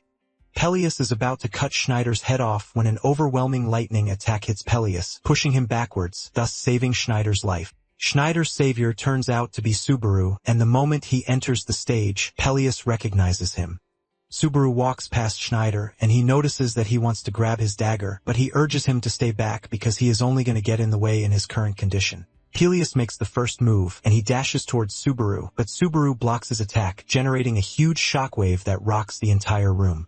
While the two remain in a standoff, Peleus calls Subaru what he usually calls him, which is his benefactor. The two push each other back, and while they are preparing to attack each other again, Subaru mentions that he's heard the story. Polemon is left in confusion as they can't wrap their heads around what is currently happening in front of them. Peleus then takes off his helmet to properly greet Subaru, and the viewers almost vomit through the screen when they see what has become of Peleus. Half of his face is missing, and he doesn't even have eyes since they have been replaced with lightning. Peleus mentions that he didn't know where Subaru went after he left the village, but he believes that he would meet him again if he came to the cave. Subaru asks him how long it's been since then, and Peleus mentions that he stopped counting after 100 years. Subaru takes a moment to think about this as he knows that the Thunder Trial is a virtual test that can be repeated as many times as a player wants. This leaves him wondering how Peleus still remembers him. Peleus mentions that after learning about the existence of other worlders, he starts coming to the conclusion that Subaru isn't from their world. Subaru then asks Peleus what happened to the villagers and why he looks the way he does now. Peleus mentions that after he left, the Titans' invasion continued, and in the end, the village was destroyed, leaving him as the only survivor. Thanks to this, Peleus swore to become as strong as Subaru. Because of this, Peleus started searching for the power that Subaru once wielded, and this was when he later found this cave. He found thunder, but the price for someone like him who lacked the qualifications to seek such great power was far more than he expected. Peleus mentions that he lost both of his eyes and could no longer see. As if this was not enough, he was cursed so that he could not leave the cave, and all he could do was to wait for the day that Subaru would return. Peleus raises his weapon in the air to pull in as much lightning as he can while making his final request. Peleus basically wants Subaru to kill him so he can finally rest. Deep down, Subaru is worried because his fatigue is high, and with the way things are, he wouldn't want to drag the fight out. This means he would have to go all out from the start, and he starts to charge the Thunder's heart. As the lightning builds up in his body, Subaru tells Peleus that he is going to grant his wish. Meanwhile, Reina is on her way back to their hideout, and as she approaches the house, she is worried that Shu is going to crash out on her. It wasn't that she wasn't able to get the shoes, but she intentionally didn't take them. The moment she arrives at the house, she finds it completely frozen over, and her fears come to life that Shu is extremely pissed. She slowly walks to the door and slightly opens it. An ice spike falls from above that scares the hell out of her. She jumps as if she saw a cockroach while asking Shu if he is trying to kill her. Shu finally emerges from the darkness, and he looks totally scary. Reina almost gets deleted in fear when she sees Shu walking up to her. She quickly bows her head, telling Shu that he is right because she deserves to pay with her life. Reina apologizes, and Shu asks her if she allowed Subaru to have the shoes on purpose. Reina comes clean saying she did, and Shu asks her why she did this. Reina says she might not have seen Subaru's face, but everything he did appeared like it was the real Subaru. Because of this, she figured that it might be okay if she let him have them since it doesn't even look like Subaru would do anything bad with the shoes. Shu then walks off, saying they are going to call it even because she made it back safely. Reina is surprised that Shu is willing to forgive her, but Shu lets her know that she has to put the house back in order. Reina screams in protest, telling Shu that he was the one who ruined it, but she has to be the one to fix it. Back in the Cave of Thunder, Subaru and Peleus have been going at it for quite some time, and the players who are watching are left totally speechless.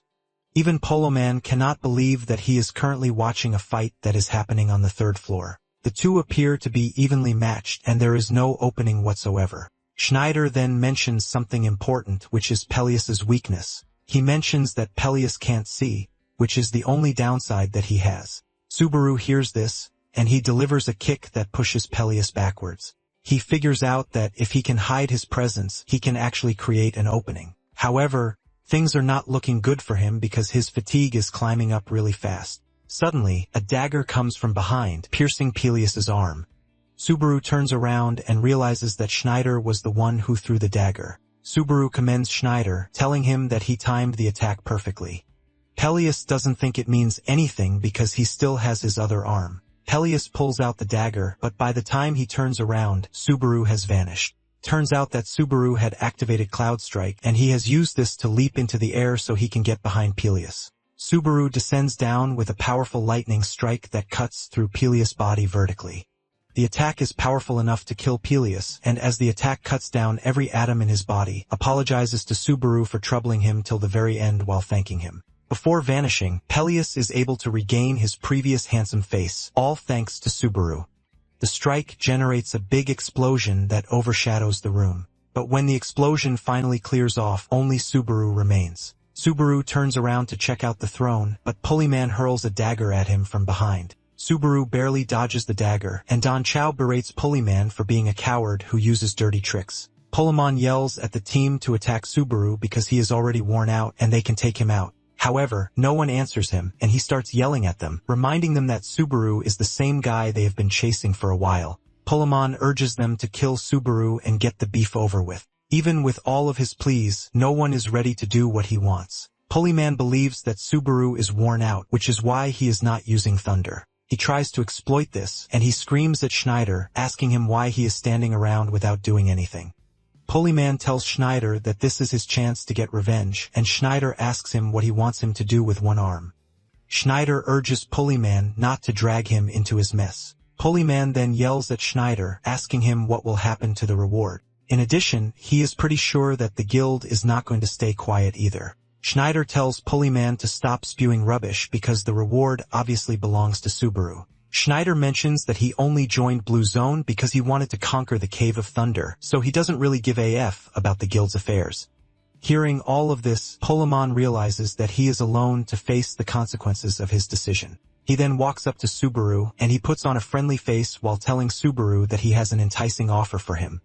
He tells Subaru to join Blue Zone while promising that he is going to hand over all the rewards from the Cave of Thunder. In addition to this, he assures Subaru that he's going to guarantee treatment that is on par with a semi-ranker. Deep down, Pulleyman just wanted to secure a Thunder for himself, but with the way things are, he has figured out that it would be better if he reels Subaru in. Pulleyman confidently walks up to Subaru, saying there is no reason for them to be enemies anymore. Subaru simply asks him why he would think this, and he lets him know that his offer doesn't interest him. Before he can even hear Subaru's last statement, his head has fallen off his neck. Subaru then calls Schneider's name, asking him if he is interested in fighting him too. Schneider replies that he wants to know what is at the end of the trial, and Subaru asks him if he is coming with him. Schneider teases Subaru, asking him if he is scared. Schneider then tells his boys to withdraw while letting them know that it is his final order as their captain. His men are shocked to hear this, and they start crying. Schneider then does something shocking. He picks up a dagger and pushes it into his own leg to show Subaru that he is no threat to him. With one arm gone and one leg injured, Schneider is able to prove to Subaru that he can follow him without having to watch his back. Subaru asks his viewers what he should do, and they tell him to allow Schneider to follow him because he is a real man and he passed the vibe check. Subaru follows his viewers' suggestion, and he walks to the throne while Schneider eagerly watches, waiting to see what will happen. The moment Subaru's butt touches the throne, an eerie sensation fills the atmosphere, and Subaru is informed that he just sat upon the unused Thunder Throne. Subaru finds himself in another cutscene, and the giant throne room door opens. A red-headed dude clad in golden armor steps into the room. The dude makes sure to aura farm, and he looks up to the throne with his golden eyes. He mentions that he currently cannot withstand the power of thunder as he is, which is why he cannot take the seat. However, he vows that he will return one day as a vessel worthy of the thunder. He then says something surprising before leaving the room, which is calling whoever is on the throne his father. After the cut scene, the throne suddenly crashes to the ground, leaving a cloud of dust in the air. The viewers tease Subaru with this, saying he is pretty heavy, which is why the throne crashed the moment he sat on it. This is when it dawns on Subaru that the viewers didn't see the cut scene. Just then, a bluish item appears in front of Subaru, and he grabs it. The system tells him that he has cleared the Cave of Thunder, and he has obtained the Hollow Heart of Thunder. Thanks to this, he levels thrice, and his other stats also receive additional increases. The system lets him know that he can receive achievement points from the Central Guild. As for the Hollow Heart of Thunder, there is no information on it, so Subaru doesn't even know the rank and category. Even the viewers are left wondering if it is a good item or not. Subaru is disappointed that he got a trash reward for a test that is pretty difficult. However, he wonders if it is the same type of item as the Thunder's Heart. Schneider walks up to him, asking him what just happened, and Subaru replies that the small orb in his hand is what turned up from the dust. Schneider asks him what it is, but when Subaru doesn't answer, he realizes that even Subaru himself doesn't know what it is. Schneider is disappointed because this only means he would have to watch Subaru's stream if he wants to see the fruits of his 10 years. Subaru replies that they are just getting started since they will both be leaving the floor soon. Subaru teases Schneider, telling him to at least send credits to him while watching the stream. Subaru then remembers missions that he has to clear, and Schneider cannot believe that the first thing Subaru wants to do after clearing the Cave of Thunder is missions, which just shows how weird Subaru really is. Thanks to clearing the cave, those who have promised him credits started donating their credits, and Subaru thanks his viewers for watching till the end. With this, he tells them that it is time for him to end the stream. His viewers want more, but Subaru is already exhausted, and he turns off the stream. Meanwhile, Shu and Reina are both watching, and because they are already used to Subaru doing this every single time. Shu then asks Reina what she thinks about him after seeing him in person. Reina admits that Subaru resembles the OG Subaru, but she doesn't want to believe that it is him. Reina is pretty sure that this is what Shu wants to hear, and Shu admits this. Reina yells at him, telling him that she was also hopeful at first, but she urges Shu to think about the whole thing for a second. Reina explains that Subaru is someone who hates being the center of attention, so there is no way he would do live streams where he would basically sell himself. To make it worse, he is even wearing his own signature mask. Secondly, Reina mentions that with how the tower system works, a player can't restart the trials from the first floor unless one literally reincarnates as they do in manga. Reina says this would mean Subaru would have to meet these two impossible conditions if it really were their Subaru. The two nervously laugh this off, saying it is not possible. On the 5th floor where the world of Buren resides, it is basically a world of martial artists. It is a massive force second only to the Martial Alliance, and it is a symbolic domain of martial power, which is where Kaioharu grew up. As he is being escorted into the manor, Kaioharu scolds the guards for making it seem like he is some sort of criminal. Deep down, Kaioharu is surprised that Wika forced herself to ask for a favor, and she is someone who doesn't ask for favors. This basically tells him that whatever it is must be pretty serious. However, Kaioharu is worried that he might not be able to hold his ground in front of the big man himself. He is led into the inner room where the Lord of God Forging resides. He is one of the tower's top-ranked high-rankers and number 2 of the martial world, Unten Kyoku. Kaioharu offers his greetings to Unten, asking him if he's been well. Unten turns around, telling Kaioharu to chill out and just call him uncle just like he used to. Kaioharu nervously replies, and he calls Unten uncle just like old times. Unten asks him if he is good, and he says yes. Unten then talks about Azure, saying it is a pretty impressive company. In fact, he knows about Subaru who just emerged and has been making a name for himself. Kaioharu is shocked, and he asks Unten how he knew that he was working for Azure Sky. Unten replies that this doesn't matter, but Kaioharu wants to keep dragging it, and Unten suggests that they change the subject. Unten knows that Kaioharu wouldn't have come back by himself without a reason, and he wants to know what it is. He wants to know if he is there to deliver Wika's answer, and Kaioharu says yes, revealing that he heard it directly from her. Kaioharu replies that Wika's answer remains no.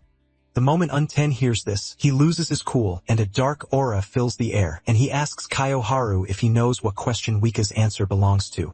But Kaioharu says no. Unten is surprised that Kaioharu came to deliver an answer without knowing what it was for, and Kaioharu says Wika basically told him to say just one thing, and this to make her refusal clear.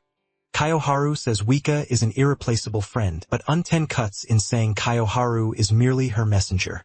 Kaioharu tries to tell the man that he is there because he lost a bet, but Unten knocks him to the ground with his aura while giving Kaioharu his own message too.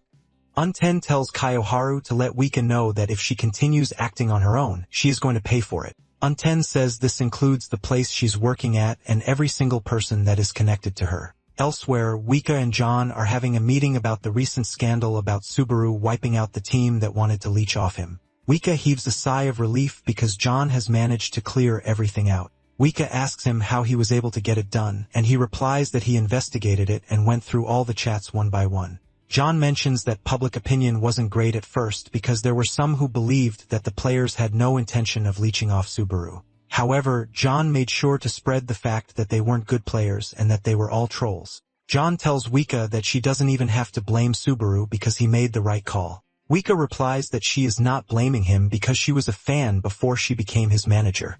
John then urges her to stay that way because a manager has to be a streamer's biggest fan. John mentions that Wika has been way more alive ever since she got assigned to Subaru because she always looked gloomy when she first joined the company.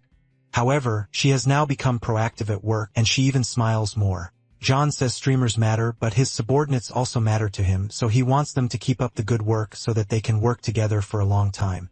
He pats Wika on the head, leaving her totally embarrassed. He sees her face totally red and asks her what is wrong, but Wika slaps his hand away saying she is going to head out first. She rushes off in the rain, and John urges her to take his umbrella.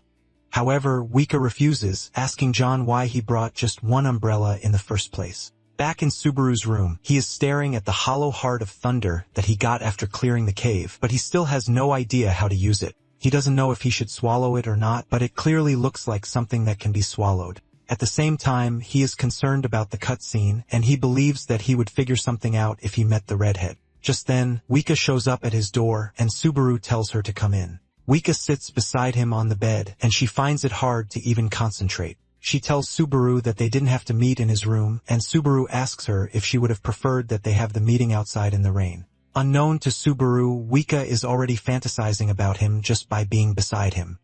Wika manages to get down to the business of the day, and she tells Subaru that once he makes his way to the 4th floor, he is going to be ranked. She tells Subaru that she is going to do a quick rundown of how the ranking system works. Unknown to Wika, Subaru knows this more than anyone else because he even used to research ranking mechanics back when he was in the guild. The moment a player reaches the 4th floor, the system ranks every single player. And even though the exact calculator method hasn't been revealed, there are some general criteria. The first criterion is that the player's performance in trials carries the most weight. The impact the player also has on the world where they belong is also a criterion. In addition, the player's reputation among other players is a criterion. A player's battle results against ranked players also play a role. Basically, it is a messy combination of a bunch of different factors, which is what they have come up with so far.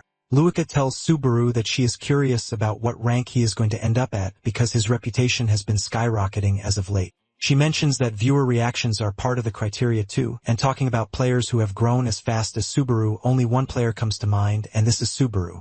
Wika then asks Subaru if he can reconsider the collab that he promised his viewers that he would do with Subaru. Subaru asks Wika why she wants him to reconsider, and Wika mentions that Subaru has a nickname, which is the Destroyer King. Subaru is surprised by this and says Subaru doesn't even look like someone who would have such an intense title. Wika assures him that Subaru is incredible in so many ways.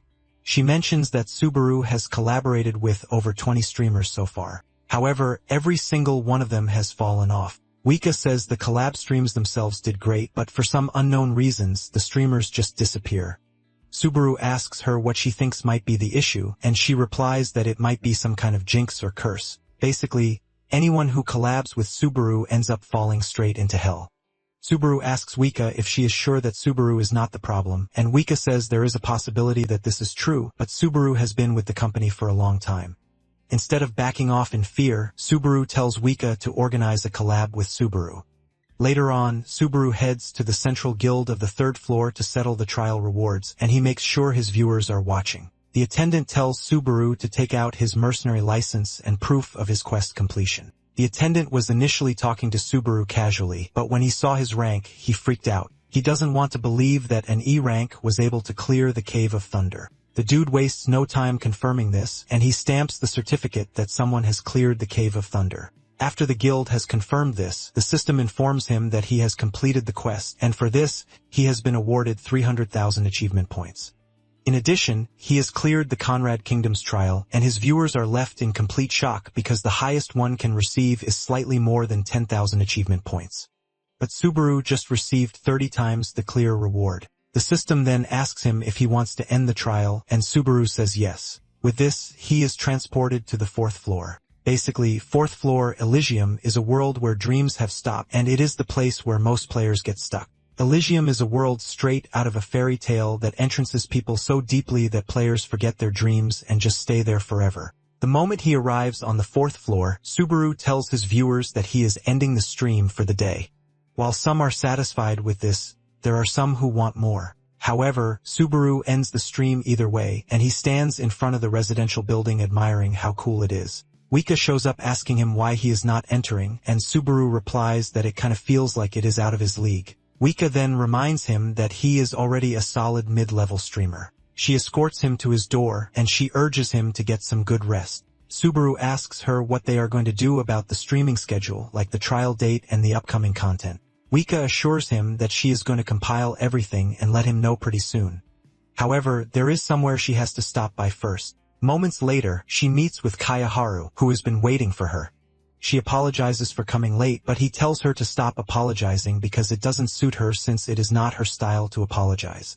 Since they are beside a stream, he asks her if she remembers the stream in the forest behind God Forging. He talks about how being beside the stream reminds him of when they were kids. Basically, they would play around the stream till it was dusk, and Wika's bodyguards would show up out of nowhere to drag her home. Kayoharu believed that they had grown up since then, but it recently dawned on him that nothing had changed since then. Kayoharu then shocks her, telling her that Unten, her father, knows everything.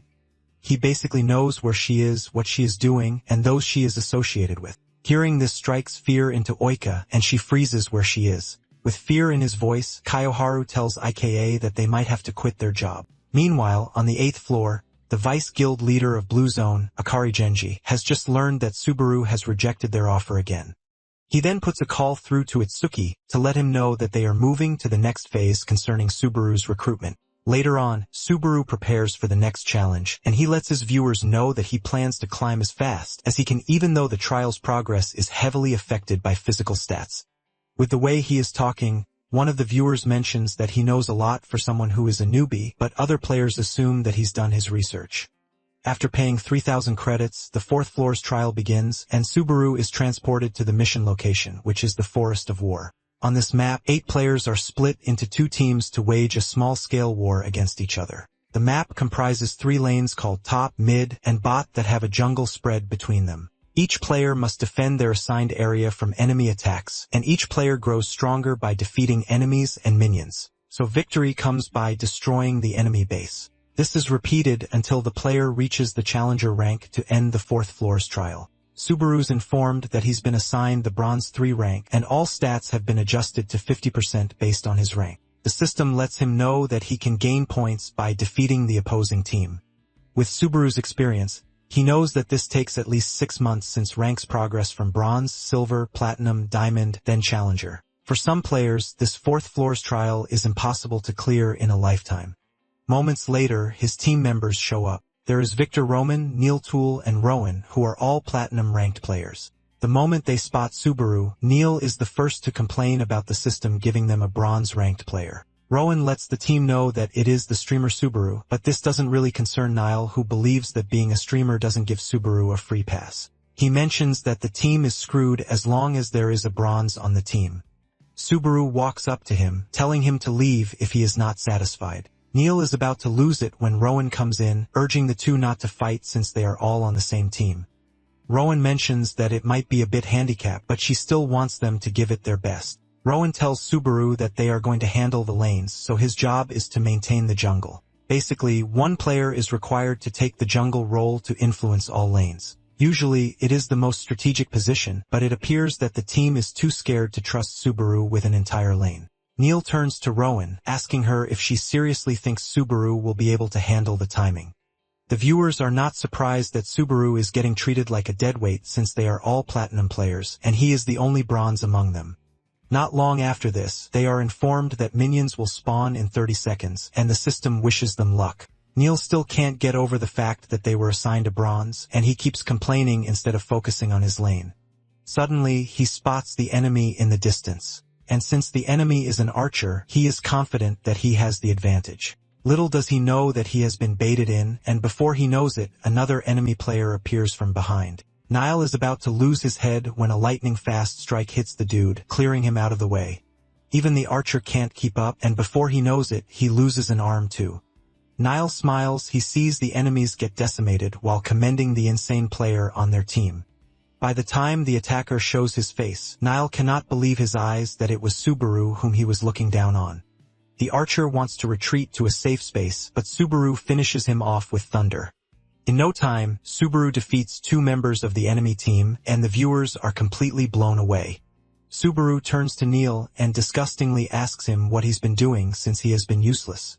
Neil finds it hard to even speak as he is still trying to understand what just went down in his presence. Subaru orders the dude to clear out the minions and secure the turret. He trashes him, telling him to stop moving slower than a bronze. Neil can't even argue as he acknowledges Subaru's orders. Just then, Mission Villain gives Subaru a bounty to clear the 4th floor trial in a month for 20,000 credits. The other viewers are shocked when they see this since 1 month is pretty short and the fastest clear that has been recorded is 3 months. Just then, another viewer uploads the same mission for 20,000 credits, leaving the viewers in awe. One viewer mentions that Blue Zone wants Subaru in their guild, but another viewer replies saying Subaru has turned them down already. Before he knows it, the missions keep flowing in with a huge amount of credits tied to it. While Subaru is busy clearing out the enemy ranks, the viewers are spamming him with missions. Suddenly, a viewer, Safe Assets, uploads a mission telling Subaru to clear the trial in 2 weeks for 50,000 credits. The viewers start going after Safe Assets, telling him to screw off since this is basically impossible. Not long after this, Subaru's team clears out the enemies, and they win the match. After the match, Subaru had accumulated 147 points, and he also got a promotion from Bronze 3 to 2.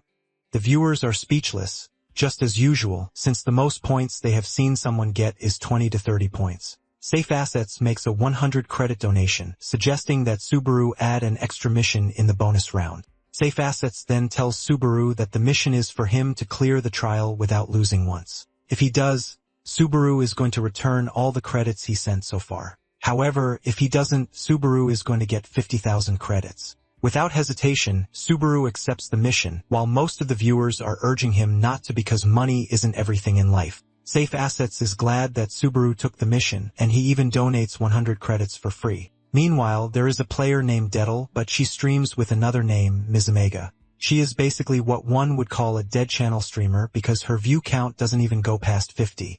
Her viewers don't even rate her as they always talk down on her for being trash. Dettel is broken on the inside because she knows that if she weren't streaming, she would currently be a challenger. However, she has no choice since this is the only way she can make money, so she is stuck playing with her cruel viewers. She is on her usual role when Subaru and 3 other players join her team. Dettel is surprised when she spots Subaru on her stream, and she jumps up in excitement. However, her excitement reduces when she realizes that Subaru is still a silver player. Suddenly, Safe Assets shows up in Dettel's stream, telling her that they are going to give her 30,000 credits if she makes her team lose. Dettel is blown away when she sees this, and the viewers on her stream are left astounded. Dettel wastes no time accepting the mission while promising her viewers that she is not going to make it obvious. Just as the match begins, Dettel is the first to be defeated on the team, automatically leaving her team at a disadvantage. Subaru's viewers are frustrated about Dettel's death because she is basically exposing the team. Subaru then decides to go investigate, and when he finally runs into Dettel, he finds her acting all clumsy in front of the enemy. As she is defeated, she lets off a cold smile, which Subaru's viewers see. Subaru tells her viewers that Dettel is trolling, and it is not even easy to do while sacrificing oneself. This makes him want to know who she is, and one of the viewers mentions that she is a streamer. They let Subaru know that Safe Assets gave her a mission to lose. The other viewers rush over to check, and they come back to tell Subaru the same thing. Subaru finally understands what is happening, and he decides to get really serious. Soon afterward, Subaru runs into the Jack Diamond player who defeated Dettel over and over again, Gorimak. He is confident that there is no way a Diamond player is going to lose to a Silver player. He explains that silver players are stuck at 75 stat cap, but Subaru reminds him that if everything were decided by stats alone, they wouldn't have bothered calling it a trial. This pisses the dude off because he can't believe that a low-ranked player has the guts to talk back to him. The dude then unleashes his power, summoning golem arms from the ground. Subaru is actually impressed that the dude's power is body transformation, which is not something one sees quite often on the 4th floor. Subaru considers this the perfect timing because there is something he's been looking to test too. Subaru wonders if the dude can actually handle the new heart that he just got. Subaru then activates the thunder, generating an overwhelming amount of lightning that even darkens the surroundings. The air becomes thinner, making it harder to breathe, and Subaru confidently walks up to the enemy player. However, the player is confident that Subaru's tricks can't work on him, and he hurls golem arms at Subaru.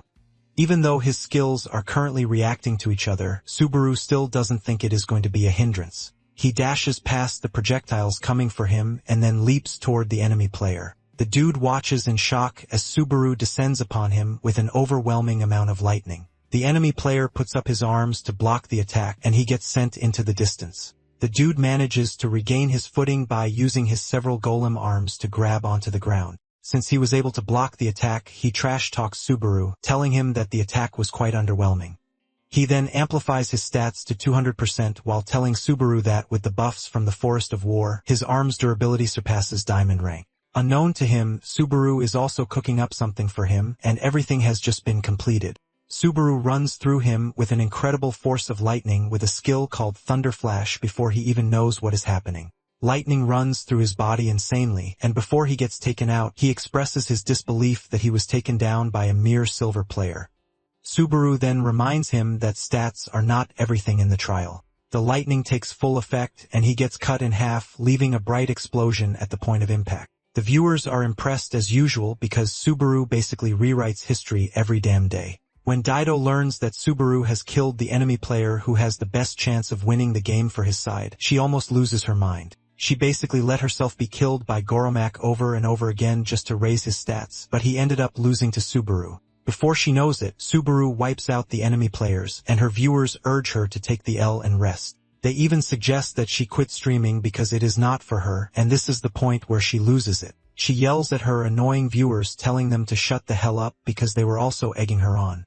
She lets them know that they would have done the same if someone offered them 30,000 credits. Seeing her crash out instead of the usual sweet self, the viewers lose it too. They believe that she is finally showing her true colors, and they tell her that there is no one who would care if her stream actually dies. Dettel continues yelling at her viewers, saying she is always the one getting the back end of the stick after everything else. Just then, Dettel gets a private DM from Subaru, telling her that he wouldn't have taken the mission if he struggled against weaklings like her. Just then, the enemy players surrender, and Dettel realizes that it is all over. Subaru then informs his viewers that he would be going off for the day, and the viewers are impressed that he actually hit Platinum 3 in a single day. With the rate at which he is going, they believe he is going to clear the trial in days, not even half a month. Subaru assures them that he will be streaming the next day, and he wants to continue this for a while. After he is done with the stream, he meets up with Wika, who has been waiting for him. He is surprised that she is still around, and she reminds him that she promised to give him a schedule summary. Wika says she wanted to hand it over to him personally because there is something she needs to ask too.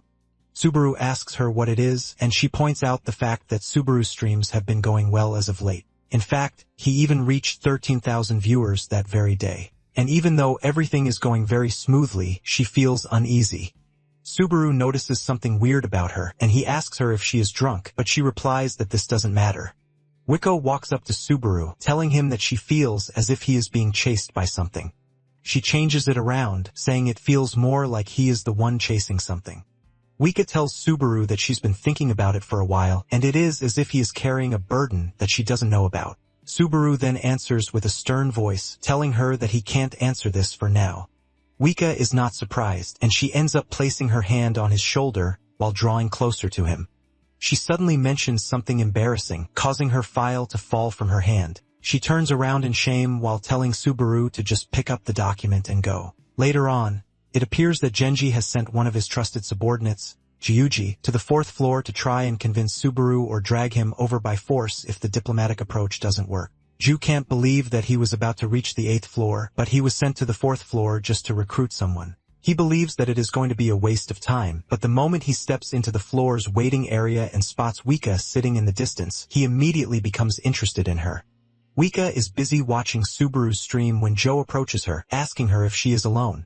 He sits with her, and Wika asks him if they have met somewhere before, but he lets her know that this is their first time meeting. He asks her for her name, but Wika stands up to leave, replying that she has no reason to tell him this.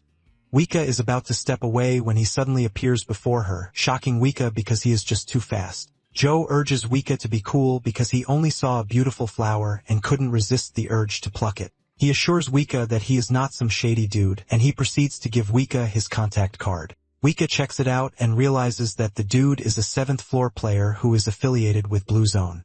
Jaw notices the shock in her eyes, and he assumes that it is a sign that she is drawn to a talented dude like him. Wika then asks him why a talented Blue Zone subranker is on the 7th floor, but Jaw suggests that she leave the boring questions and ask things that would help them get closer instead. Wika then walks off, saying there is no need for them to continue talking. Jaw grabs her arm, and Wika turns around, telling him to stop casually touching because he has to know his limits. Joe then asks Wika if she was watching Subaru's stream earlier because he could see that she was staring at the screen obsessively. Joe mentions that Subaru is just a fake dude who is stuck on the 4th floor. Joe says Subaru is just cosplaying the outdated Narukami Subaru, and Wika asks him why someone from Blue Zone is trash-talking Subaru. Jaw then tells Wika that not everyone from Blue Zone worships Subaru. Wika corrects this, saying she is not asking Jaw to respect Subaru, but talking trash about him is kinda messed up since Blue Zone is the successor to Blue Eyes. Joe lets Wika know that there is no need to stay stuck in something from 20 years ago because in their current era, there are loads of players way better than Narukami Subaru or Blue Eyes. In fact, he is convinced that he is one of those players. Wika tells the dude to stop saying trash, but before she can continue talking, he cuts her off, telling her that there is classified information that only a handful of people in Blue Zone know. He mentions that there is a rumor that one of the Blue Eyes members teamed up with demons and is still clinging to life. Later that night, Subaru ends his stream as usual, and as he walks home, he reflects on his stable stream and the fact that it has gotten over 15,000 viewers.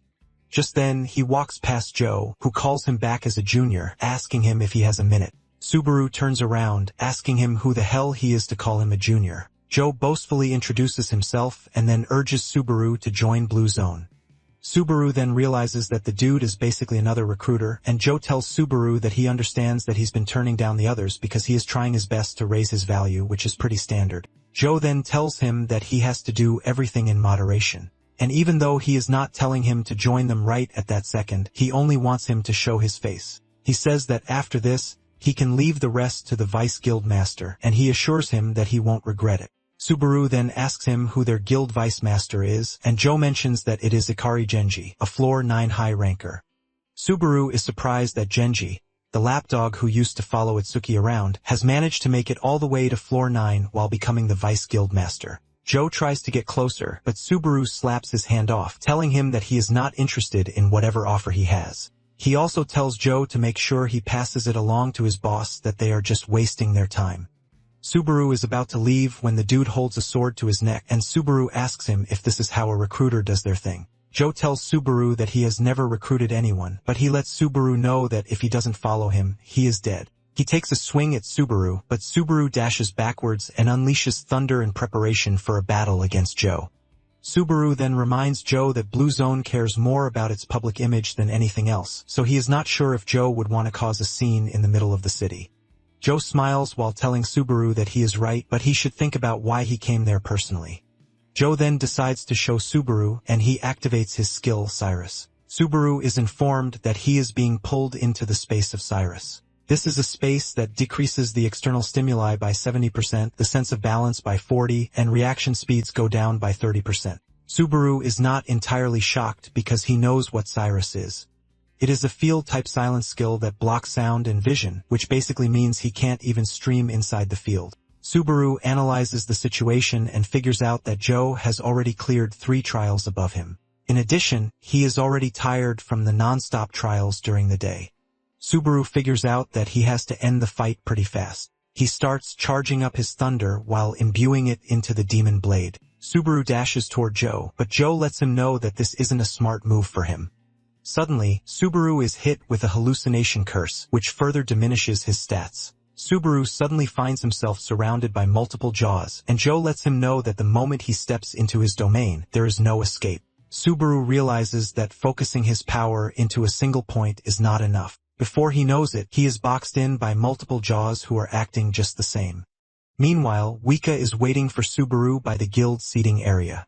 She wonders why he is not back yet since the stream is already over. She wants to apologize for what happened the night before, and at the same time, she can't stop thinking about Joe, whom she met that morning.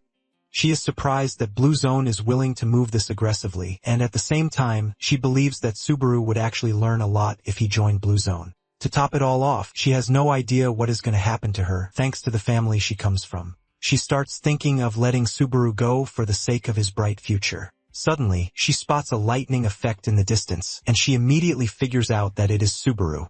Meanwhile, she was already reading all there is to know about Joe because she had been uneasy since she met him in the morning. Talking about Joe's skill, Cyrus, it is a space that completely shuts out any outside interference, which basically means a player's chances of survival in there are 0. This is also a space where the player's physical abilities drop and the pain is amplified to the max. Joe believes that he is invincible inside the field and Subaru's thunder is going to be useless inside. While cutting down the other jaws in his way, Subaru's fatigue keeps climbing like crazy, and he realizes that Blue Zone has analyzed him down to the last detail. He knows that any attempt to use thunder at that point will cause him to collapse afterward. He realizes that his only option is to hold back on thunder while relying on his instinct and items. Subaru activates Cloud Strike and he takes the fight into the air, cutting down obstacles while dodging the ones he can. Jaw is surprised that Subaru has been able to hold out this long while he is inside Cyrus. However, he believes that this is just an act to buy time. Moments later, Subaru exceeds his expectations by clearing out most of the obstacles without even applying thunder. Subaru is able to find the real Joe among the other fake ones, and he hurls the thunder spear at him. Joe manages to block the attack while expressing his surprise that Subaru is able to move the way he is. Subaru mentions that thanks to the handicap that thunder gives him, he is used to fighting under pressure. Subaru then generates the Mark of Thunder, and he hits Jaw with it. Joe is informed that he has been struck with the Mark of Thunder, and his movements are being read. Joe is pissed at the fact that Subaru just learned thunder, but he is already acting all high and mighty. Joe tries to get rid of the mark, but it won't even come off. Nonetheless, he is not worried since Subaru is already under the curse of hallucination. Joe then starts pulling the rest of his fakes in an attempt to do something even more drastic. The curse of hallucination takes further effect, and Joe starts to transform into a bigger presence. Basically, dulling Subaru's senses was just the beginning of it all because the real horror of the curse of hallucination is making the target believe that they are fighting what they fear the most. No matter the enemy standing in front of the player, they would believe that they are fighting an enemy that they are going to lose to. Without surprise, the enemy that appears before Subaru is Itsuki. Joe stretches his giant hand at Subaru, grabbing him and urging him to surrender. However, seeing Itsuki's face only reminded Subaru of why he would never join Blue Zone because this would mean he is betraying his former teammates. It then dawns on Subaru that he actually has a reason why he has to survive. His fatigue level is currently at 90, but he believes that if he can push his fatigue above the normal limit, he would be able to endure the Lord of Thunder skill for about 10 seconds. Even though it is a gamble, Subaru decides to go ahead with it because at this point he actually has no choice.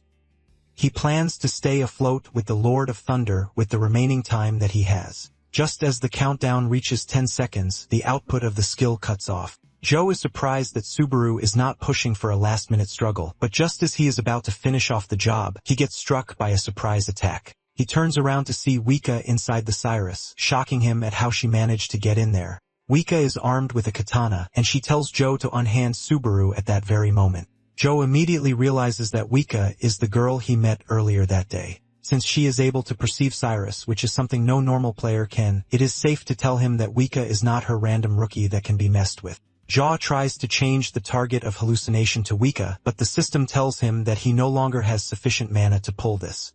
Since he has run out of mana, the effect of hallucination also wears off and he slams Subaru to the ground. Jaw then turns to Wika, asking her why she is there and how she even managed to find him.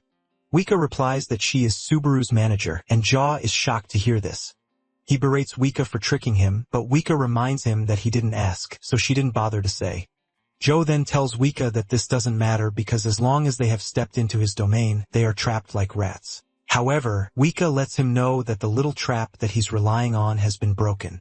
She points behind her, and sitting behind her is a giant hole in the field. Joe freaks out when he hears this because he was warned by Genji not to let the incident leak out. Joe tries to go with the diplomatic route and he suggests that they talk things out. He even offers to give Wika whatever it is that she wants, but Wika tells him that she wants nothing. She helps Subaru up and tells Jaw to get lost while telling him to also warn Blue Zone to stay away from Subaru.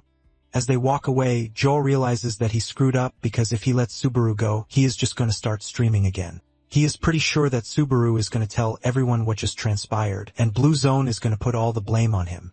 If this happens, it is pretty obvious that he is getting kicked out of the guild. Jaw loses his mind at the mere thought of this because he struggled to get to his current position, and he is not about to let a fourth-floor brat ruin that for him. Jaw dashes toward the two aiming to cut Subaru up, but Wika reacts to this pretty fast. She unleashes her sword in under a second, and she cuts Joe in half, shocking Subaru.